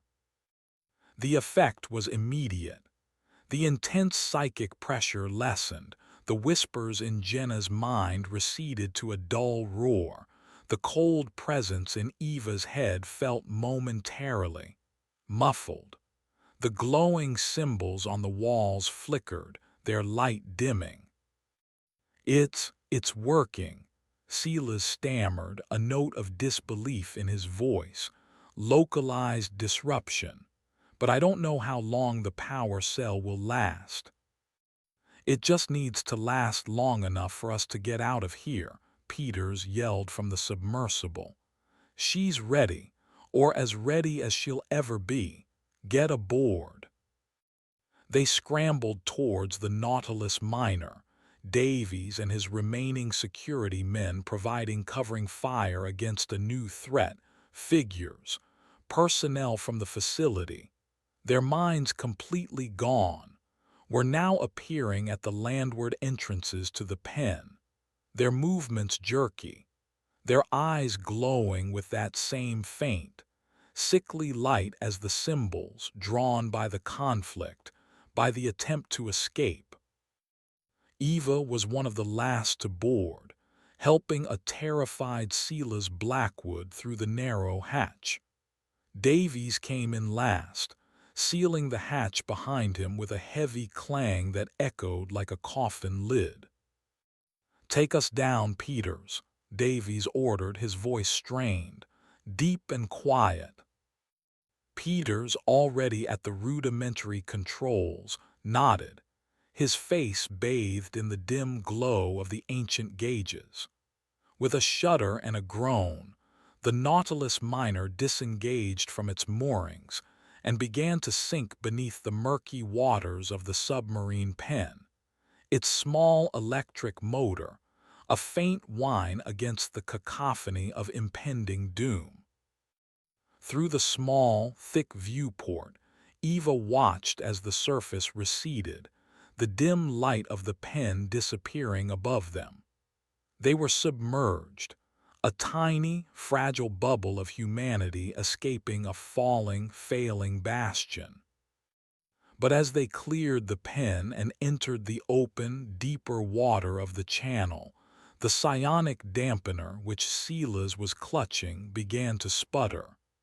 Its lights flickered, the chaotic hum faltering. "The power cell, it's draining too fast," Silas cried, his voice high with panic. "The external psychic pressure is too great." and through the viewport they saw them. The colossal, finned creatures patrolling just beyond the reef, their immense, shadowy forms eclipsing the dim, filtered sunlight. They were trapped between the crumbling, entity-infested atoll and the abyssal horrors that now commanded the sea. Their flight had only just begun, and already their chances seemed impossibly slim. Chapter 22: The Abyssal Gauntlet. The failing psionic dampener was a death knell in the cramped, claustrophobic confines of the Nautilus Minor. As its chaotic hum sputtered and died, the full weight of the prime resonator's psychic presence slammed back into their minds with renewed, crushing force. Jenna cried out, her hand instinctively flying to her head as the whispers returned, a triumphant, deafening chorus. Eva gritted her teeth, the cold, vast consciousness pressing in, threatening to overwhelm her hard-won mental defenses. Even Davies and his men, hardened soldiers though they were, flinched, their faces paling, their hands tightening on their weapons as if they could shoot the invisible tendrils invading their thoughts. Silas Blackwood stared at the inert dampener in his hands, his expression one of utter despair. It's depleted, useless. Peter's status, Davies snapped, trying to cut through the rising panic. Running silent, Captain, Peters replied, his voice tight, his eyes glued to the rudimentary sonar display which was little more than a flickering green line on a tiny screen. We're just outside the main reef line, trying to find a deeper channel to take us out, but there are multiple large contacts, very large, and they're converging on the atoll. Through the thick acrylic viewport they could see them, the colossal, finned behemoths they had glimpsed from the pen. They moved with an unnatural grace and speed, their sleek, dark bodies blotting out the already dim, filtered sunlight. Their forms were not entirely fish-like. There was something disturbingly chitinous about their skin and their eyes when a stray beam of light caught them, glowed with a faint, internal luminescence, the same sickly green as the symbols. These were not natural creatures. They were extensions of the entity's will, its enforcers in the deep. The escape is futile. The thunderous voice of the prime resonator echoed in Eva's mind, accompanied by a wave of cold, crushing amusement. The sea is ours. Every current, every shadow, every tooth serves. The submersible, old and barely functional, was agonizingly slow. Peters wrestled with the controls, trying to navigate a narrow, winding passage through the coral formations, hopping to avoid the notice of the patrolling leviathans. The hull creaked and groaned ominously with every pressure change, a constant reminder of their fragility. Jenna, despite the renewed psychic assault, found herself staring at her notebooks which had spilled onto the deck. The symbols, now unshielded by the dampener, seemed to almost writhe on the page, their intricate patterns drawing her gaze, whispering to a deep buried part of her. The scribe, the patterns must be known. They are the song of the deep, the resonance of the awakening. Miss Riley, Silas Blackwood whispered, his voice trembling, noticing her fixation. Don't look at them too closely. Dr. Thorne theorized they could imprint directly through focused visual contact, especially in a heightened psychic field. But it was too late. Jenna felt a strange, cold clarity descending upon her. the cacophony of whispers coalescing into a single, powerful directive. She reached for a pen, her hand moving with a new, unnerving certainty. She's, she's writing again. The young female technician, Eva now knew her name was Corporal Anya Sharma, no relation to the deceased medic, exclaimed, her voice tight with fear. Indeed, Jenna was scrawling furiously, not in her notebooks this time, but on a spare navigation chart Peters had discarded. The symbols were different now, more complex, imbued with a sense of urgent, directed power. The current, it shifts. A new thought entered Eva's mind, but this one felt different. It wasn't the cold command of the prime resonator, nor the insidious whispers Jenna usually channeled.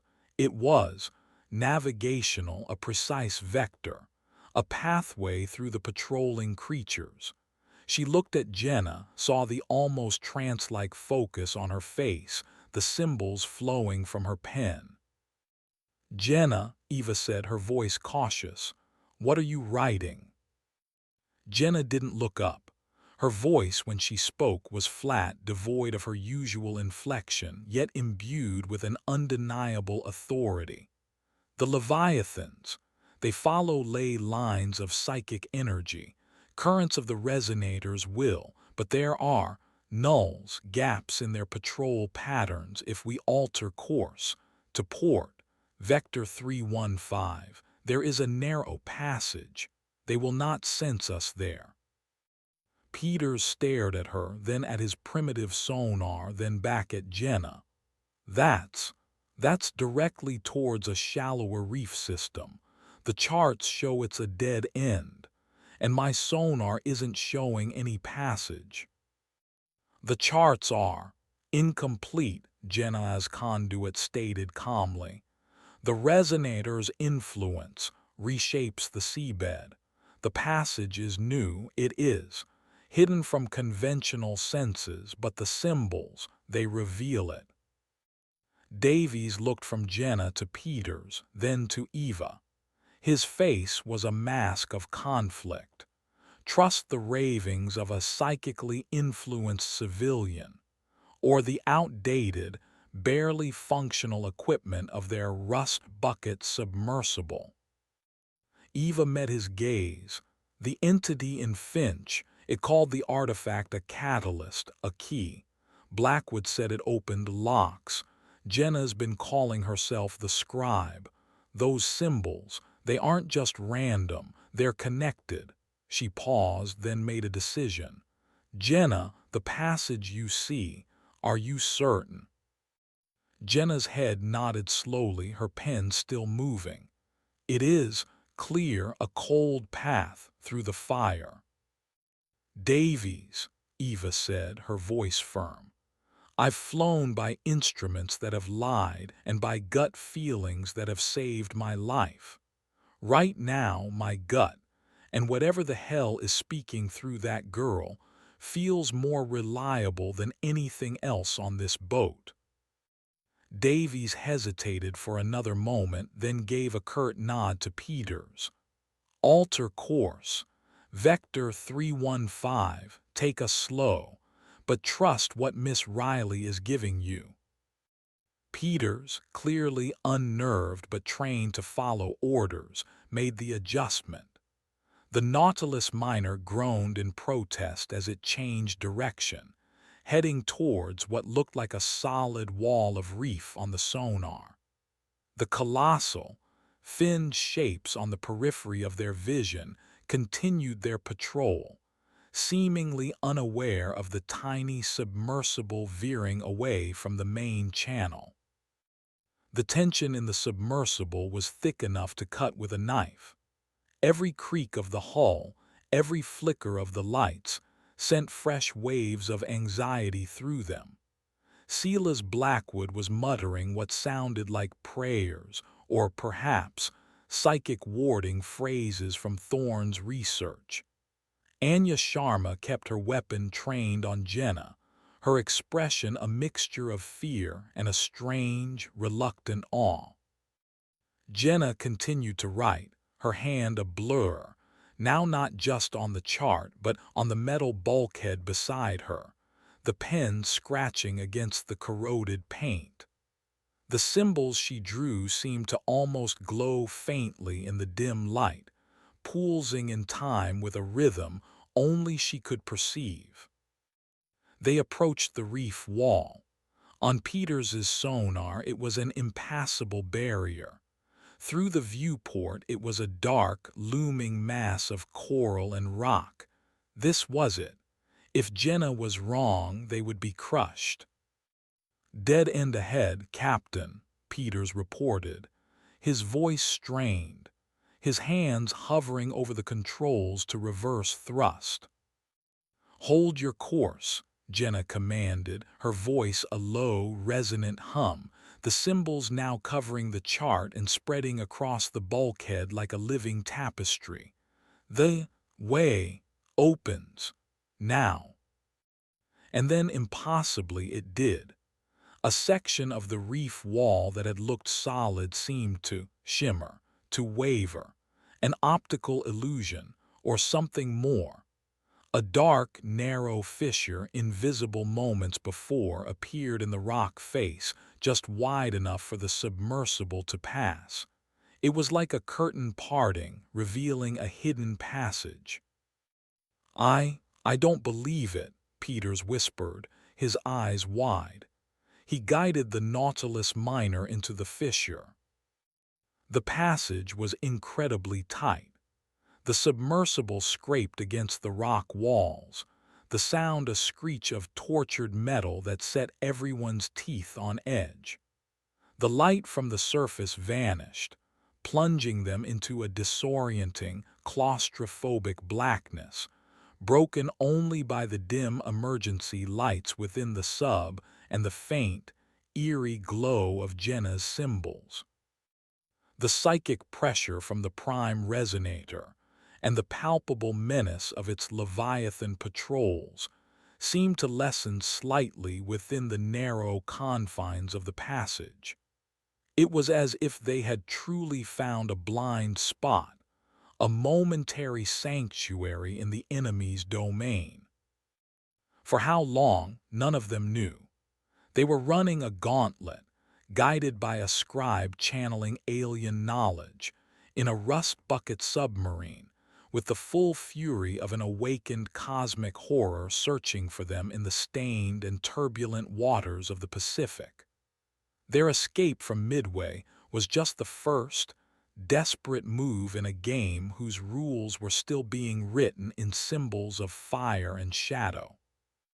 Chapter 23: The Whispering Labyrinth. The passage Jenna had revealed was a crushing, inky blackness, a journey into the literal and metaphorical bowels of the earth. The Nautilus Minor, old and ill-suited for such precise, hazardous navigation, scraped and groaned its way through the tight confines. Peters, his face slick with sweat despite the chill of the deep, wrestled with the controls, his every muscle tensed. The only illumination came from the submersible's weak external spotlight, which barely penetrated the swirling silt and gloom, and the eerie, faint luminescence of the symbols Jenna continued to scrawl on every available surface. The psychic pressure from the prime resonator, though muffled within this rocky labyrinth, was still a tangible presence. For Eva, it was a dull, persistent headache, a background thrum of ancient malice. For Jenna, the whispers had not ceased, but their tone had shifted. They were no longer just seductive or commanding. They were now imbued with a strange, almost instructional quality, guiding her hand, dictating the complex, flowing script that seemed to be their only map through this impossible maze. "Turn here." The rock sings a false note deeper. The current pulls towards the silence. Starboard ascent 5 degrees, Jenna would murmur, her voice flat, her eyes fixed on the symbols taking shape under her pen. There's a thermal vent ahead, masks the acoustic signature. Maintain heading 270 for 1,200 meters. Peters, initially skeptical, was now following her pronouncements with a mixture of fear and grudging reliance. His sonar was useless in these tight, geologically complex passages. Jenna's alien guidance, however unsettling, was all they had. Several times her instructions had led them away from what would have been certain crushing disasters against unseen rockfalls or into impassable narrows. Silas Blackwood watched Jenna with a morbid fascination.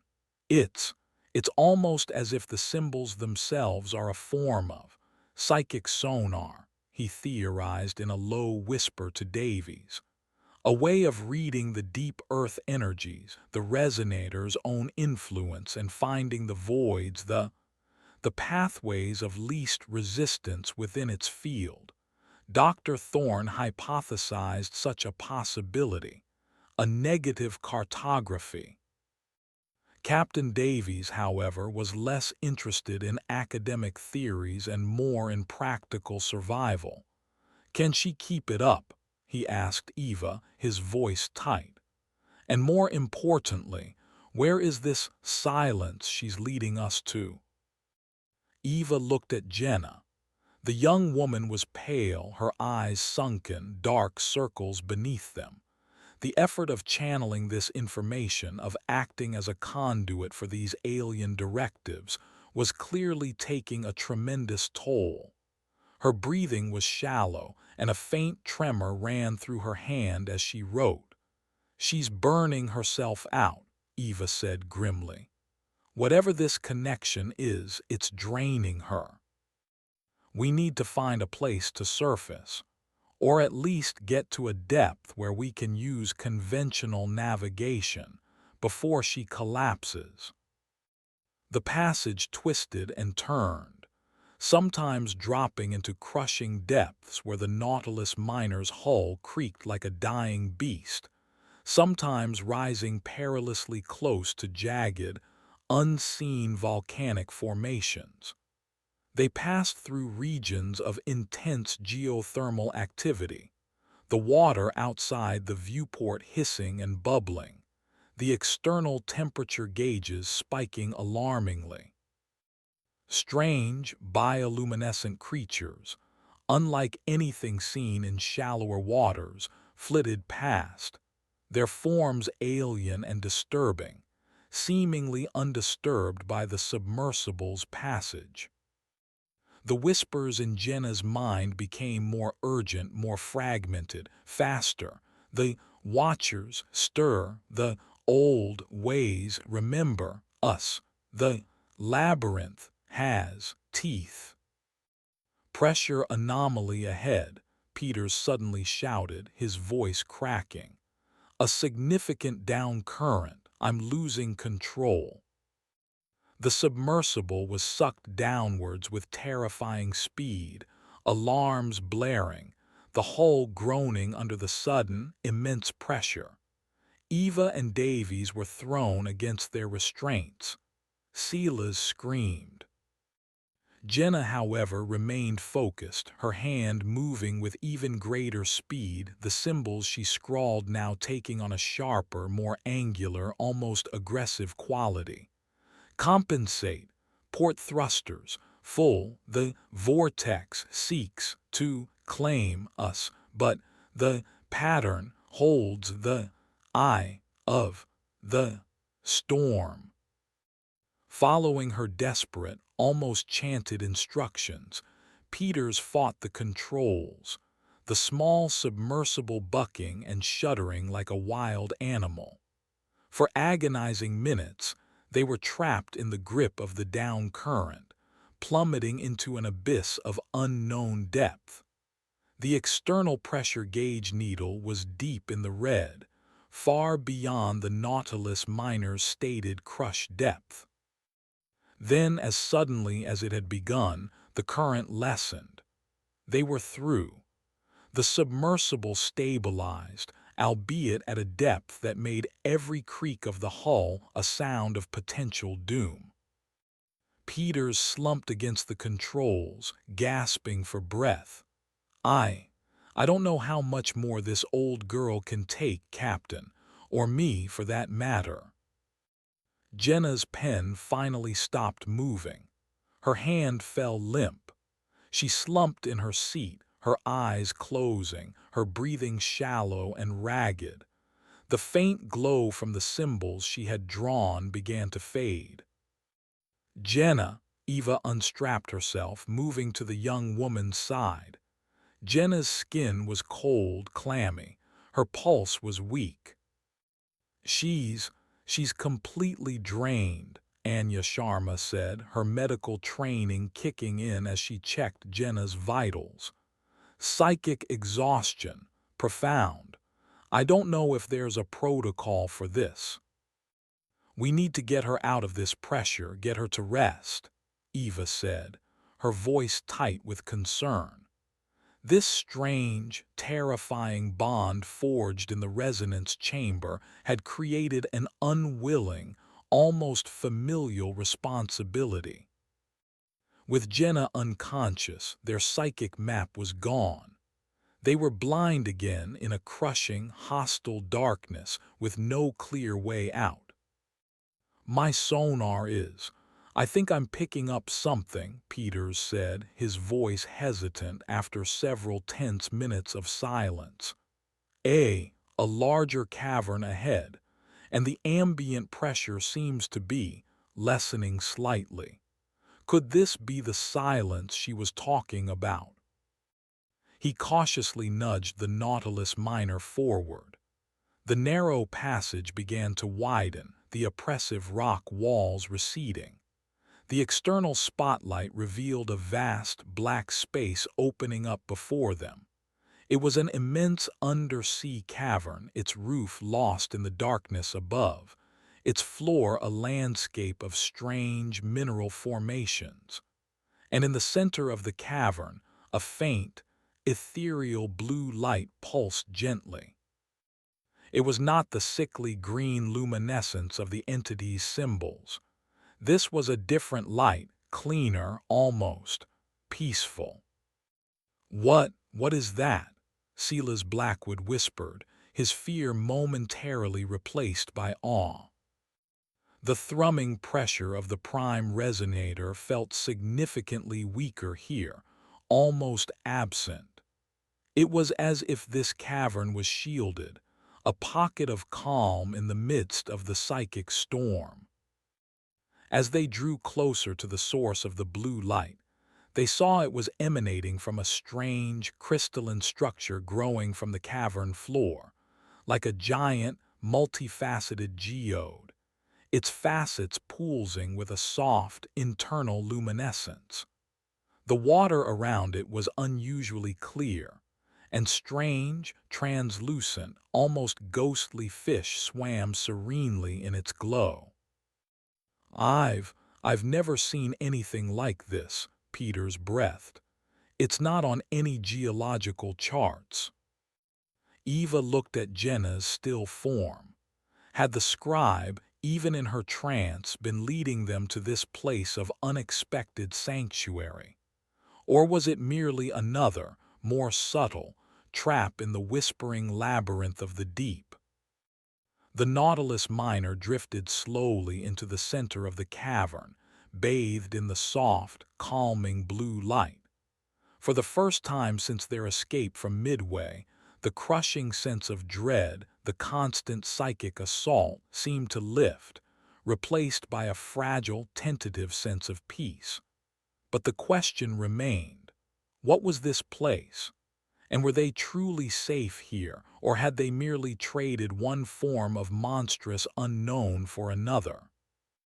The silence they had sought was here, but it was a silence filled with its own ancient, unfathomable mysteries.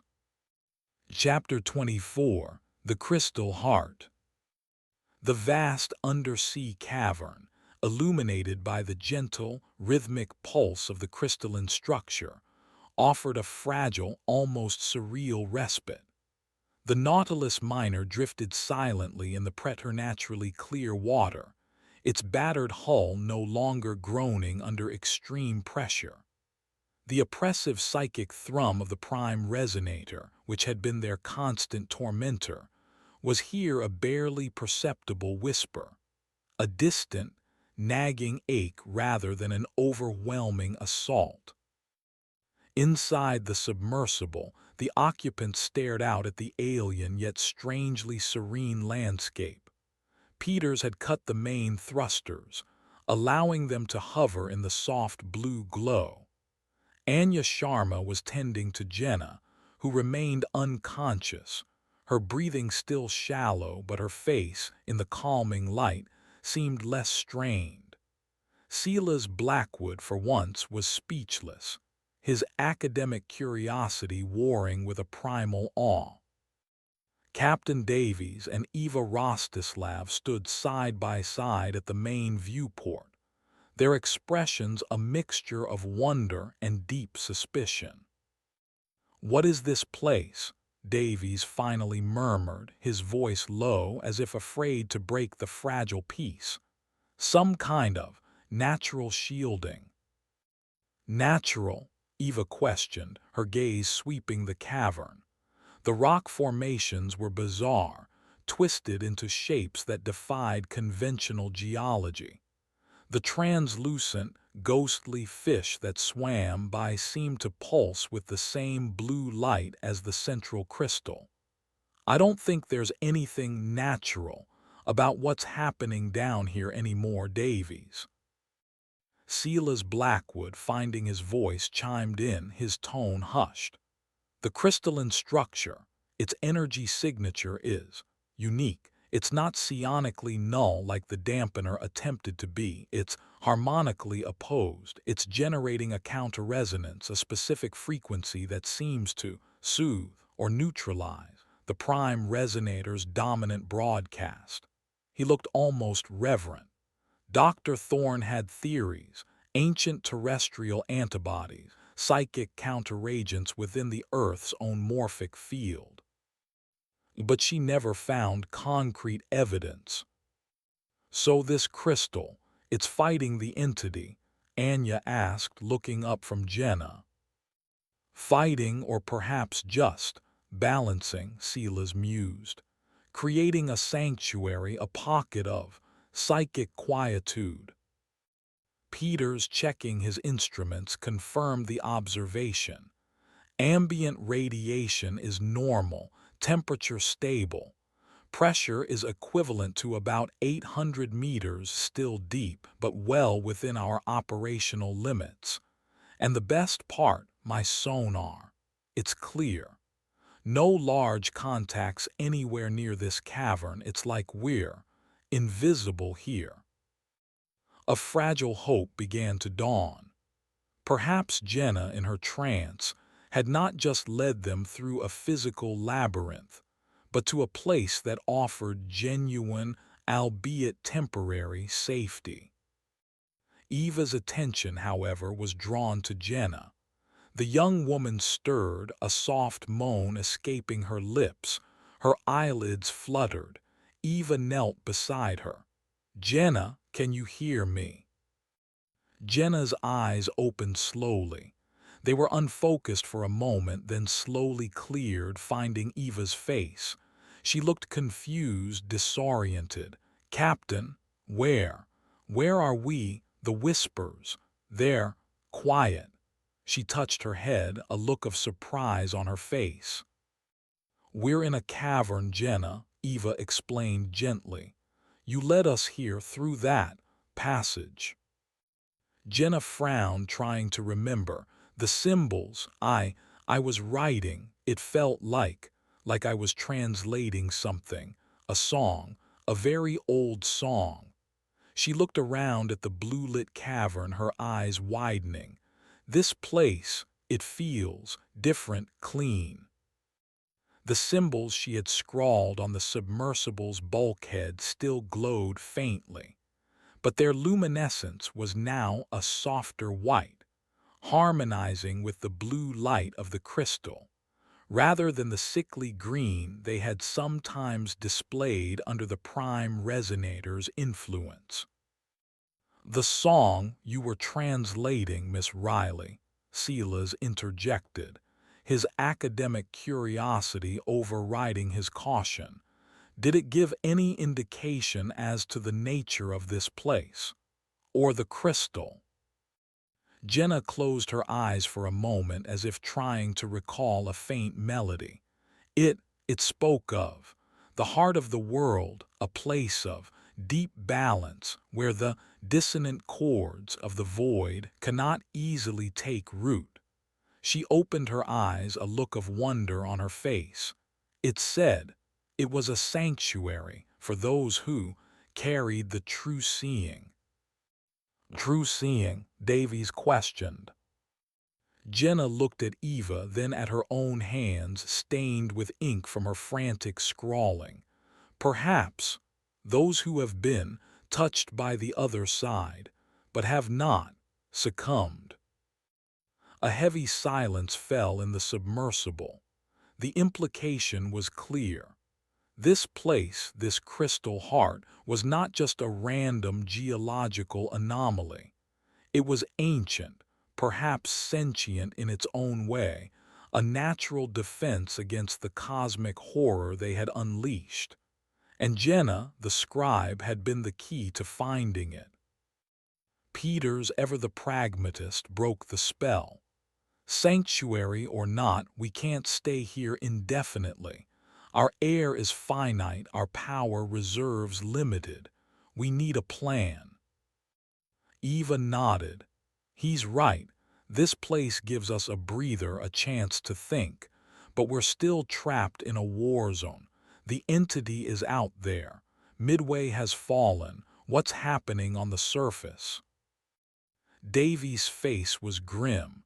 "We have no way of knowing. Our long-range comms are useless. For all we know, the entire Pacific Rim could be in chaos." He looked at the crystal, then back at Eva. "But this heart of the world, if it can neutralize the entity's psychic influence on a local scale, could it be a weapon, or part of one?" Silas Blackwood shook his head. "I don't believe its nature is offensive, Captain. Its resonance is protective, harmonizing. To weaponize it would be to corrupt its very essence." Dr. Thorne's notes spoke of such places as anchors of reality. If this one is damaged or its frequency deliberately altered to become aggressive, it could destabilize the entire region, perhaps even globally, making things far worse. "So we sit here and wait for our air to run out while the world ends above us?" Anya Sharma asked, her voice tight with frustration. Jenna surprisingly spoke with a newfound clarity, the fog of her trance replaced by a quiet intensity. "The symbols, they weren't just a map to get here. There were other parts, more complex, not about pathways but about resonance, about patterns of disruption, counter-melodies to the entity's song." She looked at her notebooks, which Eva had retrieved. I think Dr. Thorne was right. I think they might be a key against it, or at least a way to shield others. If we could understand them, if we could broadcast them." Eva looked at Jenna, then at the pulsing crystal outside. A desperate, improbable idea began to form in her mind. "Broadcast them how, Jenna? We have no power, no transmitter." Peters suddenly spoke up. "The submersible's sonar array. It's designed for low-frequency deep-sea geological surveys. If we could interface it with something that could generate a complex signal, and if this cavern, this crystal, could somehow amplify or focus that signal." He trailed off, looking at the crystal with a new, speculative light. "The crystal's energy itself," Silas mused. If we could tap into it, use its natural resonance as a carrier wave for the counter-frequencies Jenna has transcribed. It was a wild, desperate long shot. They were talking about interfacing alien psychic schematics with Cold War-era submarine technology, powered by a mysterious geological formation, to fight a cosmic entity from the dawn of time. It was insane. But it was also the only glimmer of a plan they had. The risk, Davies began, but Eva cut him off. The risk of doing nothing is annihilation, Davies, she stated, her voice hard. We've seen what this thing can do. We've been touched by it. If there's even a 1,000,000 to 1 chance that Jenna's symbols and that crystal can create some kind of interference, some kind of shield or beacon of sanity, we have to try. She looked at Jenna. Can you isolate the counter melodies? Jenna nodded slowly, her eyes distant for a moment as she consulted the inner whispers, which now seemed less like a hostile intrusion and more like a complex, ancient database she was learning to access. I think so. There's a core sequence, a pattern of pure opposition. It's very complex, very dangerous to hold in the mind for too long. Peters, Silas, Eva commanded, her captaincy reasserting itself. Can you modify the sonar? Can you even attempt to draw power from that crystal heart? Peters and Silas exchanged a look, a mixture of terror and the dawning, reckless excitement of scientists and engineers facing an impossible challenge. Theoretically, Peters began, the energy readings are unlike anything I've ever seen, but the harmonic principles might be adaptable, Silas added. The crystal heart pulsed outside, its blue light a silent, enigmatic invitation. They had found a sanctuary. Now they had to decide if they could turn it into a weapon, or at least a shield. Their survival, and perhaps the survival of more than just themselves, might depend on the song they could coax from the heart of the world, set against the terrifying symphony of the abyss. Chapter 25. The Counter-Resonance. The decision was made. The Nautilus Minor, their fragile sanctuary, was to become a makeshift broadcast station, the crystal heart their unwilling amplifier. The risks were astronomical, the chances of success infinitesimal, but the alternative, slow suffocation in the deep while the world above was consumed, was unthinkable. Peters, the engineer, became a man possessed. Fueled by a mixture of terror and grim determination, he set about trying to interface the submersible's outdated sonar array with the strange energies of the cavern. He had no schematics for the crystal, no understanding of its fundamental physics, only Silas Blackwood's abstract theories about harmonic resonance and Jenna's increasingly confident pronouncements about the counter-melodies. The crystal's energy isn't electrical in any conventional sense, Silas explained, peering at the readouts from a jury-rigged sensor array Peters had managed to extend cautiously towards the pulsating geode. It's more akin to structured psychic energy, a standing wave of pure, ordered consciousness. If we can modulate our sonar's output to mimic its base frequency, perhaps we can use it as a carrier, imprinting Jenna's counter-melodies onto its natural broadcast. Jenna, meanwhile, sat hunched over her notebooks and the spare charts, her pen flying. The symbols she now drew were incredibly complex, intricate mandalas of flowing lines and sharp, angular glyphs that seemed to hurt the eyes to look at directly. She was no longer merely transcribing. She was actively shaping, arranging, guided by an internal understanding that had blossomed in the psychic quietude of the cavern.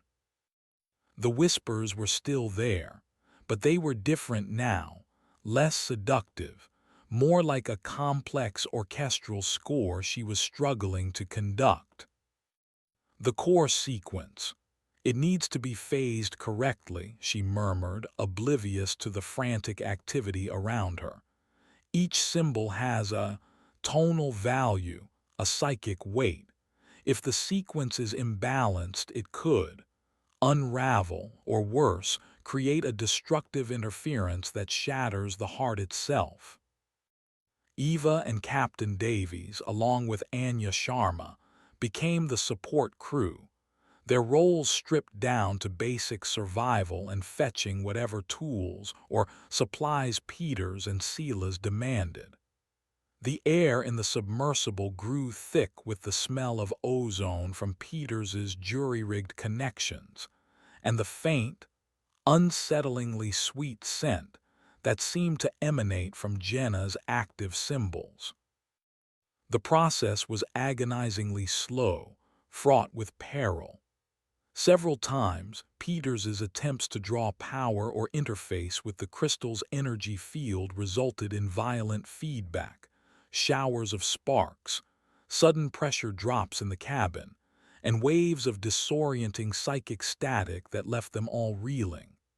Silas, at one point, touched a live connection and was thrown across the small cabin, his hair standing on end, babbling about cascading harmonic failures before Anya managed to revive him.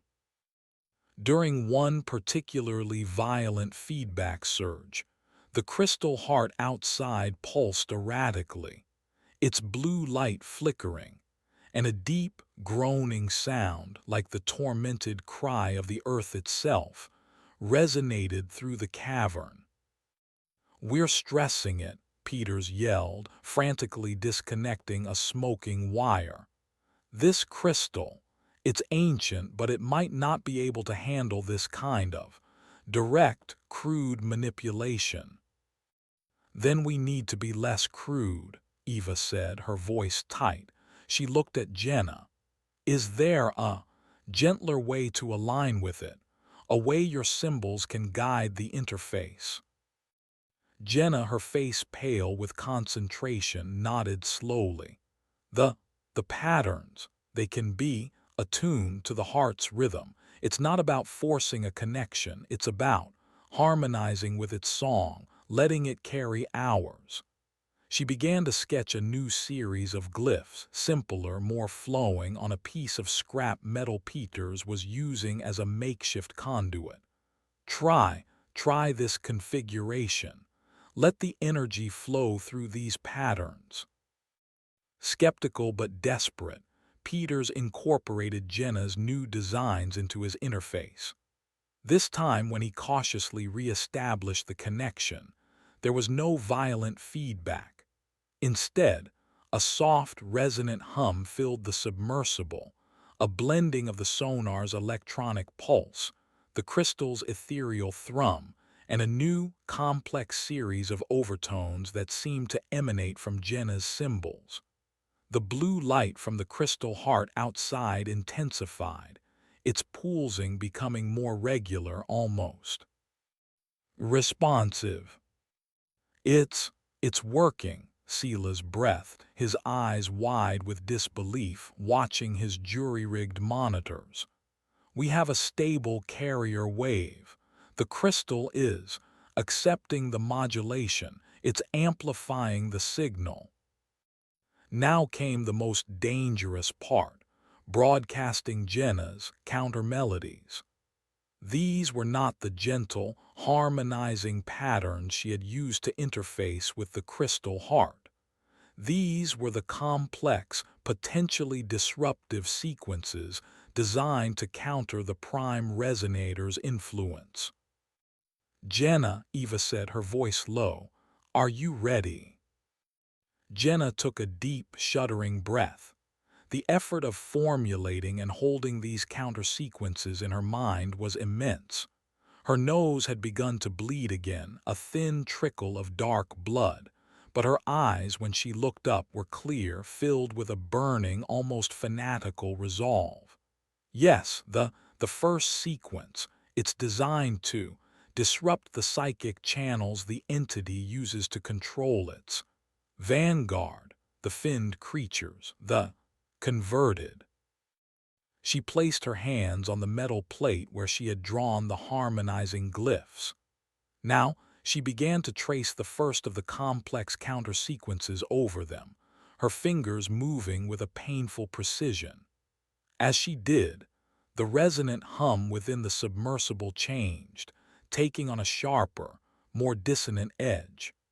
The blue light of the crystal heart outside flickered, then pulsed with a new, more intense rhythm, sending waves of shimmering energy out into the dark waters of the cavern. On Peters's sonar display, which had been blessedly clear within the cavern, new contacts suddenly appeared, faint at first, then stronger at the very edges of the cavern's mouth, where the hidden passage connected to the open sea. They sense it, Davies whispered, his hand instinctively going to his sidearm. The Leviathans, they're being drawn to the signal. Hold fast, Jenna grunted, her face contorted with effort, sweat beading on her forehead. The dissonance must build to shatter their control. The submersible began to vibrate, not just from its own machinery, but from the sheer power of the energies they were unleashing. The crystal heart pulsed faster and faster, its blue light now almost blinding, sending shockwaves of patterned energy outwards. The water in the cavern seemed to shimmer, to boil with unseen forces. Outside at the cavern's entrance, the first of the colossal, finned leviathans appeared, its sickly green, luminescent eyes glaring into the blue-lit sanctuary. It hesitated as if confused, repelled by the intense, unfamiliar energies. Then, with a silent, furious surge, it lunged into the cavern. But as it entered the direct field of the crystal heart's amplified counter-resonance, the creature faltered. It thrashed violently, its massive body contorting. The sickly green light in its eyes flickered, then dimmed. It let out a silent, psychic scream that lanced through the minds of everyone in the submersible, a wave of pure agony and confusion that was not its own, but that of the controlling intelligence within it. Then, with a final, convulsive shudder, the Leviathan went limp, its immense body drifting lifelessly in the blue light, before slowly beginning to sink towards the cavern floor. It worked, Anya Sharma breathed, her voice filled with disbelief. Another Leviathan appeared at the cavern mouth, then another. They too hesitated, then charged, only to be met by the same wave of disruptive, agonizing psychic energy. They thrashed, their internal control shattered, then succumbed, their vast forms joining the first on its slow descent to the bottom. Jenna was sobbing now, tears streaming down her face, mixed with the blood from her nose. The effort was monumental, her mind a battleground. But she held the sequence, her fingers tracing the glowing, painful symbols. It's a shield, Eva realized watching the Leviathans fall. A defensive perimeter, but how far does it reach? And can we broadcast something more? The prime resonator from its throne in the Challenger Deep was clearly aware of this pocket of rebellion. this harmonic defiance. The psychic pressure, though still buffered by the crystal heart, began to build again, a cold, furious counterassault against their fragile sanctuary. Insolent echoes, you cannot silence the abyss, the true song will consume you. The crystal heart flickered again, its blue light dimming slightly under the renewed assault. The cavern, their sanctuary, was now the focal point of a battle waged not with steel and fire, but with resonance and will, with ancient symbols and the desperate courage of a handful of survivors. And the tide of that battle was terrifyingly uncertain. Chapter 26: The Expanding Harmonics. The successful, albeit terrifying, defense against the first wave of leviathans brought a momentary, fragile surge of hope within the Nautilus Minor. Jenna's countersequences, amplified by the crystal heart, had proven effective, creating a localized shield of psychic dissonance that could break the prime resonator's control over its converted bioweapons. But the victory was short-lived. The renewed, intensified psychic assault from the abyss was a stark reminder that they had merely angered the beast, not defeated it. The crystal heart, their accidental amplifier and sanctuary, was visibly straining under the direct counterpressure from the prime resonator. Its blue light, though still strong, pulsed erratically, sometimes dimming alarmingly. Cracks like veins of shadow began to appear across its multifaceted surface. The gentle, harmonizing thrum it had emitted was now shot through with discordant notes, painful to hear, as it battled the overwhelming psychic onslaught. It's weakening, Silas Blackwood stammered, his eyes fixed on the struggling crystal. The prime resonator's focused antagonism. It's directly attacking the heart's matrix. If it shatters, he didn't need to finish. If their sanctuary fell, they would be exposed to the full, unbuffered fury of the entity. Jenna, though exhausted and bleeding, refused to yield. Her connection to the crystal heart, to the ancient song of the earth, seemed to have deepened. She was no longer just a conduit, she was becoming a participant, a conscious shaper of the energies. It needs support, she gasped, her fingers tracing new, more complex patterns on the metal bulkhead. The counter-sequences, they are a defense, but the heart itself, it needs to be reinforced, its own song, amplified. Eva understood. They couldn't just fight, they had to protect their shield. Peters, can you modulate the sonar output to reinforce the crystal's natural frequency? The one Silas identified earlier as harmonically opposed. Peters, his face grim, nodded. I can try, but it means diverting power from the counter-sequence broadcast. We'll be lowering our offensive shield to bolster the defensive one. Do it, Davies commanded, his gaze fixed on the struggling crystal. If the heart falls, the counter-sequences won't matter. As Peters adjusted the sonar output, the dissonant, aggressive hum within the submersible softened, replaced by a deeper, more resonant tone that seemed to align with the crystal heart's struggling pulse.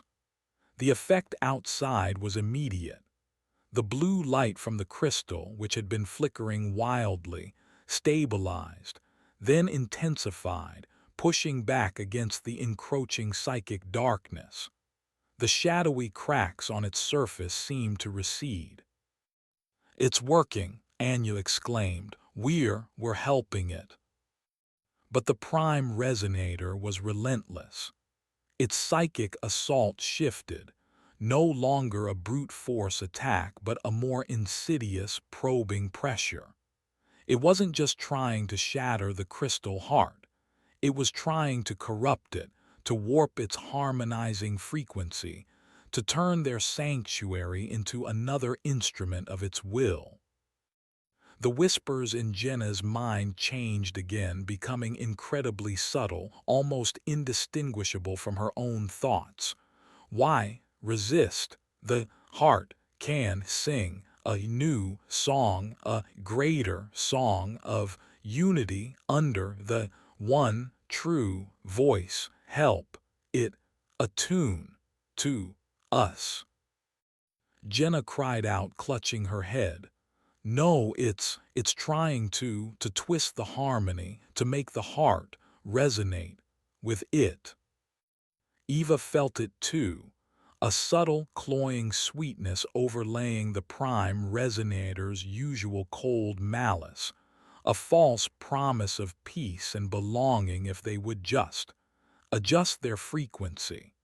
It was a terrifyingly effective temptation. Sela's, Eva snapped.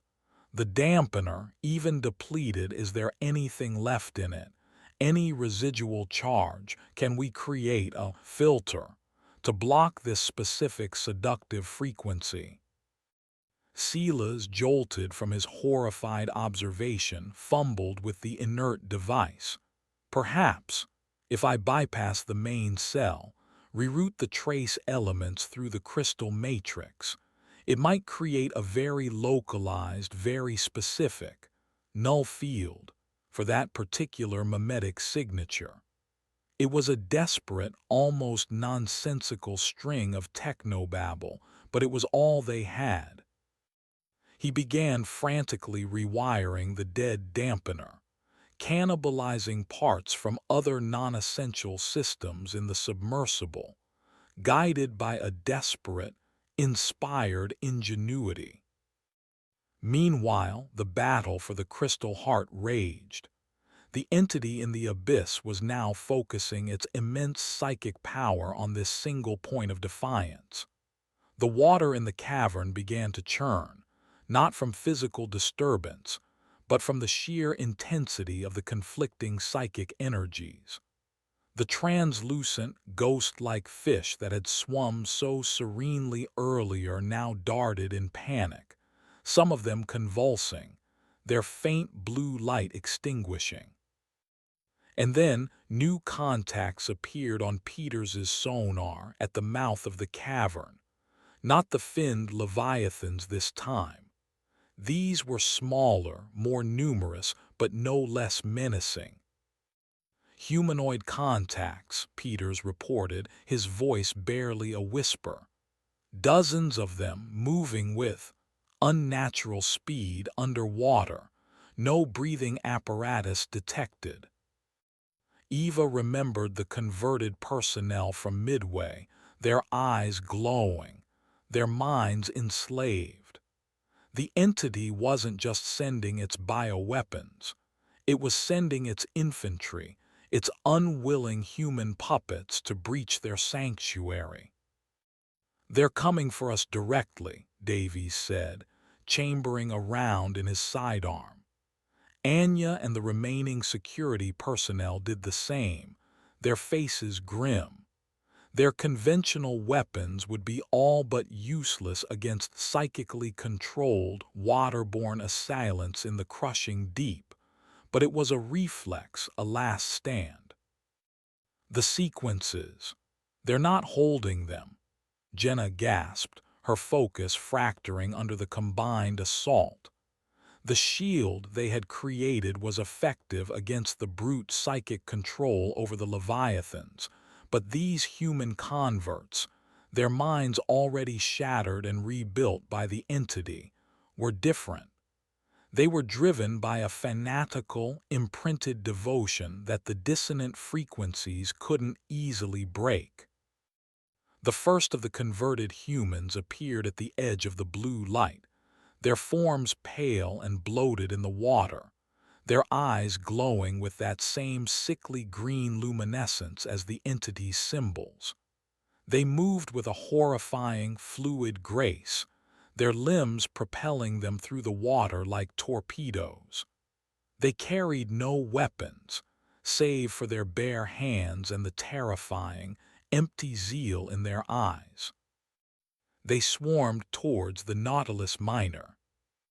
"Sealahs now," Eva yelled, as the first of the converted slammed against the submersible's viewport, its face a mask of vacant fury, its hands clawing at the thick acrylic.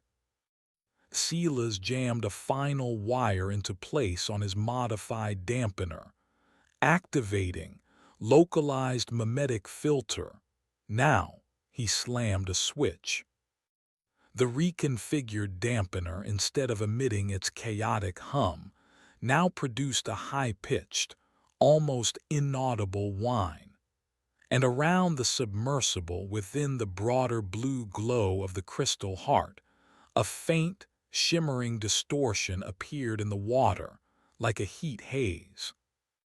The converted humans, as they passed through this shimmering field, faltered. The green light in their eyes flickered, dimmed. Their aggressive, purposeful movements became confused, disoriented. Some of them simply stopped, treading water aimlessly.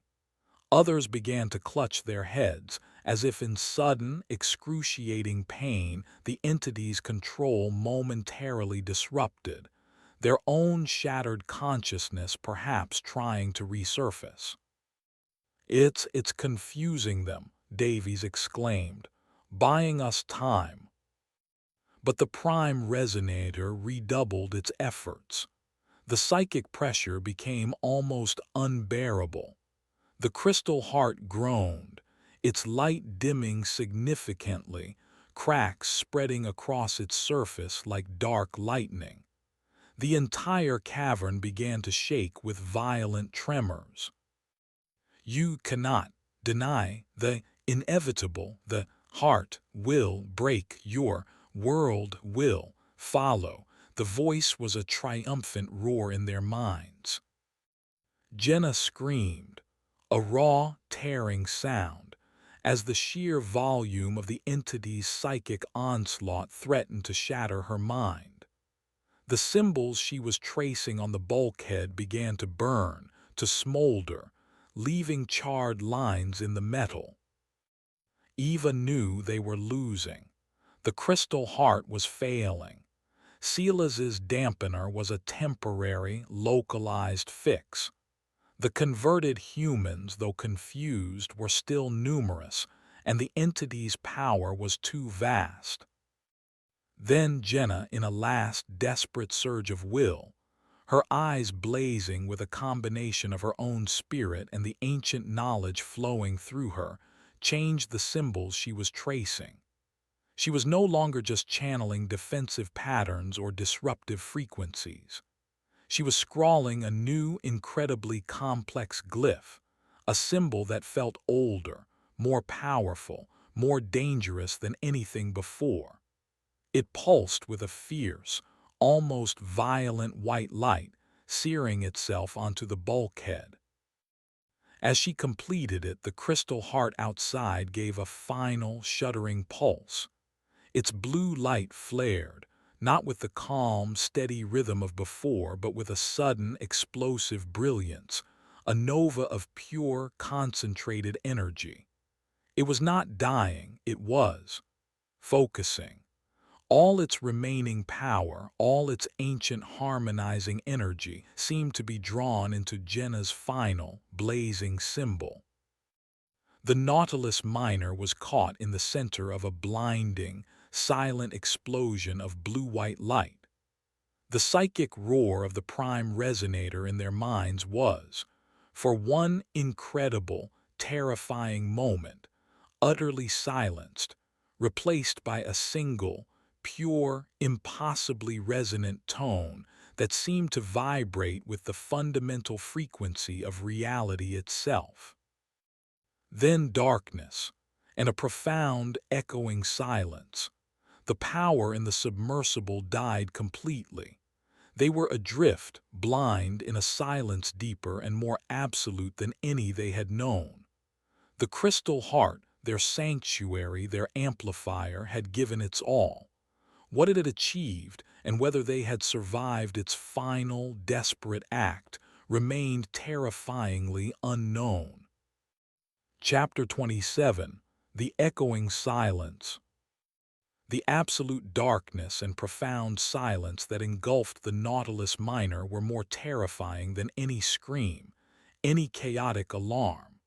For a long moment, no one moved, no one breathed. The only sound was the faint, ragged gasping of Jenna, who had collapsed against the bulkhead, the afterimage of the fiercely glowing symbol she had drawn still burning behind Eva's eyelids. The submersible, its power completely dead, drifted in the lightless, soundless void, a tiny, forgotten coffin in the deep. Eva was the first to react, her training overriding the shock. Peters, damage report, power status.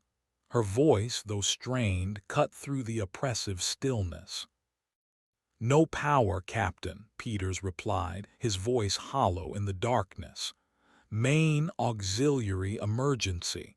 Everything's dead. The pulse from the crystal. It must have fried every system on board. We're running on battery for the internal emergency lights, but that's it. He fumbled for a switch, and a few dim, red emergency bulbs flickered on, casting the cramped interior in a hellish, insufficient glow. They could see each other now, pale, shocked faces, wide eyes reflecting the dim red light. Jenna was slumped, unconscious again, her breathing shallow, the hand that had drawn the final symbol raw and blistered, as if burned from the inside out. Silas Blackwood was curled in a fetal position, muttering incoherently. Anya Sharma was checking on Jenna, her face a mask of grim concern. Davies and his remaining security man were scanning the viewport, though there was nothing to see but impenetrable blackness. Though the entity, Davies finally asked, his voice barely a whisper, the psychic pressure, it's gone. Eva concentrated. He was right. The constant, crushing presence of the prime resonator, the whispers, the thunderous voice, all of it had vanished. There was only a profound, echoing silence in her mind, a silence so complete it was almost painful, like the sudden cessation of a lifelong tinnitus. It was unnerving, unnatural. What did that crystal do?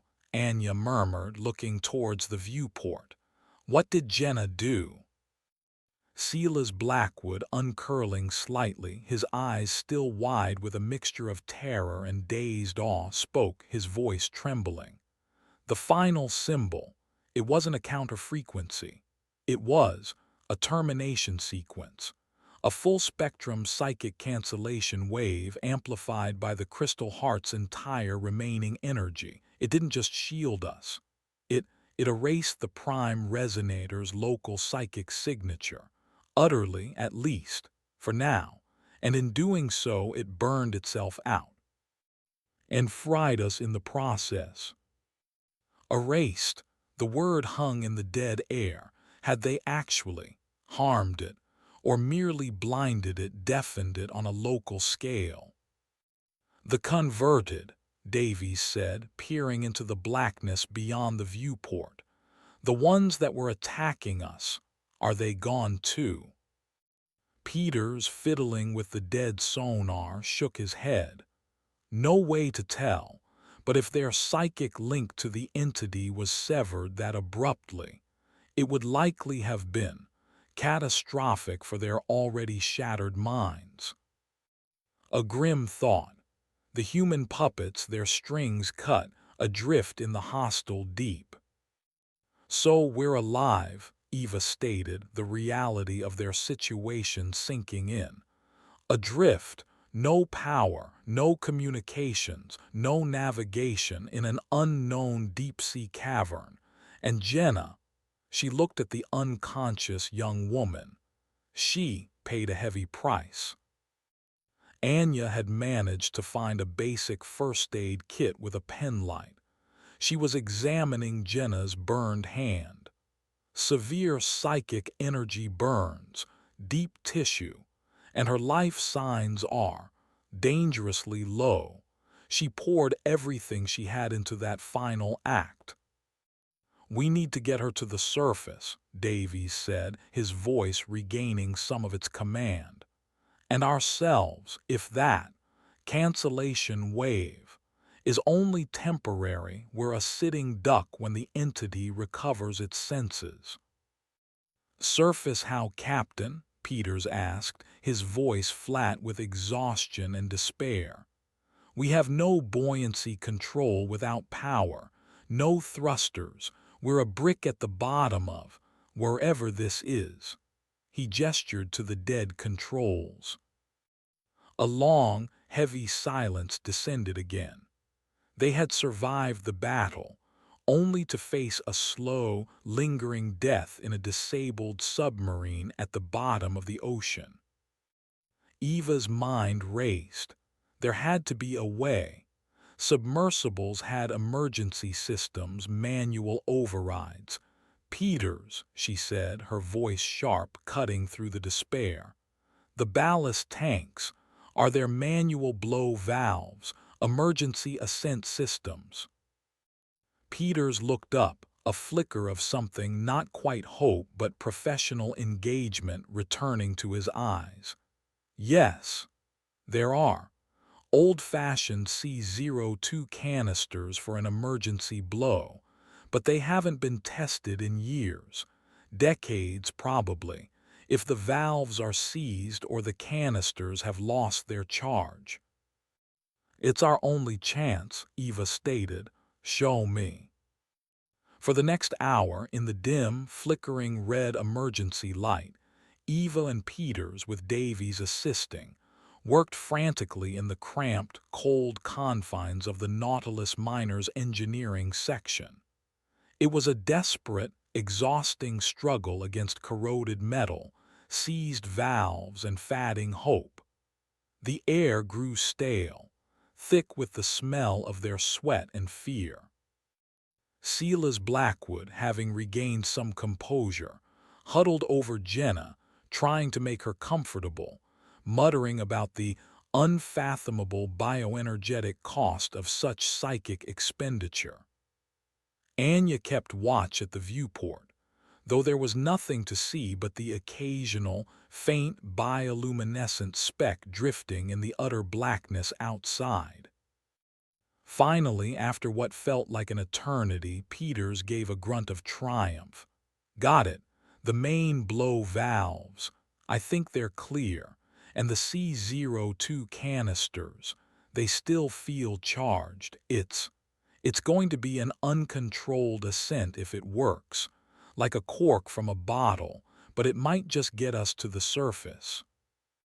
"Do it," Eva ordered, bracing herself. Davies secured Jenna's unconscious form as best he could.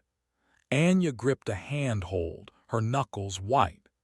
Silas closed his eyes, lips moving in silent prayer or incantation. Peters took a deep breath, then yanked hard on a heavy, grease-covered lever. For a moment nothing happened. The silence stretched, taut and unbearable. Then a deep, shuddering groan resonated through the hull, followed by a series of loud hisses and bangs as the compressed C02 flooded the ballast tanks. The Nautilus miner gave a violent lurch, then, with an increasing, sickening momentum, began to rise. It was, as Peters had predicted, a chaotic, uncontrolled ascent. The submersible pitched and rolled, its old frame screaming in protest. Loose objects flew around the cabin. They were thrown against their restraints, against the bulkheads. It was like being inside a tin can kick down a mountainside. But they were rising. Through the viewport, the oppressive blackness slowly, agonizingly, began to give way to murky blues, then paler greens. They were ascending from the abyssal depths where the crystal heart had made its last stand. The silence in their minds, the absence of the prime resonator's presence persisted. It was a fragile, precious gift, bought at a terrible price. Had they truly escaped its notice? Or was it merely regrouping, its attention drawn elsewhere by the sudden, shocking psychic void created by the crystal heart's sacrifice? Higher and higher they rose, the light outside growing brighter. Then, with a final, jarring lurch, the Nautilus Minor breached the surface, bobbing like a cork amidst the choppy waves of a vast, empty ocean. Sunlight, brilliant and almost painful after the endless darkness, flooded through the viewport. They had made it. They were on the surface. But as they stared out at the endless expanse of water, a new, chilling realization dawned. They were alive, yes, but they were utterly alone in a crippled submarine with no power, no communications, in an ocean that was now the hunting ground of an awakened cosmic horror. The echoing silence in their minds was a reprieve, but the silence of the empty ocean around them was a vast, terrifying unknown. Their ordeal was far from over. It had simply entered a new, starkly isolated chapter. Chapter 28: The Desolate Surface. The Nautilus Minor bobbed on the surface of the Pacific like a discarded child's toy, dwarfed by the immensity of the ocean and the vast, empty sky. Sunlight, harsh and unforgiving, beat down on the battered hull.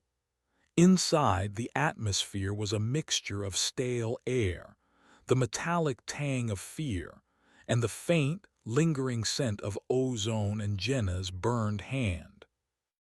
They had survived the ascent, a minor miracle in itself. But the elation was short-lived, quickly replaced by the grim realities of their situation. They were adrift, thousands of miles from any inhabited landmass, according to Peters's last, desperate reckoning before the power died. Their submersible was a floating coffin, its systems fried, its hull likely compromised by the uncontrolled ascent and the earlier encounters. Eva, Davies, and Peters managed to force open the main hatch, the sudden influx of fresh, salty air a welcome, if momentary, relief.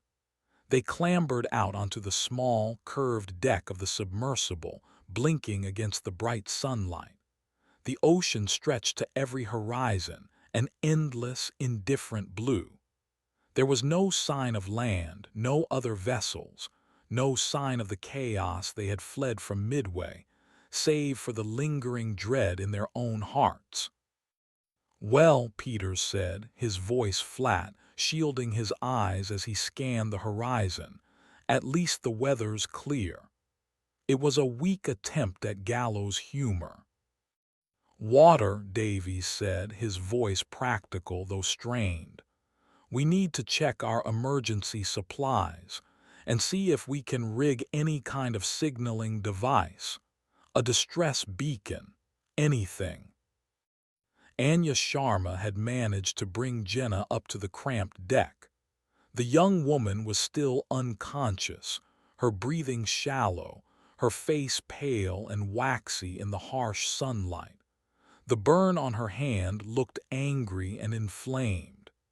Anya had dressed it as best she could with their limited first aid supplies. "She needs proper medical attention," Anya stated, her worry evident. "This psychic burn, it's beyond anything I've ever seen, and her vital signs are still dangerously unstable." Silas Blackwood, looking green and unsteady in the daylight, had also emerged. He seemed less concerned with their immediate physical predicament and more with the implications. The silence, the psychic silence.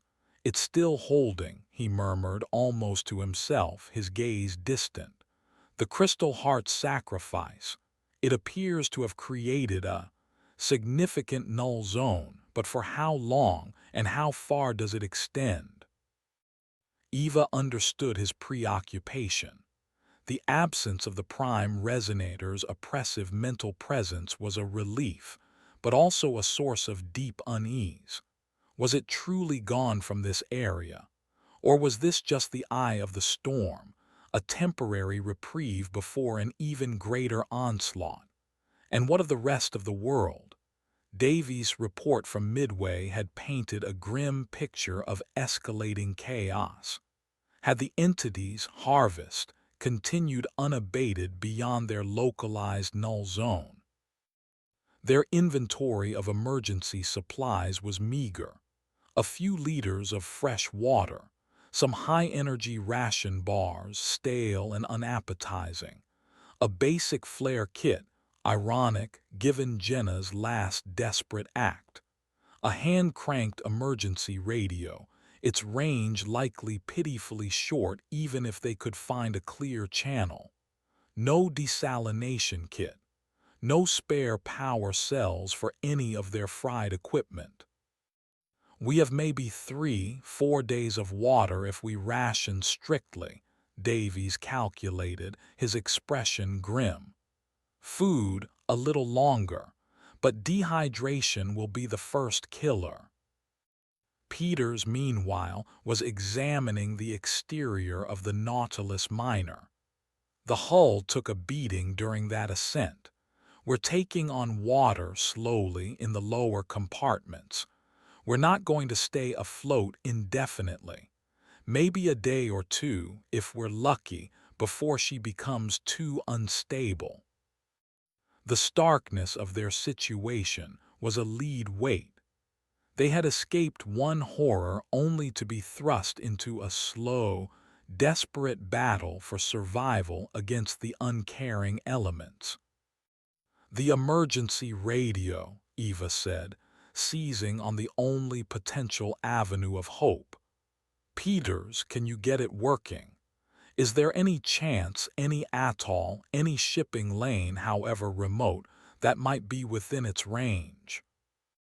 Peters looked doubtful. Without power to boost the signal and with no idea of our exact position. It's a long shot, Captain. A very long shot, but it's all we've got.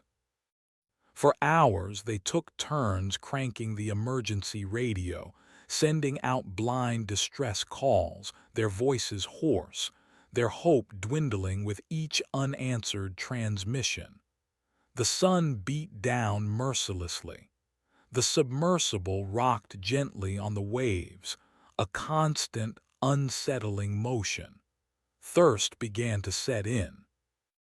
Jenna remained unconscious, her condition unchanged.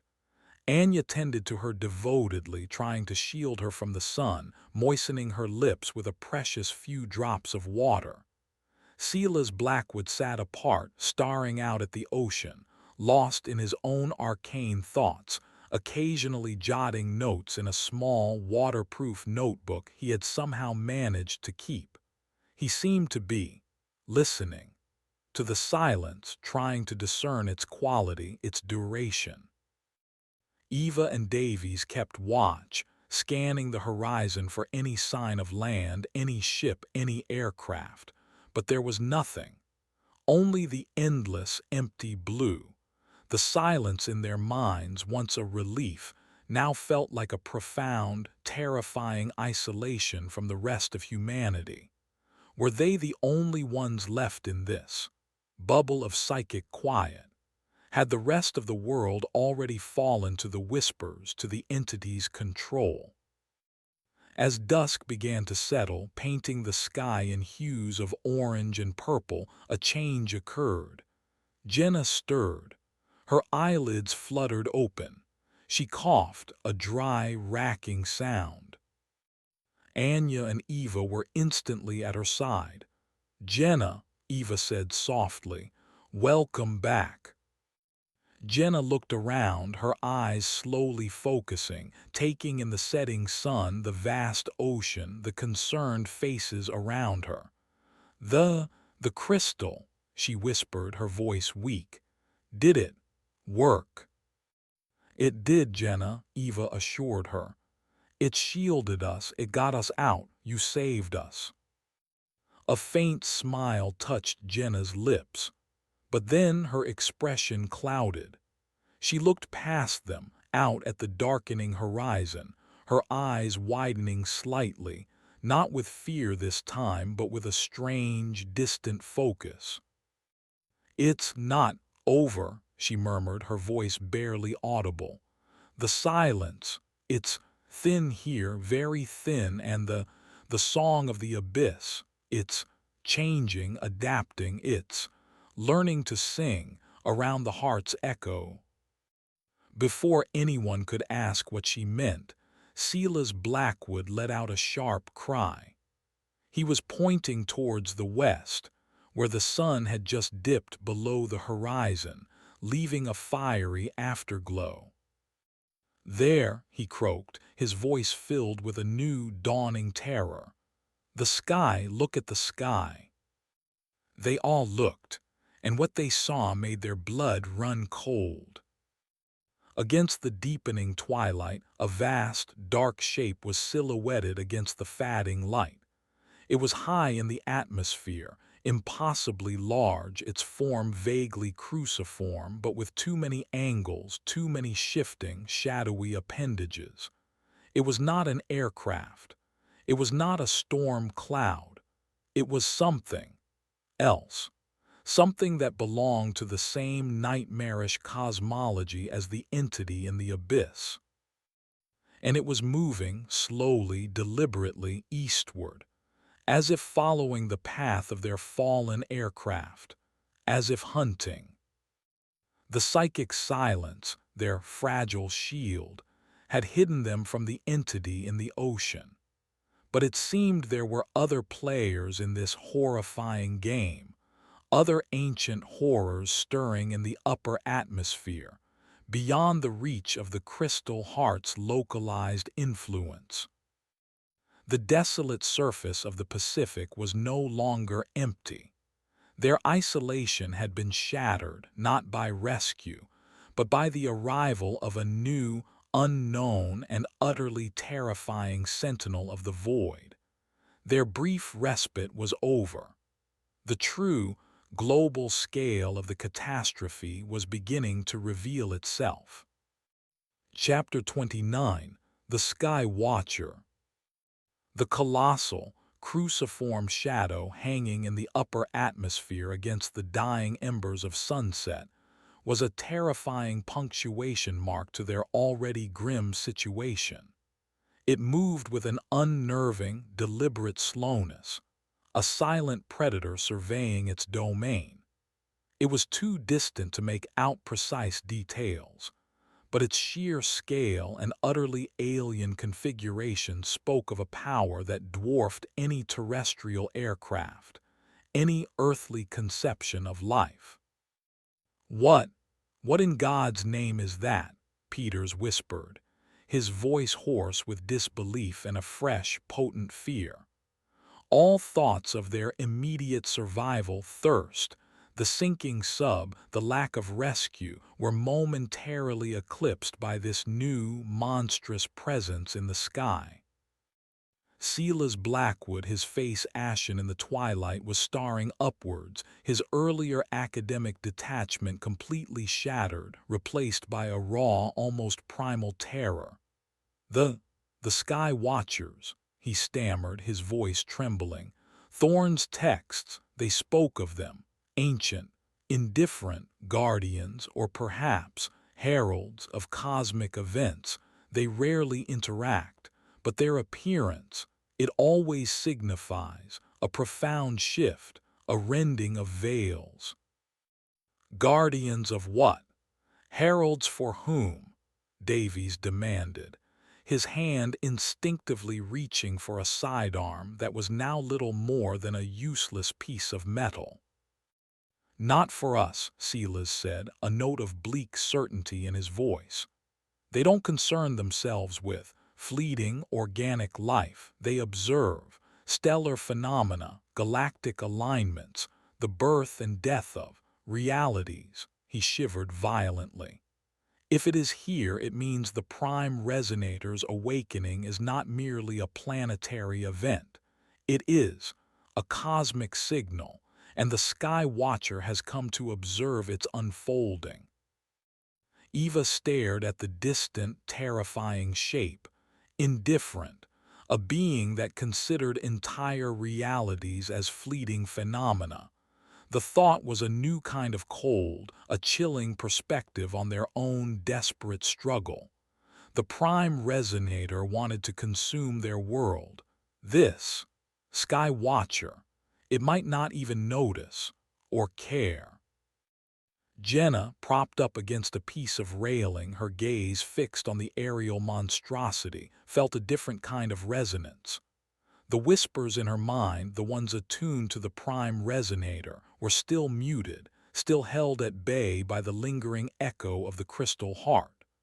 But now, a new, incredibly faint, incredibly vast psychic signature brushed against her consciousness, emanating from the Sky Watcher. It was not hostile, not invasive like the prime resonators. It was ancient, cold, and utterly, terrifyingly alien. It felt like the slow turning of galaxies, the silence between stars. Observation commenced. The thought, if it could be called that, was less a communication and more a cosmic status update imprinted on the fabric of reality itself. It sees us," Jenna whispered, her eyes wide, not with fear this time, but with a profound, almost unholy awe. "But we're like ants, insignificant." The Sky Watcher, however, was not their only problem. As full darkness descended, the faint, sickly green luminescence that had characterized the prime resonator's direct influence began to appear on the surface of the water around them. Not in concentrated patches, but as a diffuse, widespread glow, as if the ocean itself was becoming saturated with its energy. "The null zone," Silas gasped, pointing a trembling finger at the glowing water. "The crystal heart's echo. It's fading, or the resonator's influence is simply overwhelming it now that the heart is gone." The psychic silence, their precious, hard-won shield, was indeed thinning like morning mist burning away under a rising sun. The oppressive, familiar thrum of the prime resonator began to creep back into their minds, faint at first, then stronger, a headache, a pressure, a sinister whisper at the edge of hearing. The little sparks still flicker, the silence was temporary, the song of the abyss endures. Eva felt a surge of cold despair. They had fought so hard, sacrificed so much, only to have their reprieve snatched away. The entity was reasserting its dominion. "We need to get off this sub," Davies said, his voice tight with urgency. "If it syncs with us on it and the entity's full influence returns." He didn't need to finish. They would be trapped, helpless, as their minds were once again invaded. "Off the sub and onto what, Captain?" Peters asked bitterly. "We're in the middle of nowhere, there's nothing." But Anya Sharma, who had been scanning the horizon with a desperate intensity, suddenly pointed. "Wait, light, over there." They all turned. Faintly to the north, a steady, pale yellow light was visible low on the horizon, not a star. It was too steady, too deliberate. A ship, Eva breathed, hope flaring anew, battling the returning dread. Is it possible? At this distance, with our luck, probably another one of its creatures, glowing for a different reason, Peters muttered. But even he was squinting, a desperate curiosity in his eyes. The light seemed to be stationary or moving very slowly. It was difficult to tell, but it was undeniably there. "It's our only chance," Davies said. "The sub is sinking, we can't stay here, we try for that light." Their only means of propulsion was a single, battered, inflatable life raft that had been part of the Nautilus miner's ancient emergency equipment. It was designed for perhaps 3 people, 4 at a squeeze. There were 6 of them, one seriously injured. "It won't hold us all," Peters stated flatly. "Then we take turns in the water holding on," Eva countered, her mind already working through the desperate logistics. "We rotate. Those with more strength help the others. We do whatever it takes." Inflating the raft with its ancient hand pump was an exhausting, frantic effort in the encroaching darkness, made more difficult by the returning psychic pressure from the prime resonator. The whispers were louder now, laced with a mocking amusement. "Flee, struggle. It avails you nothing. The ocean is my body. The depths, my heart." Jenna, though weak, insisted on helping, her movements slow, her face pale but resolute. The symbols on her burned hand seemed to pulse faintly in sympathy with the sickly green glow now emanating from the surrounding water. She was still connected, still a scribe, even without her notebooks, which had been waterlogged and ruined. As they finally managed to wrestle the overloaded, unstable raft away from the foundering Nautilus miner just as its deck slipped beneath the waves with a final, gurgling sigh, the sky watcher in the upper atmosphere seemed to shift. Its colossal, shadowy form rotated slowly, as if adjusting its observational angle. Anya, looking up at it, her face illuminated by the eerie glow from the water, gasped, It's deploying something." From the underside of the cruciform behemoth, a smaller, diamond-shaped object detached itself and began to descend, slowly, silently, towards the ocean's surface, far to the east of their position. It glowed with an internal, cold white light, utterly different from the sickly green of the prime resonator or the ethereal blue of the lost crystal heart. "Is it coming for us?" Peters asked, his voice trembling. Silas Blackwood, his eyes wide with a new academic terror, shook his head. "No, I don't think so. The Sky Watchers, they deploy probes, samplers, when a phenomenon reaches a certain threshold of interest. It's not an attack, it's data collection." Data collection. While their world was ending, this cosmic observer was taking notes. The sheer, inhuman scale of it was almost more terrifying than the prime resonator's active malice. They paddled with their bare hands with pieces of salvaged debris towards the distant, pale yellow light, a tiny, desperate island of human will in an ocean rapidly succumbing to alien influence, under the silent, watchful gaze of a cosmic entity beyond all comprehension.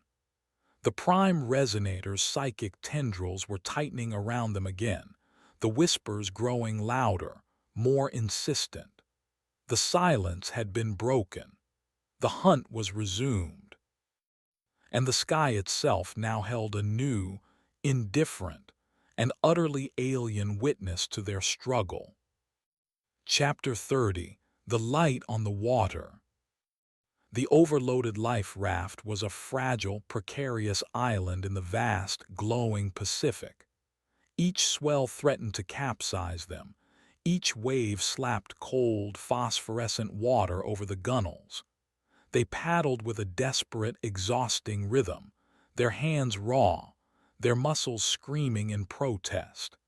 Eva, Davies, and Peters, being the strongest, took the brunt of the work, their faces grim masks of determination in the eerie, diffuse green light emanating from the ocean itself. Anya Sharma baited constantly with a cracked plastic container, a futile effort against the encroaching sea. Jenna, weak but lucid, lay propped against Silas Blackwood, who seemed to have retreated into a state of shocked academic observation, occasionally muttering about interdimensional incursions and Type 4 reality breaches. Jenna, however, was focused.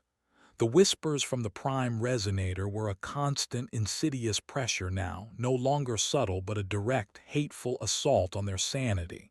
Lost, adrift, the flesh weakens, the mind cracks, surrender to the deep song. But through the hateful chorus, Jenna could also feel something else, the distant, pale yellow light on the horizon. It was not just a visual beacon, it pulsed with a faint, almost imperceptible psychic signature of its own, a steady, rhythmic, ordered signal, utterly unlike the chaotic malevolence of the prime resonator or the vast, cold indifference of the sky watcher. It felt artificial, human. It's definitely a signal, Jenna rasped, her voice weak, pointing towards the light. I can feel it like a metronome, steady, clear. It's pushing back against the green, just a little. Eva, her arms burning, her shoulders aching, focused on that distant point of light. It seemed impossibly far, and their progress was agonizingly slow. The prime resonator's influence was palpable in the water around them. The sickly green luminescence was not just on the surface. It seemed to emanate from the depths, revealing shadowy, moving shapes beneath the waves, not the colossal leviathans this time, but smaller, swifter, equally unnatural creatures, their forms indistinct, their intent undeniably hostile.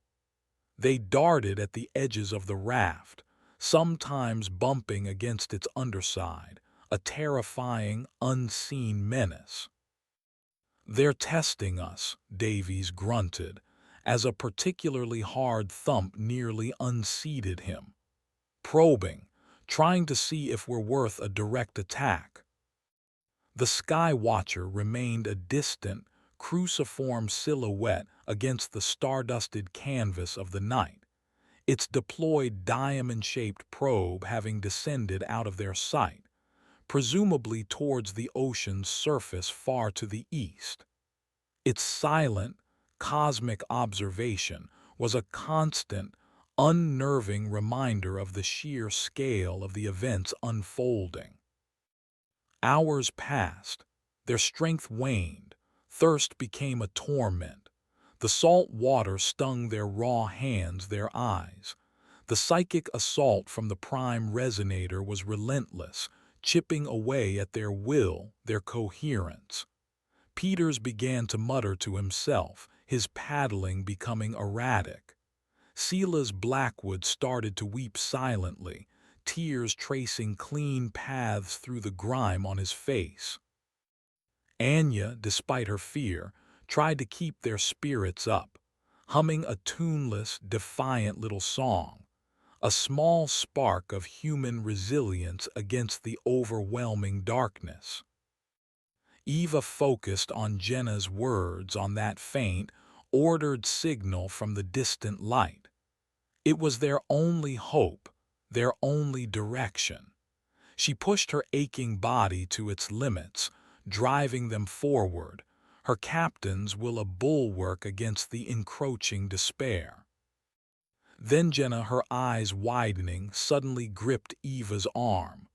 Wait, the signal, it's changing, it's amplifying, and the whispers, they're recoiling from it. Indeed, the oppressive psychic pressure around them seemed to lessen slightly, the hateful chorus of the prime resonator's voice faltering, becoming shot through with static, with interference. The sickly green glow in the water around the raft seemed to dim a fraction, the shadowy shapes beneath becoming less distinct, less aggressive. And the pale yellow light on the horizon grew perceptibly brighter, closer. It was no longer a single point, but a series of lights, resolving into the distinct outline of a vessel. A large vessel. "A ship," Peters croaked, his voice cracking with disbelief and renewed hope. It's really a ship." It was unlike any ship Eva had ever seen. It was massive, low-slung, with a broad, flat deck and a strange, angular superstructure that bristled with unfamiliar antennae and what looked like energy projectors. Its hull was a dark, non-reflective black, and it moved through the water with an almost unnatural silence, leaving very little wake. The pale yellow light emanated from powerful floodlights on its deck, and from within the superstructure itself, pulsing with that steady, rhythmic energy Jenna had sensed. As they drew closer, or rather, as the ship drew closer to them, its speed surprising, they could see figures on its deck, humanoid, clad in dark, form-fitting suits that seemed to shimmer faintly, their faces obscured by visored helmets. They moved with a calm, efficient purpose.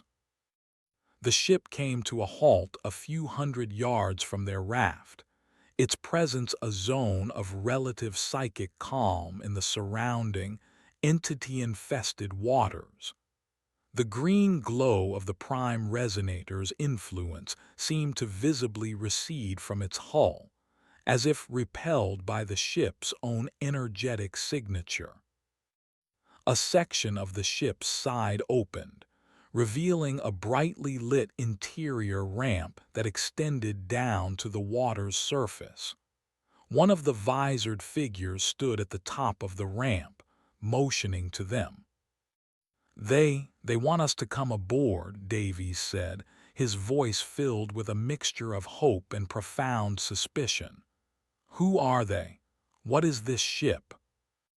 Silas Blackwood, staring at the vessel with wide, unblinking eyes, whispered, The texts, Thorne's research, she spoke of, Bastion-class vessels, mobile sanctuaries, designed to counter X-class psychic incursions, but they were, theoretical, a global black project, from a forgotten Cold War of a different kind.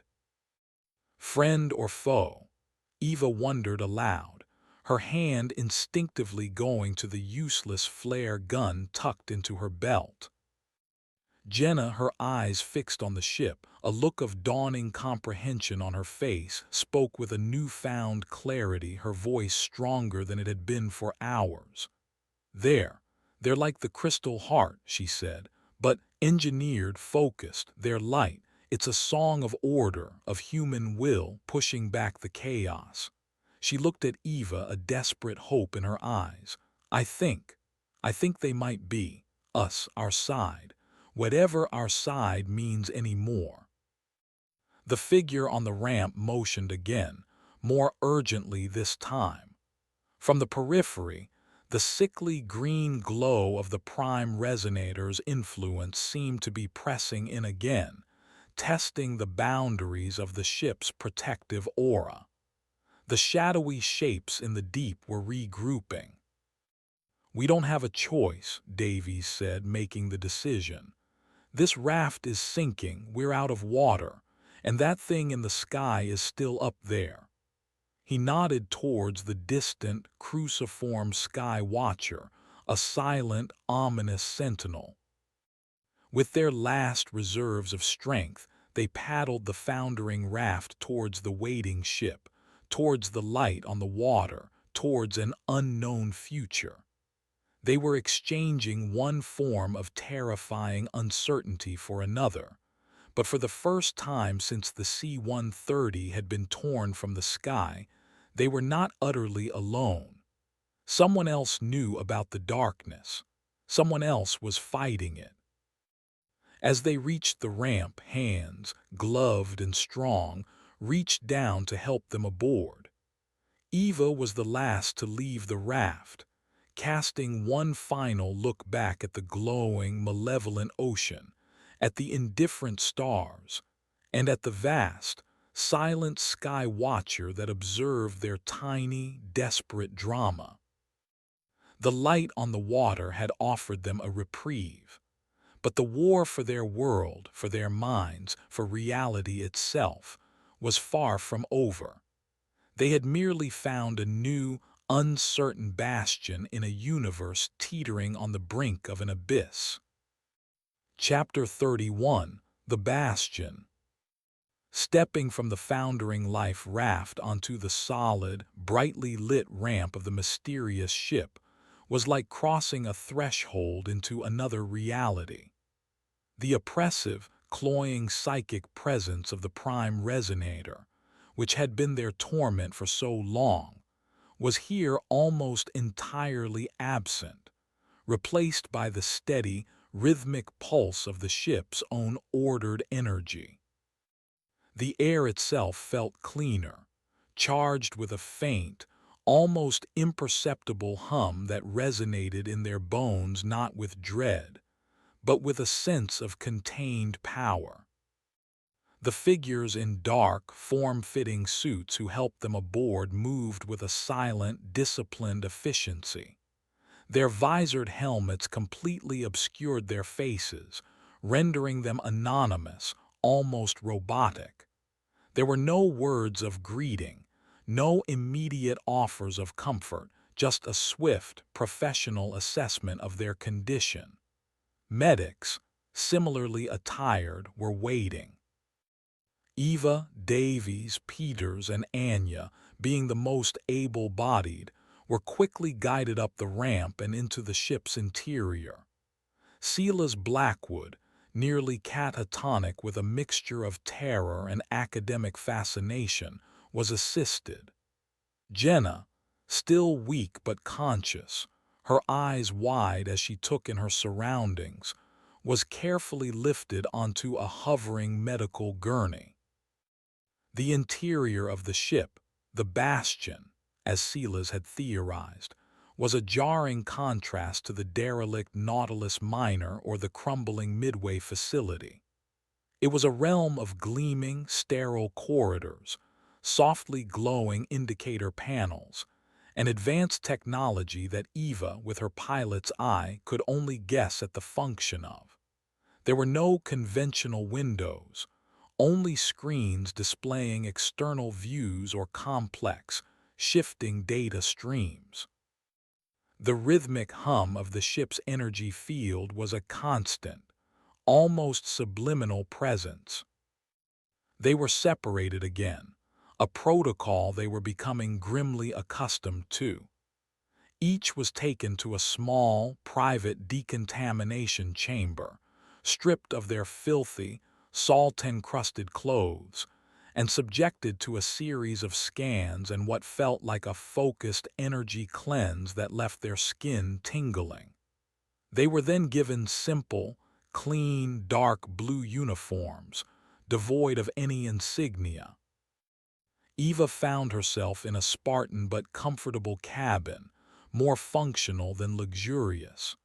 A tray of food and water appeared silently through a slot in the door, nutrient paste, purified water, basic but life-sustaining. She devoured it ravenously, the simple act of eating a profound comfort after their ordeal. Later, one of the visored figures entered her cabin. It moved with a fluid grace, its helmet still obscuring its features. It did not speak, but gestured for her to follow. She was led to a briefing room, stark and circular, dominated by a large central holographic projector. Captain Davies was already there, looking marginally better after a shower and clean clothes, though the weariness in his eyes remained. Jenna was also present, seated in a comfortable chair, a fresh dressing on her burned hand, looking pale but alert. Silas Blackwood was there too, surprisingly, looking more composed than he had on the raft, his academic curiosity seemingly reasserting itself. Peters and Anya Sharma were not present, presumably receiving more intensive medical care or being debriefed separately. The visored figure who had escorted Eva took a position at the head of the room. Its helmet retracted with a soft hiss, revealing the face of a woman. She was perhaps in her late 40s, her features sharp, intelligent, her dark hair streaked with gray at the temples. Her eyes were a startling, intense blue, and they held a look of weary authority and profound, almost ancient knowledge. "Welcome aboard the Aegis," the woman said, her voice calm, resonant, carrying easily in the circular room. "I am designated as warden. And yes, Mr. Blackwood, this is a Bastion-class vessel, though that is an older, somewhat dramatic designation." Silas Blackwood flushed slightly, but also looked pleased at the confirmation. "We have been observing your predicament since the Midway facility lost its external communications," the warden continued, her intense blue eyes sweeping over them. "The energy signature of your C-130's final moments and the subsequent events were significant." "Who are you?" Davies asked, his voice still carrying the edge of military command, though it was clear he recognized he was no longer in a position of authority. "We are an autonomous, multinational organization," the warden replied, "dedicated to the study, containment, and, where necessary, neutralization of existential threats to global stability and consensual reality. Threats such as the entity you have designated the prime resonator." She paused. "And others." Others, the word hung heavily in the air, a chilling reminder of the Sky Watcher and the vaster, more terrifying cosmic stage they had glimpsed. "You knew about this thing in the Challenger Deep?" Eva asked, incredulous. "Before our flight?" "We have been aware of anomalous deep oceanic entity 1, ADE-01, as it is designated in our codices, for several decades," the warden stated. "It has been largely quiescent, contained by natural geological and other, more esoteric factors." Her gaze flickered toward Sila's. "The crystal heart you encountered was one such factor, a natural psionic dampener and reality anchor. Its destruction, or rather its sacrificial resonance, has created a significant void and a considerable increase in ADE-01's overt activity." "Kalen Blackwood, the artifact," Eva pressed. "What was he doing?" "Kalen Blackwood was a rogue element of a splinter faction," the warden said, a hint of distaste in her voice. "They believed ADE-01 could be controlled, utilized. They sought to awaken it in a controlled manner using the object you transported designated artifact XK7, the resonant key, to bypass its natural containment. Their theories were catastrophically flawed. Jenna spoke then, her voice quiet but clear. The symbols, the ones I wrote, Dr. Thorne at Midway, she thought they were a key against it. Silas called the dampener Thorne's last gambit. The warden turned her intense blue gaze to Jenna. Miss Riley, your receptivity, your ability to transcribe and interpret the entity's mimetic language and later the counterharmonics of the crystal heart, is of extreme interest. Dr. Thorne, for all her unorthodox methods and eventual instability, was not entirely incorrect. The symbols are indeed a language, a form of mathematical psychic expression, and they can be weaponized or harmonized, as you demonstrated. A holographic display flickered to life in the center of the room, showing a complex, swirling pattern of light and shadow, a visual representation of the prime resonator's psychic signature. Then, overlaid upon it, intricate glowing lines appeared, the symbols Jenna had scrawled. Your counter-melodies, amplified by the crystal heart, created a localized psychic nullification field that, for a brief period, effectively blinded and deafened ADE-01 on a significant scale, the warden explained. It also, unfortunately, fried your submersible systems and alerted every other interested party within several light years. Her gaze flickered upwards, a subtle acknowledgement of the Sky Watcher. This ship, the Aegis, Eva said, gesturing to their surroundings. Its energy field, it's doing something similar, isn't it? Pushing back the entity's influence. The Aegis projects a modulated null-psi field, the warden confirmed. It creates a bubble of psychic stability. It can deter ADE-01's lesser manifestations, confuse its converted servitors, and offer protection to those within. But it is not impenetrable, and it requires an immense amount of power. Against a direct, focused assault from ADE-01 at its full strength, its efficacy is untested. "So what now?" Davies asked. "You've rescued us for what purpose?" The warden's expression became even more serious. ADE-01 is no longer a localized depotion anomaly. Its influence is spreading globally. The events at Midway, the destruction of the Crystal Heart, these were merely preludes. It is actively attempting to reshape your planet's biosphere and psychosphere to make it more hospitable to its own nature. The harvest, as you termed it, Captain Rostislav, is indeed underway. She looked directly at Eva, then at Jenna. You two, in particular, have been changed by your encounters, imprinted. Captain Rostislav, your inherent psychic resilience, your ability to fight off direct mental domination. This is a rare and valuable trait.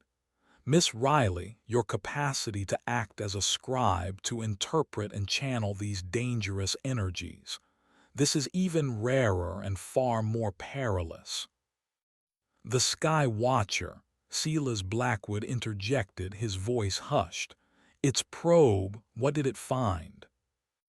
The emissary-class observational drone deployed by Galactic Cartography Unit 734, the warden said, with a chilling, matter-of-fact tone that indicated she was familiar with such terms, is currently sampling atmospheric and psychic data in the Eastern Pacific.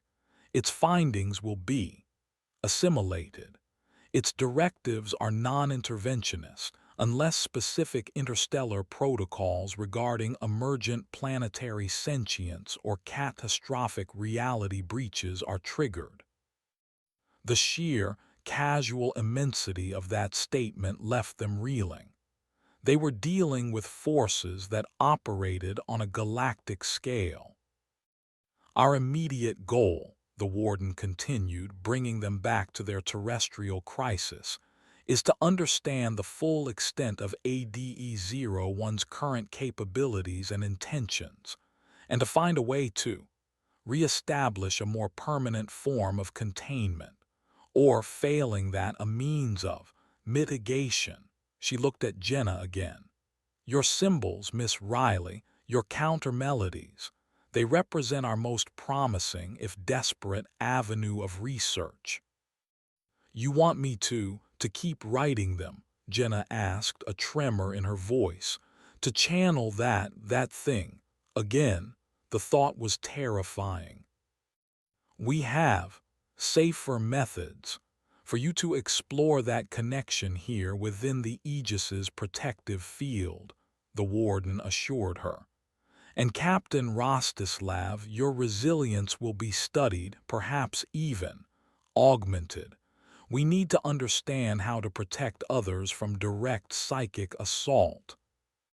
A new kind of dread settled over Eva and Jenna. They had escaped the horrors of Midway, the terrors of the open ocean, only to find themselves at the heart of a new, more sophisticated, and perhaps even more dangerous form of observation and experimentation. They were no longer just survivors. They were now assets, potential weapons, in a clandestine war against an enemy that threatened to consume their world. The Bastion had offered them sanctuary, but it was a sanctuary with a very high price. And the Sky Watcher above remained a silent, enigmatic testament to the fact that their conflict, however catastrophic, was but a tiny tremor in a vast, uncaring cosmos. Chapter 32: The Reluctant Assets. Life aboard the Aegis was a disorienting blend of advanced technology, Spartan living, and an ever-present undercurrent of existential dread. The ship itself was a marvel of engineering, a silent, gliding fortress against the encroaching psychic chaos. Its corridors were utilitarian, its crew, the visored, anonymous figures they occasionally glimpsed, moved with a quiet, almost monastic dedication.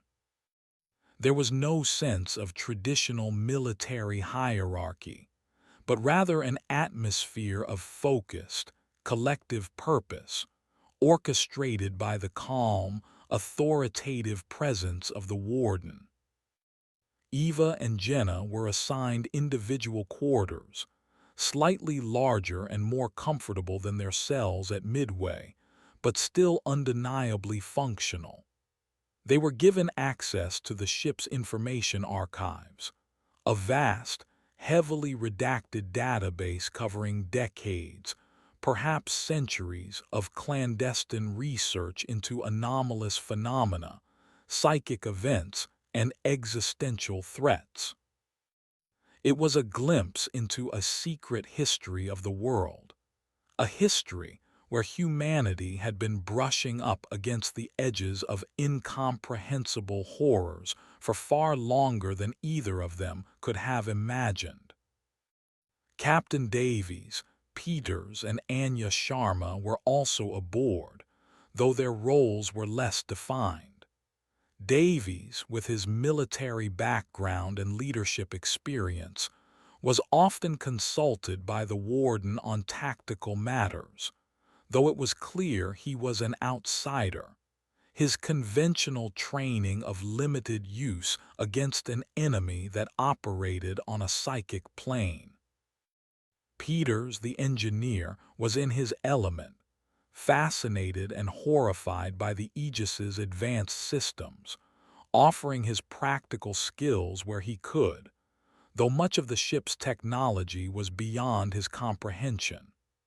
Anya, with her medical training, found herself assisting the Aegis's own medical staff, who were dealing not just with physical injuries, but with the subtle, insidious effects of prolonged exposure to psychic fields on the ship's own crew.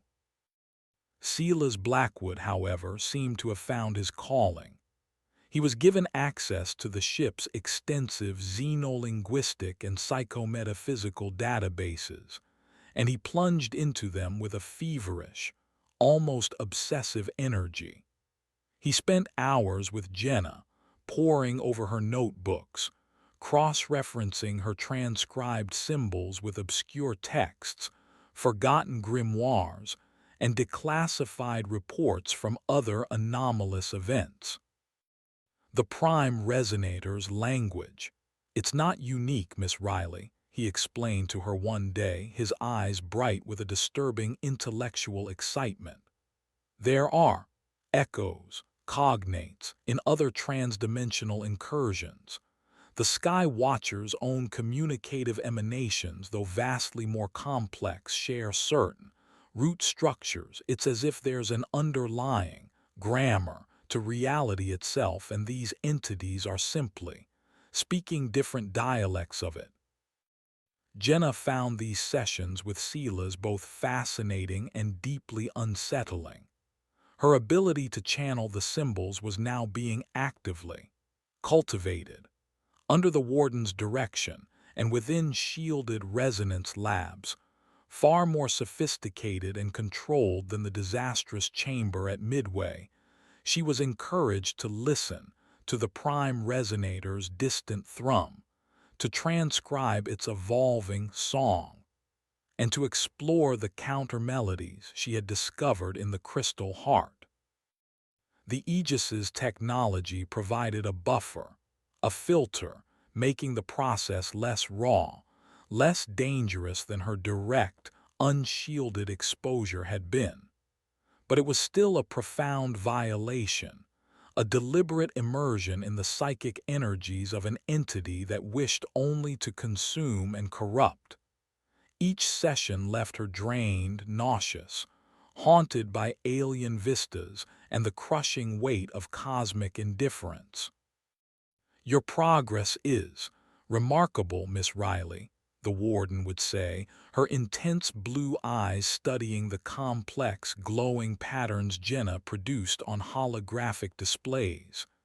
You are creating a lexicon, a Rosetta Stone, for the language of the abyss. This will be invaluable in developing more targeted psionic countermeasures. Eva, meanwhile, underwent a different kind of cultivation. Her inherent psychic resilience was subjected to rigorous testing and augmentation. She, too, spent time in shielded labs, but her sessions involved focused mental exercises, biofeedback, and exposure to carefully calibrated psychic fields designed to strengthen her mental defenses, to teach her to consciously control her own psychic signature, to create internal firewalls against mental intrusion. It was grueling, exhausting work, pushing the limits of her endurance. She learned to recognize the subtle tendrils of psychic influence, to erect barriers, to ground herself in her own identity when faced with disorienting or terrifying mental assaults. The trainers, visored and anonymous like the rest of the crew, were relentless, pushing her to her breaking point and beyond. Captain Rostislav, one of her trainers, communicated, its synthesized voice devoid of emotion. Your ability to maintain cognitive cohesion under extreme psychic duress is an anomaly. We must understand its mechanics. We must replicate it if possible. Eva felt like a weapon being honed, her mind a fortress under constant siege and reinforcement. The process was invasive, deeply unsettling, but a part of her, the pragmatic survivor, the commander, recognized its necessity. If she could learn to fight this enemy on its own terms to protect her own mind, perhaps she could protect others. But the cost was high. Both women felt increasingly isolated, not just from the outside world but from their own former selves. They were being reshaped, reforged in the crucible of this secret war. The camaraderie they had begun to develop with Davies, Peters, and Anya was strained by their new, specialized roles, by the long hours they spent in their respective labs, by the very nature of what they were becoming. The news from the outside world, when the warden chose to share it, was uniformly grim. ADE-01's influence continued to spread. Coastal regions reported anomalous seismic activity, freak weather patterns, and a disturbing rise in mass hysteria, cult activity, and inexplicable violence. The Sky Watcher remained a silent, ominous presence in the upper atmosphere, its diamond-shaped probe occasionally seen making high-altitude sorties, its purpose unknown, its indifference absolute. The global psionic field is becoming increasingly chaotic, the warden informed them during a rare joint briefing. ADE-01 is not just attacking physically, it is actively terraforming the human psychosphere, creating an environment conducive to its full emergence. She displayed a holographic map of the world, vast swathes of it now colored in a sickly, pulsing green, indicating high levels of psychic contamination. Conventional governments are collapsing or falling under. Compromised leadership. Our network of allied Bastion-class vessels and shielded facilities is shrinking. The Aegis is one of the last fully operational mobile sanctuaries. The weight of that knowledge was immense. They were not just fighting for their own survival anymore. They were, in their own small, reluctant ways, on the front lines of a war for the sanity of their planet. One evening, Eva found Jenna in one of the ship's small, sterile hydroponic gardens, a place they were occasionally allowed to visit for a semblance of normalcy. Jenna was staring at a blank wall, her expression distant, her hand making faint, sketching motions in the air. "Are you all right?" Eva asked, her voice softer than usual. Jenna started, her focus returning. "Oh, Captain, yes, just thinking the symbols, they're evolving in my mind, becoming clearer but also darker, more complex." She looked at Eva, her eyes filled with a weary fear.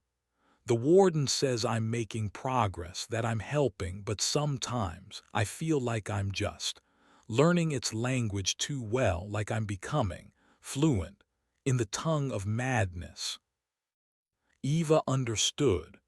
She, too, felt the changes within herself, the hardening of her mind, the cold, pragmatic edge that her training was instilling. They were becoming effective assets, but what were they losing of themselves in the process? "We do what we have to do, Jenna," Eva said, the words feeling inadequate but true. "We survive, and we fight, because if we don't, no one else will." The Bastion sailed on, a tiny island of order in a sea of encroaching chaos. Its reluctant assets, the star captain and the scribe, being forged into the very weapons they would need to face the dawning global nightmare. The price of their sanctuary was their transformation, and the nature of that transformation remained a terrifying, unanswered question. Chapter 33: The Call to Action. Months bled into a grim, focused routine aboard the Aegis. The initial shock of their situation had given way to a weary acceptance, a sense of being cogs in a vast, desperate machine. Eva's mental defenses were now formidable, a layered shield of focused will and psychic counterpressure. She could sense the prime resonator's distant, hateful thrum, but it no longer overwhelmed her. It was a known enemy, its pressure points identified, its tactics becoming familiar.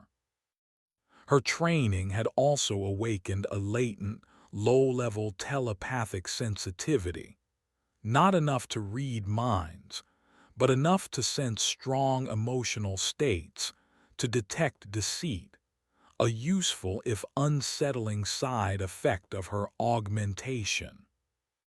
Jenna's fluency in the language of the abyss had become nothing short of extraordinary. She could not only transcribe the prime resonator's shifting mimetic patterns but also anticipate them, identify subtle shifts in its song that indicated new strategies, new focal points of its global assault. Her notebooks, once filled with chaotic scrawls, were now ordered lexicons of alien grammar, her hand moving with a calm, precise certainty. The warden and Silas Blackwood treated her work with a mixture of awe and barely concealed trepidation. She was their most potent weapon and their most vulnerable point. The whispers still tried to seduce her, but now she recognized their tune, their deceptive cadence. The news from the world beyond the Aegis's null-psi field, relayed by the warden with grim regularity, grew increasingly dire. Coastal cities were succumbing to mass hysteria, tsunamis of unnatural origin, and swarms of hostile, psychically controlled marine life. Governments, crippled by internal corruption and the breakdown of societal order, were either collapsing or making desperate, ill-advised pacts with what they perceived to be new, powerful deities. The sickly green of ADE-01's influence on the warden's holographic map had spread like a cancer, consuming vast swathes of the globe. The Sky Watcher remained, a silent, distant arbiter, its purpose still a terrifying enigma. Captain Davies, Peters, and Anya Sharma had been integrated into the Aegis's operational structure. Davies, with his tactical acumen, helped plan defensive strategies for the shrinking network of Allied sanctuaries. Peters, his engineering skills surprisingly adaptable, worked on maintaining and enhancing the Aegis's own complex systems, particularly the psionic field projectors. Anya assisted the medical teams, her first-hand experience with acute psychic trauma proving invaluable. They were all, in their own ways, soldiers in this silent, desperate war. Then the warden summoned Eva, Jenna, Davies, and Silas Blackwood to the central briefing room. The atmosphere was more charged than usual, the rhythmic hum of the ship's energy field seeming to thrum with a new urgency. ADE-01 has initiated a new phase of its emergence, the warden began, her voice devoid of its usual calm, now tight with a controlled intensity. A new holographic display shimmered into existence, showing a deep oceanic trench, not the Challenger Deep this time, but one closer to a major continental shelf, near a densely populated coastline that was, as yet, relatively untouched by the entity's direct influence. It is creating a new nexus, a secondary focal point for its power. We believe it intends to use this new nexus to amplify its psychic broadcast, to accelerate the corruption of the remaining stable regions, and potentially to facilitate a more physical manifestation. A beachhead, Davies breathed, his eyes narrowed. Precisely, Captain, the warden affirmed. Our long-range psionic sensors indicate the energy buildup at this new nexus is rapid, far exceeding what we observed at the crystal heart or even at Midway. If it reaches full power, the consequences will be irreversible for that entire continental landmass, and potentially globally. Can you disrupt it from here? Eva asked, already dreading the answer. The warden shook her head. The Aegis's null psi field, while protective, is also insulating. To project a disruptive counter-resonance of the magnitude required over such a distance and against such a concentrated energy source, it would drain our core, leaving us and everyone aboard vulnerable. We cannot win a battle of brute psychic force from a defensive posture. She looked directly at Jenna. Miss Riley, your transcribed counter-melodies, the ones that proved effective against ADE-01 servitors when amplified by the crystal heart. Silas Blackwood believes he has isolated a core sequence, a nullification chord, that, if delivered directly into the heart of this new nexus as it is forming, could theoretically unravel it, disrupt its coherence before it achieves critical psionic mass. Jenna went pale. Deliver it directly. The Nautilus Minor, Silas Blackwood interjected, his voice trembling but also alight with a feverish conviction. Its basic design, its older, non-digital systems. They proved surprisingly resilient to the entity's initial psychic overload, far more so than modern, networked vessels. And it is small, difficult to detect. Eva's heart sank. She knew where this was going. We have retrofitted a deep-sea submersible, the warden continued, a new holographic image appearing, a vessel that looked disturbingly like a heavily modified, armored version of the Nautilus Minor, bristling with new antennae and what looked like focused energy projectors. Designated the Retribution. It is shielded, its power core augmented, and it is designed to deliver a payload. A payload of what? Davies asked, his voice grim. Not a conventional explosive, Captain, Silas said, but a focused psionic charge, using Miss Riley's nullification cord as the warhead. The projectors on the Retribution are designed to take the raw symbolic input from Miss Riley, convert it into a coherent psionic wave, and deliver it with pinpoint accuracy into the forming nexus. You want Jenna to go down there, Eva exclaimed, a protective anger flaring. Into the heart of that thing's power. After what happened to her with the crystal heart, it will kill her. The risk is extreme, the warden conceded, her blue eyes meeting Eva with an unyielding gaze. But Miss Riley is the only one who can generate the precise sequence required, and the Retribution's shielding, combined with a refined version of the psionic dampener technology, should offer her a greater degree of protection than she had before. Jenna, who had been silent, her face a mask of conflicting emotions, finally spoke, her voice quiet but firm. I have to do it, don't I? She looked at the holographic image of the forming nexus, at the sickly green energy swirling within it. If there's a chance, even a small one. The whispers, though muted aboard the Aegis, had never truly left her. She knew what the entity was capable of. She had seen its hunger, its desire to consume, to corrupt. You will not go alone, Miss Riley, the warden stated. Captain Rostislav, your demonstrated psychic resilience, Your ability to function under extreme mental duress makes you the ideal pilot for the retribution. You will command the mission. Eva felt a cold knot form in her stomach. To pilot another submersible into the abyss, into the very teeth of that cosmic horror, with Jenna, her scribe, as the living, breathing core of their only weapon. It was a suicide mission.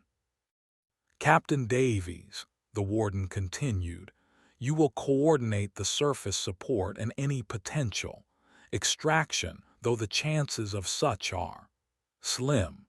Peters, your engineering expertise will be vital in the Retribution's final systems check and deployment. Anya Sharma, you will be Jenna's medical support aboard the submersible to manage the physiological strain as best as possible. It was a call to action, a desperate, almost certainly fatal gamble. The crew of the ill-fated C-130, the survivors of Midway, the reluctant assets of the Aegis, were being sent back into the heart of the nightmare. When do we leave? Eva asked, her voice devoid of emotion, her mind already calculating, preparing, walling off the fear. The Nexus is projected to reach critical psionic mass in 72 hours, the warden replied. You deploy in 12. The fate of a continent, perhaps more, rests on your success. The briefing room was silent, the weight of their mission pressing down on them. The prime resonator was making its move, and they, the scarred, transformed remnants of a forgotten cargo flight, were humanity's last, improbable line of defense. The call had been made. The abyss awaited their answer. Chapter 34. The Weight of a World. The 12 hours leading up to the Retribution's deployment were a blur of intense, focused activity, overlaid with a palpable sense of impending doom. The Aegis, usually a vessel of calm, ordered silence, now hummed with a new, nervous energy.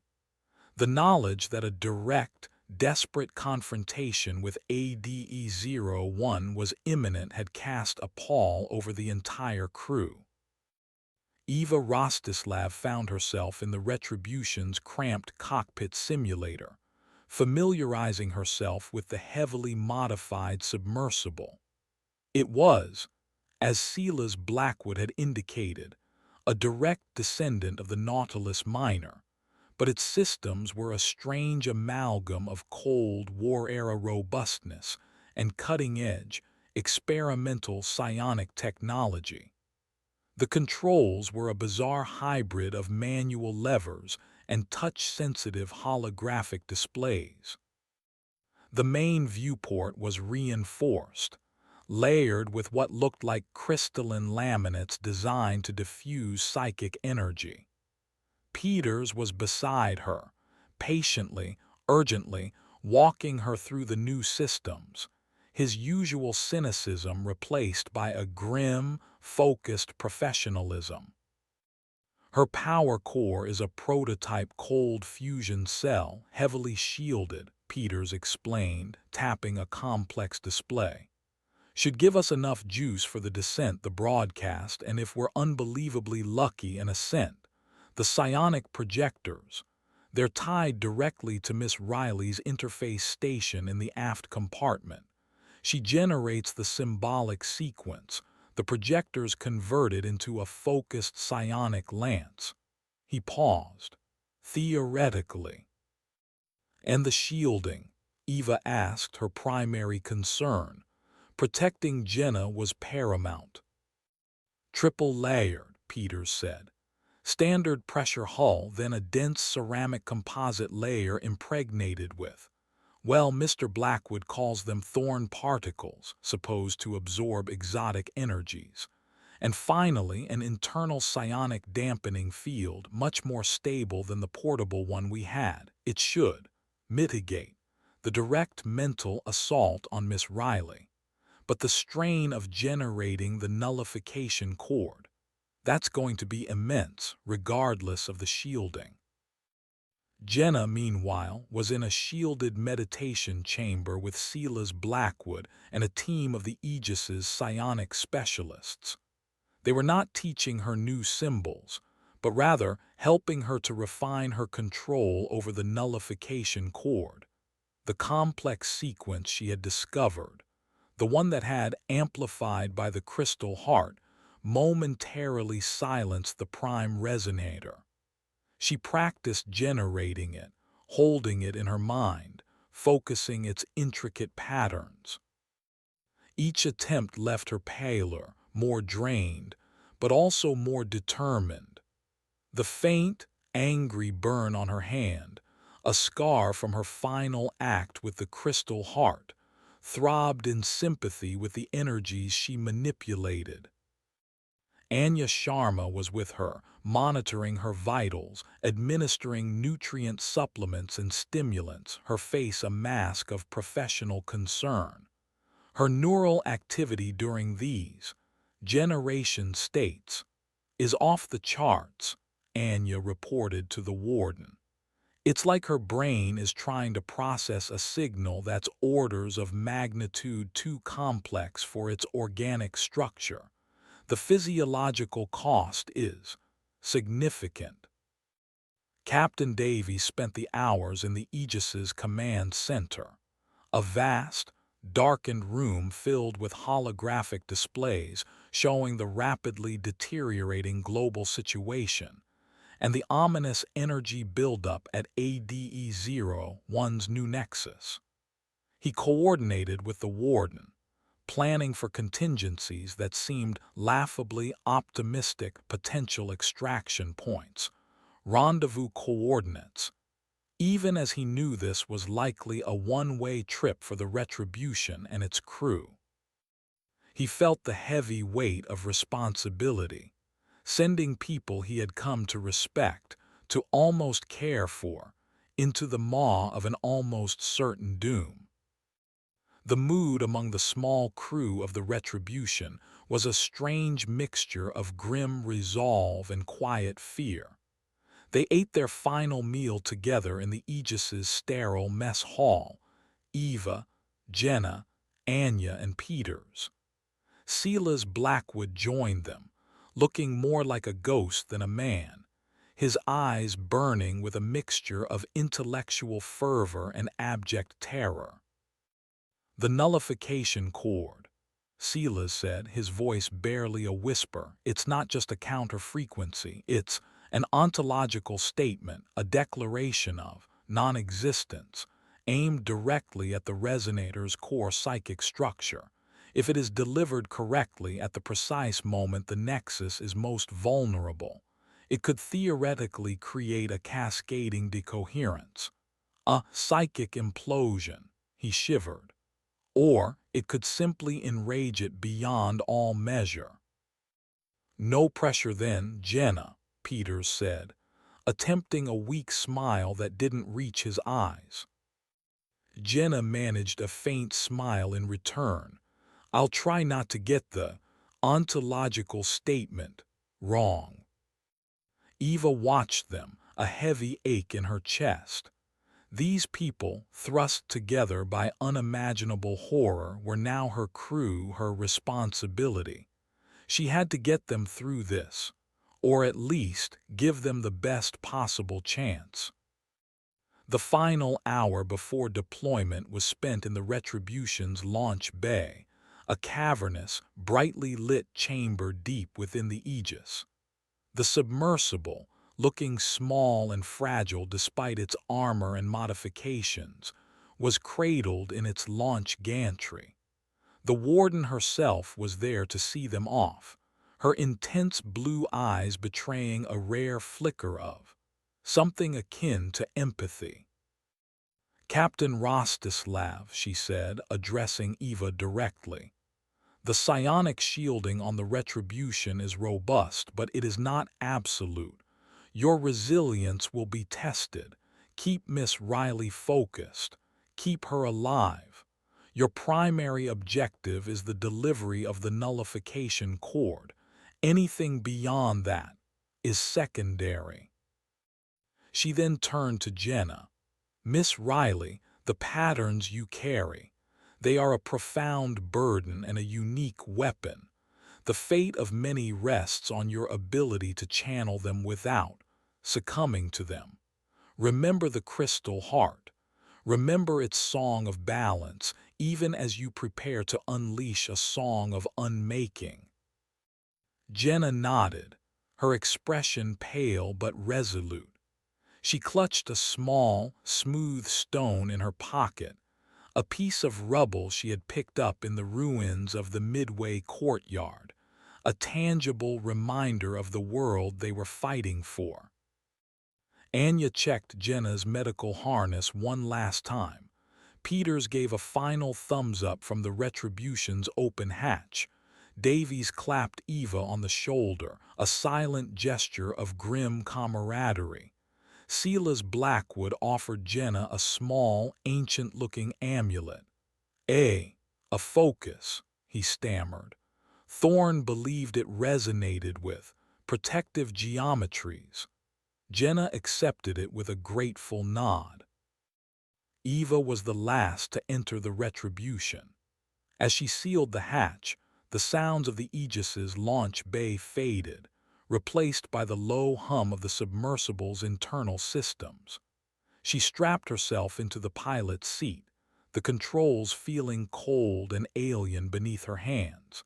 Beside her, Anya was settling Jenna into her interface station, a complex array of softly glowing holographic pads and biofeedback sensors. Peters was in the small engineering section, monitoring the power core. "All systems nominal, Captain," Peters reported, his voice tinny over the intercom. "Psionic shielding at full strength, core reactor stable." "Jenna," Eva asked. "Ready, Captain," Jenna replied, her voice quiet but surprisingly steady. The amulet Silas had given her was clutched in her unburned hand. Eva took a deep breath. She looked through the main viewport at the launch gantry, at the distant, watching figures of the Warden and Davies. This was it, the weight of a world resting on their small, fragile shoulders. "Aegis Control, this is Retribution," Eva said into the comms, her voice calm, professional. "Requesting permission to commence deployment." The Warden's voice came back, clear and resolute. "Retribution, you are cleared for deployment. Godspeed, Captain Rostislav. May your song silence the abyss." With a series of clangs and hisses, the launch gantry released them. The Retribution slid smoothly from the Aegis's belly into the cold, dark, and increasingly hostile waters of the Pacific. Their descent into the heart of the new nexus, into the teeth of the prime resonator's burgeoning power, had begun. Chapter 35: The Descent into the Nexus. The Retribution slipped from the protective aura of the Aegis like a newborn cast into a wolf pack. The transition was immediate and brutal. The moment they cleared the Bastion's null-psi field, the full, oppressive weight of the prime resonator's psychic presence slammed into them, a tangible force that made the submersible's hull groan and the air within crackle with unseen energies. Eva gripped the controls, her augmented mental defenses flaring, erecting shields against the crushing psychic tide. It was like flying through a hurricane of pure malevolence. The entity knew they were here. It was aware of their purpose, and it was furious. "Fools, insects, your defiance is a fleeting screech before the storm. You bring your fragile light into our eternal darkness. We will extinguish it and you. The thunderous voice, no longer distant but immediate, overwhelming, clawed at Eva's mind. But this time she was prepared. She met its rage with a cold, focused calm, her will a sharpened spear against its vast, chaotic power. In the aft compartment, Jenna cried out as the psychic onslaught hit her.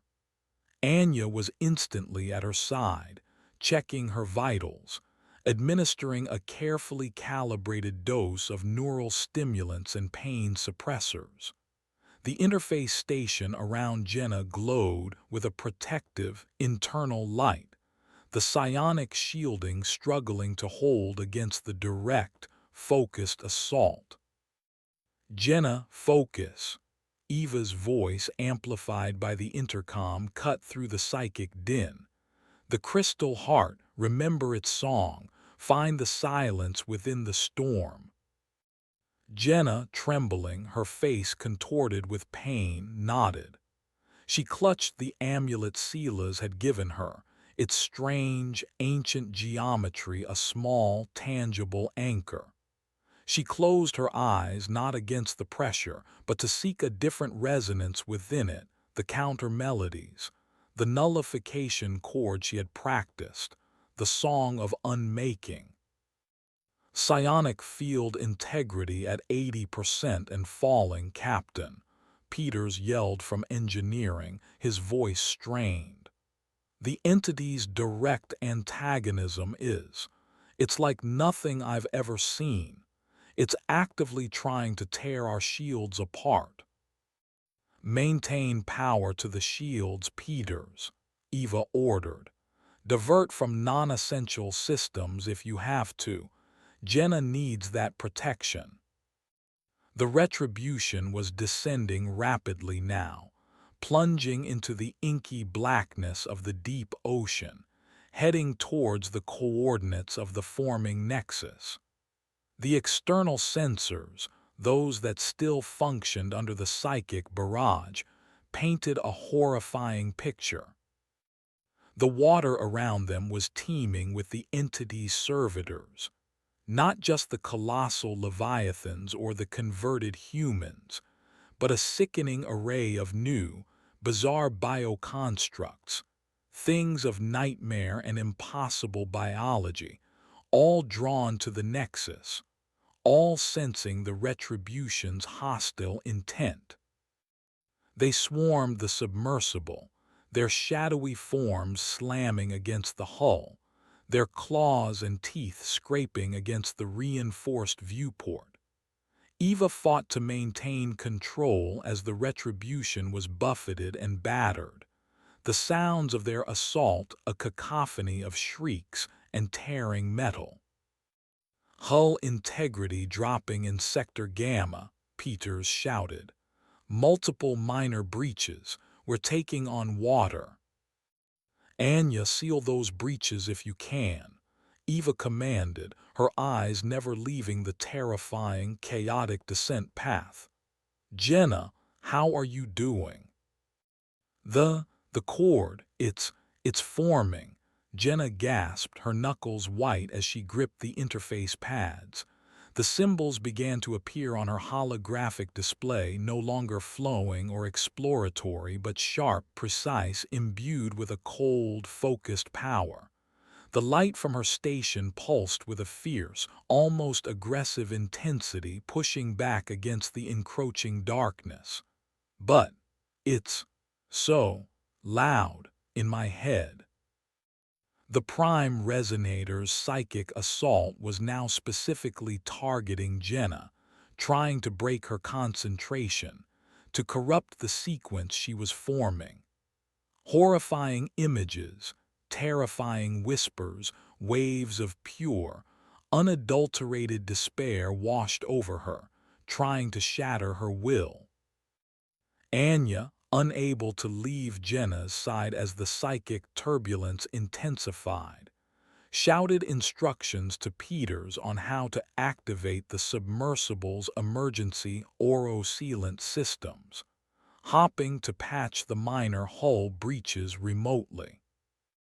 Eva, meanwhile, piloted the Retribution through a maelstrom. The nexus ahead was no longer just an energy signature on a display. It was becoming visible through the viewport, a swirling vortex of sickly green and black energies, a wound in the ocean floor from which the entity's power was erupting like a geyser of pure psychic poison. The very water around it seemed to be warping, twisting, reality itself buckling under the strain. "We're approaching the Nexus core," Eva announced, her voice tight.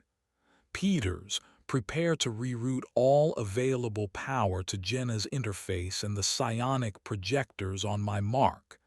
Anya, brace Jenna. This is going to be rough." The prime resonator sensed their final approach, its rage reaching a new crescendo.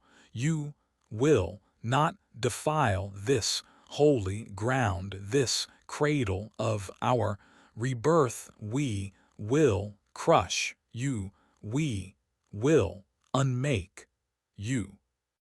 The Retribution shuddered violently as a colossal, shadowy tentacle, larger than any they had seen before, erupted from the Nexus and slammed into their shields. The lights flickered, alarms blared. "Shields at 30%, Peters screamed. "They're not going to hold." "Jenna, now," Eva roared. "Unleash it. Give it everything you've got." Jenna's eyes snapped open. They were no longer her own. They burned with a cold, white light, the light of the nullification cord, the light of pure, focused, ontological negation. Her voice, when she spoke, was a chorus, a symphony of dissonant, powerful harmonies, the very language of unmaking. "By the silence that precedes creation, by the void that echoes true, by the pattern that unravels, I declare thee null." As she spoke the final word, she slammed her burned hand onto the central interface pad. The symbols on her display blazed with an unbearable intensity. All power in the Retribution, save for Jenna's station, and the now glowing psionic projectors on the submersible's exterior, died. They were plunged into a momentary, terrifying internal darkness. Then from the projectors, a beam of pure, incandescent white light shot through with black, geometric impossibilities. The nullification cord made manifest, lanced out from the Retribution, and struck the swirling, chaotic heart of the Nexus. There was no explosion, no sound save for the tortured groaning of the Retribution's hull. Instead, there was a stillness. The sickly green and black energies of the Nexus faltered. The swirling vortex seemed to hesitate. The colossal shadowy tentacle that had been crushing them recoiled as if burned. The psychic roar of the prime resonator in their minds cut off, not into silence this time, but into a single high-pitched shriek of what sounded like disbelief and agony. The white-black beam from the Retribution held, pouring into the Nexus, Jenna's voice, still a dissonant chorus, chanting the complex, terrible symbols of unmaking. The Nexus began to contract, to shrink. The swirling energies turned inwards, not with controlled power, but with a chaotic, implosive force. It was as Silas Blackwood had theorized, a cascading decoherence. The very psychic structure of the forming nexus was being unraveled from within. But the strain on Jenna was unimaginable. Blood was now streaming from her nose, her ears. Her body convulsed in the interface chair, held only by the restraints and Anya's desperate grip. The white light in her eyes began to flicker. She can't hold it much longer," Anya screamed, her voice raw with terror and awe. "Peters, any power, anything," Eva yelled, trying to restart the submersible's dead systems. But it was too late for that. The Nexus, in its death throes, was collapsing entirely, pulling everything around it, water, rock, the entities confused and now uncontrolled servitors, and the retribution itself, into its imploding core. The last thing Eva saw before the viewport was completely consumed by a chaotic, swirling blackness was Jenna slumping forward in her chair, the white light in her eyes extinguishing, a single, soft sigh escaping her lips. Then nothing, only the violent, tearing forces of a localized reality unmaking itself, and the silent, terrifying fall into an unknown, newly formed abyss. The song of unmaking had been sung. The price was yet to be tallied. Chapter 36. The Stillness of Unmaking. The implosion of the Nexus was not an explosion of energy outwards, but a terrifying, silent contraction inwards. The retribution, caught in its gravitational well, was dragged into the collapsing vortex, its hull screaming, its internal structure groaning under unimaginable stresses. Eva fought the dead controls, a useless, instinctive gesture. There was no piloting this, no escape. They were at the mercy of forces that were literally unmaking the reality around them. Then, as abruptly as it had begun, the violent tearing stopped.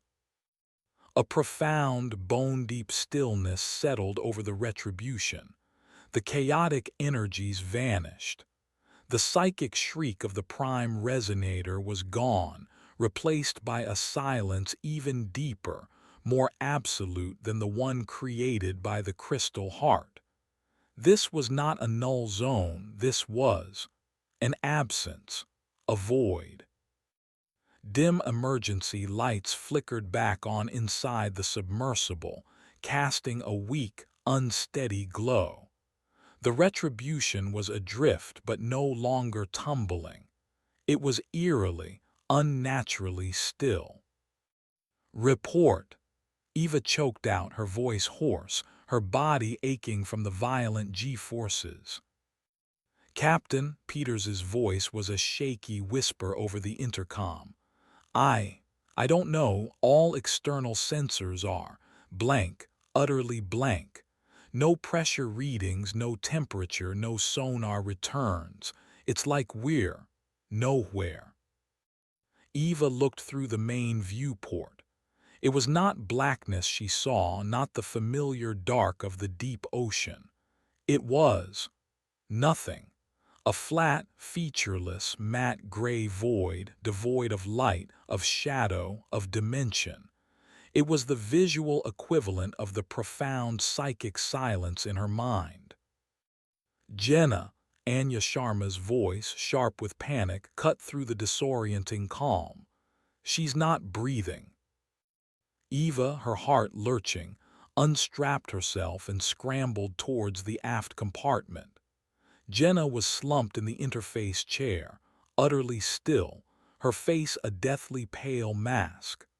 The raw, burned skin on her hand where she had channeled the final surge of energy was a stark, angry red against her white skin.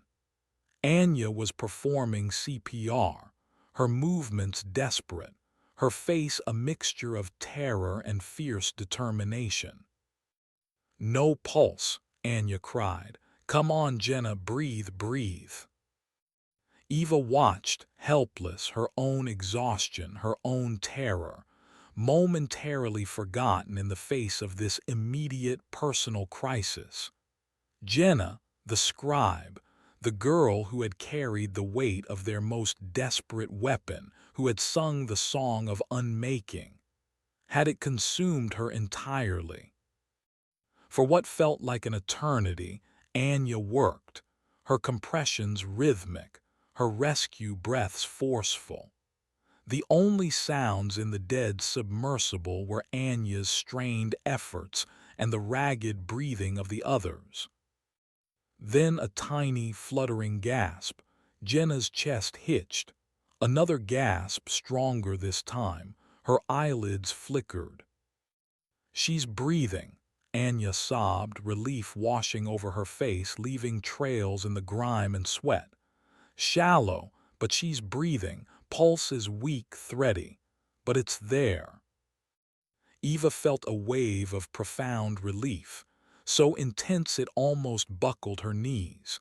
Jenna was alive, battered, drained, burned by the terrible power she had channeled, but alive. Peters, his voice still shaky, came over the intercom. "Captain, whatever that nullification cord did, it seems to have created a localized pocket of unreality, a bubble. The nexus isn't just gone, the space it occupied is undefined." Silas Blackwood, who had been huddled in a corner, slowly uncurled. He looked at the featureless gray void beyond the viewport, his eyes wide with a terrified, almost religious awe.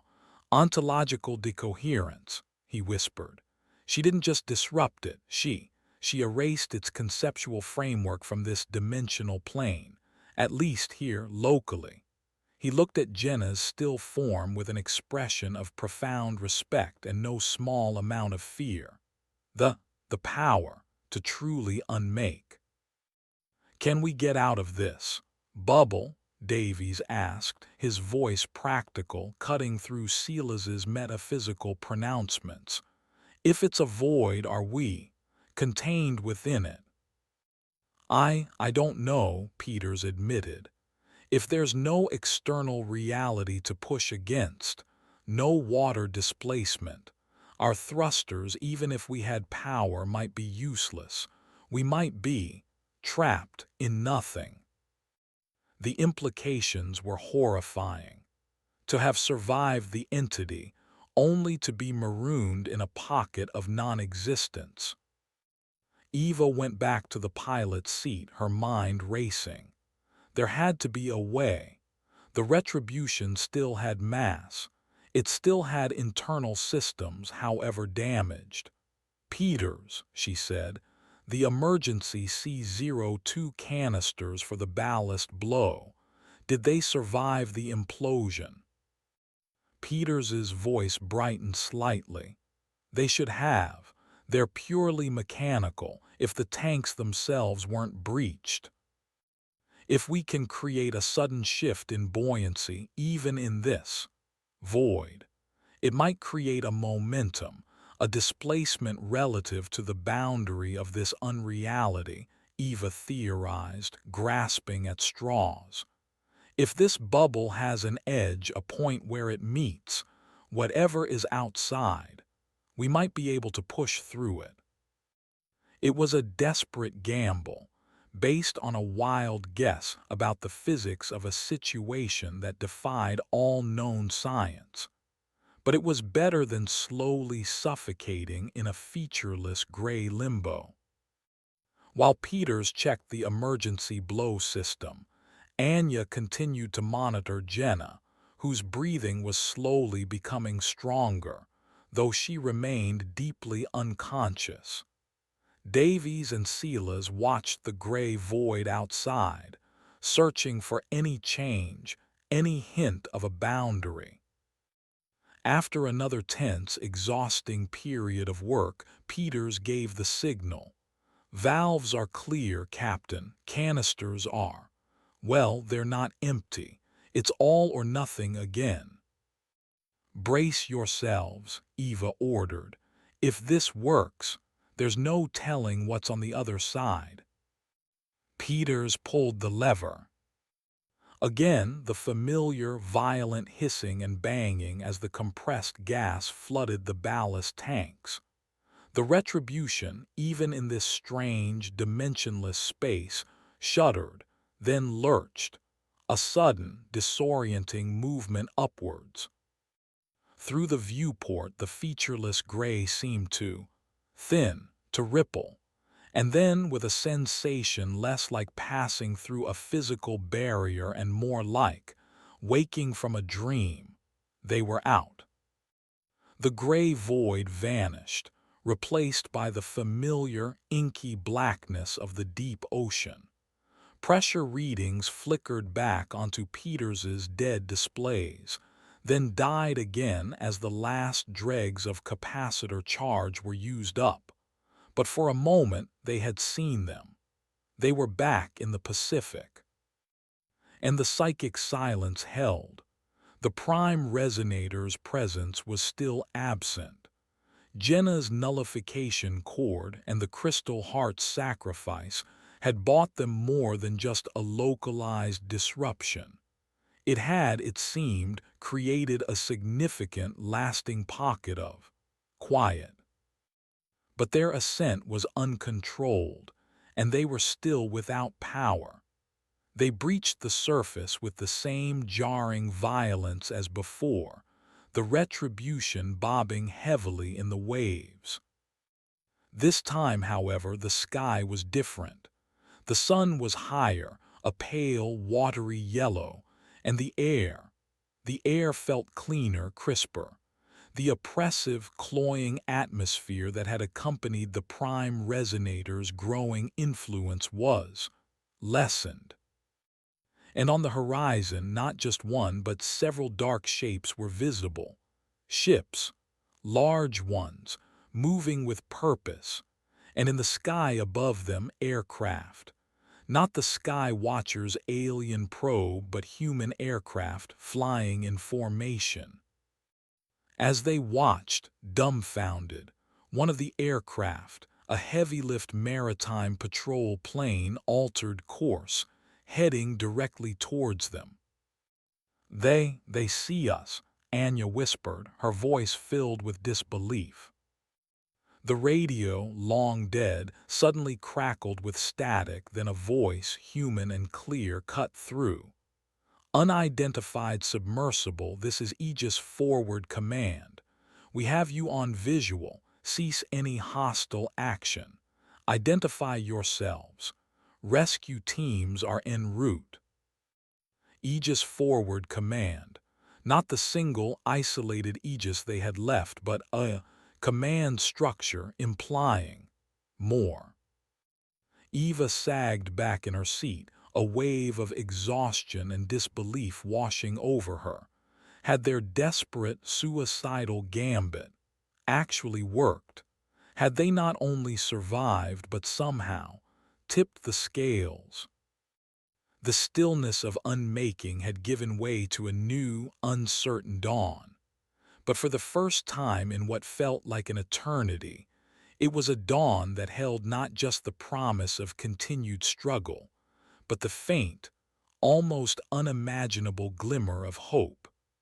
The fight was far from over, but perhaps, just perhaps, they were no longer entirely alone, and no longer entirely without a weapon. Chapter 37: The Shifting Tides.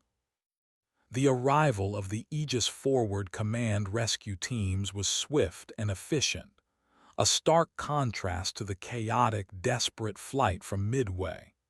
Heavy-lift helicopters, launched from the distant ships, hovered over the crippled Retribution, deploying medics and engineers via winch.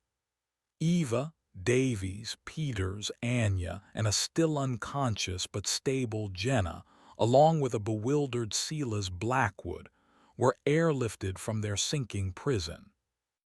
As they were lifted into the sky, Eva looked down at the Retribution as it gave a final, gurgling sigh and slipped beneath the waves, its desperate mission accomplished.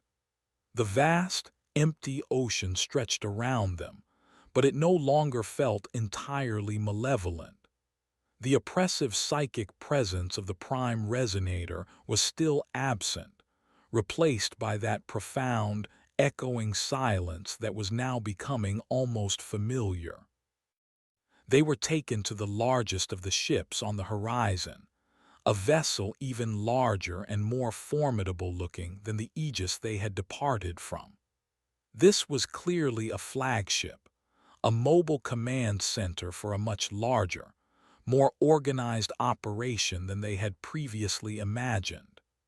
The warden was there to meet them as they were brought aboard, her intense blue eyes holding a mixture of grim satisfaction and weary relief.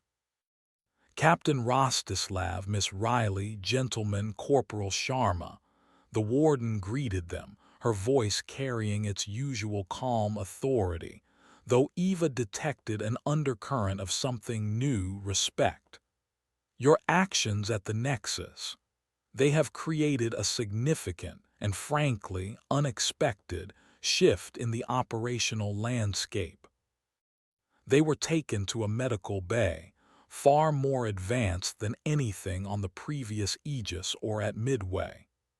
Jenna was immediately surrounded by a team of specialists, her condition stabilized, her burned hand treated with advanced regenerative technology.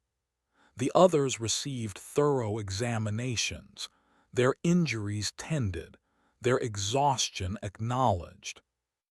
Later, in a large, circular briefing room that dwarfed the one on the first Aegis, the warden explained the current situation.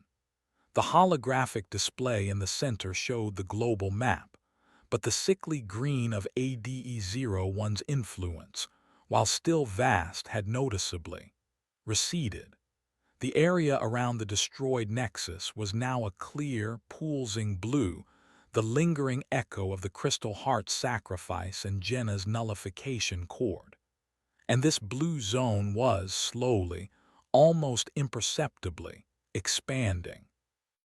The nullification cord, delivered directly into the forming nexus by Miss Riley, did more than just destroy that localized concentration of ADE-01's power, the warden explained.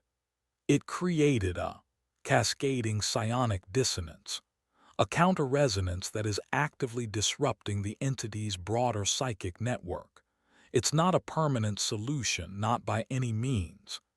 ADE-01 is ancient, vast, and incredibly resilient.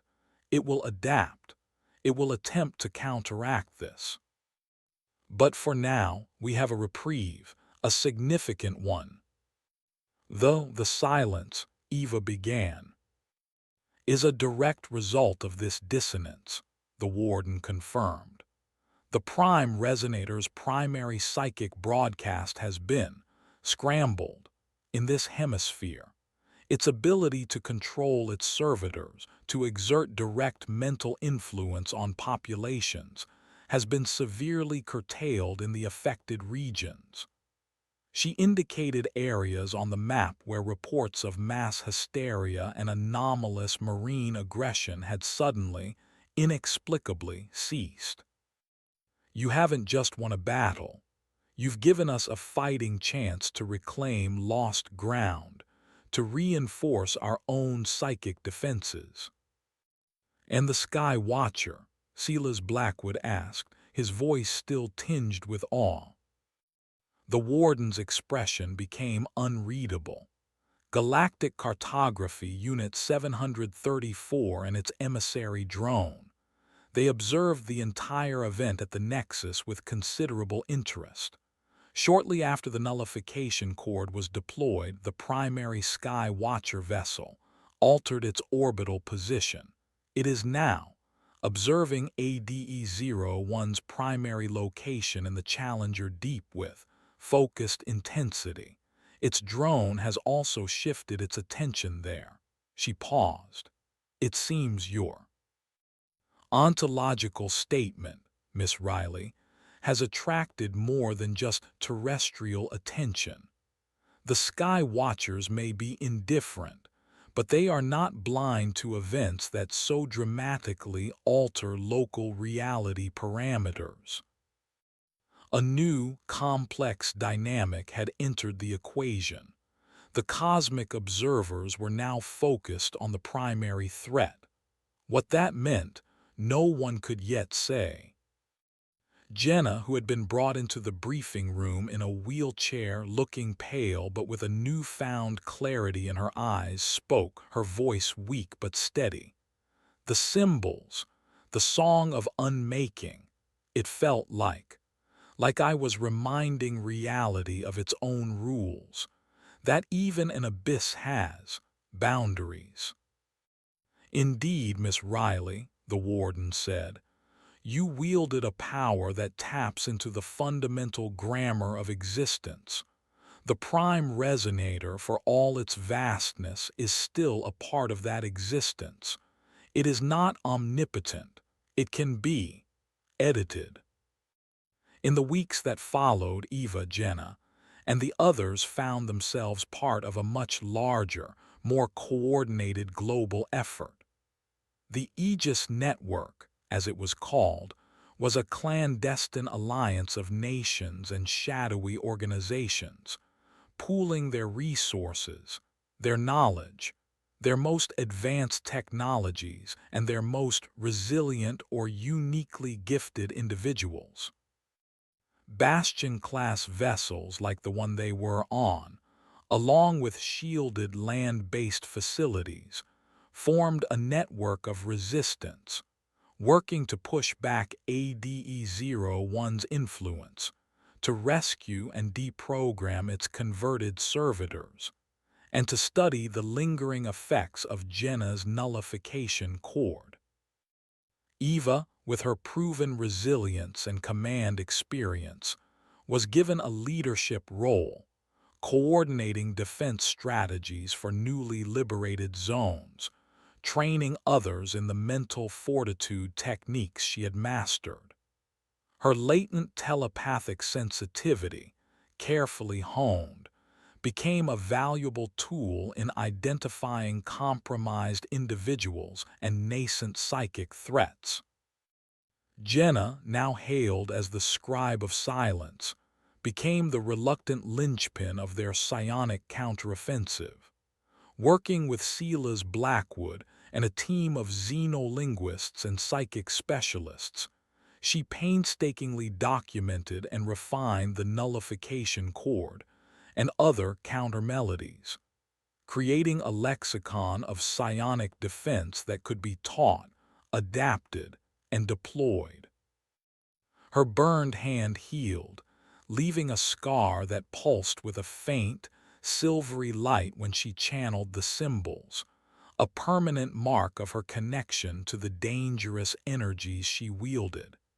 She was no longer just a reporter. She was a living weapon, a conduit for the very patterns that could hold the abyss at bay.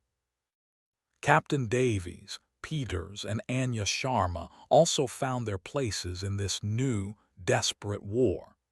Davies' tactical skills were invaluable. Peters's engineering genius helped keep the Aegis Network's experimental technology functioning. Anya's medical expertise, combined with her first-hand experience of psychic trauma, made her a leader in rehabilitating those rescued from ADE-01's influence. The prime resonator was not defeated. It was wounded, yes, its influence curtailed, its plans disrupted. But it was still there in the crushing darkness of the Challenger Deep, ancient and malevolent, learning, adapting, undoubtedly preparing its next move. The Sky Watcher remained a silent, enigmatic presence in the heavens, its ultimate intentions unknown. The war for Earth, for reality itself, was far from over. But something had shifted. Humanity, or at least a dedicated, resilient fragment of it, was no longer just a victim, no longer just reacting. They were fighting back, armed with new knowledge, new weapons, and the indomitable courage of those who had stared into the abyss and refused to blink. Eva and Jenna, the star captain and the scribe, often found themselves looking out at the vast, now quieter ocean, or at the star-dusted sky from the deck of their bastion. They were forever changed, scarred by their ordeal, burdened by their unique abilities. But they were also united, not just with each other, but with the strange, dedicated family they had found in this secret war. The silence in their minds, once a terrifying void, was now a space for clarity, for resolve. The echoes of the crystal heart, the memory of its sacrifice, and the power of Jenna's song of unmaking had given them a fighting chance. The tides were shifting, and they would be ready for whatever the next wave brought. Their journey had been one of unimaginable horror, but it had also forged them into something more, something capable of standing against the encroaching darkness, a testament to the enduring, resilient, and utterly unpredictable spirit of a species that refused to go quietly into the long night. The end.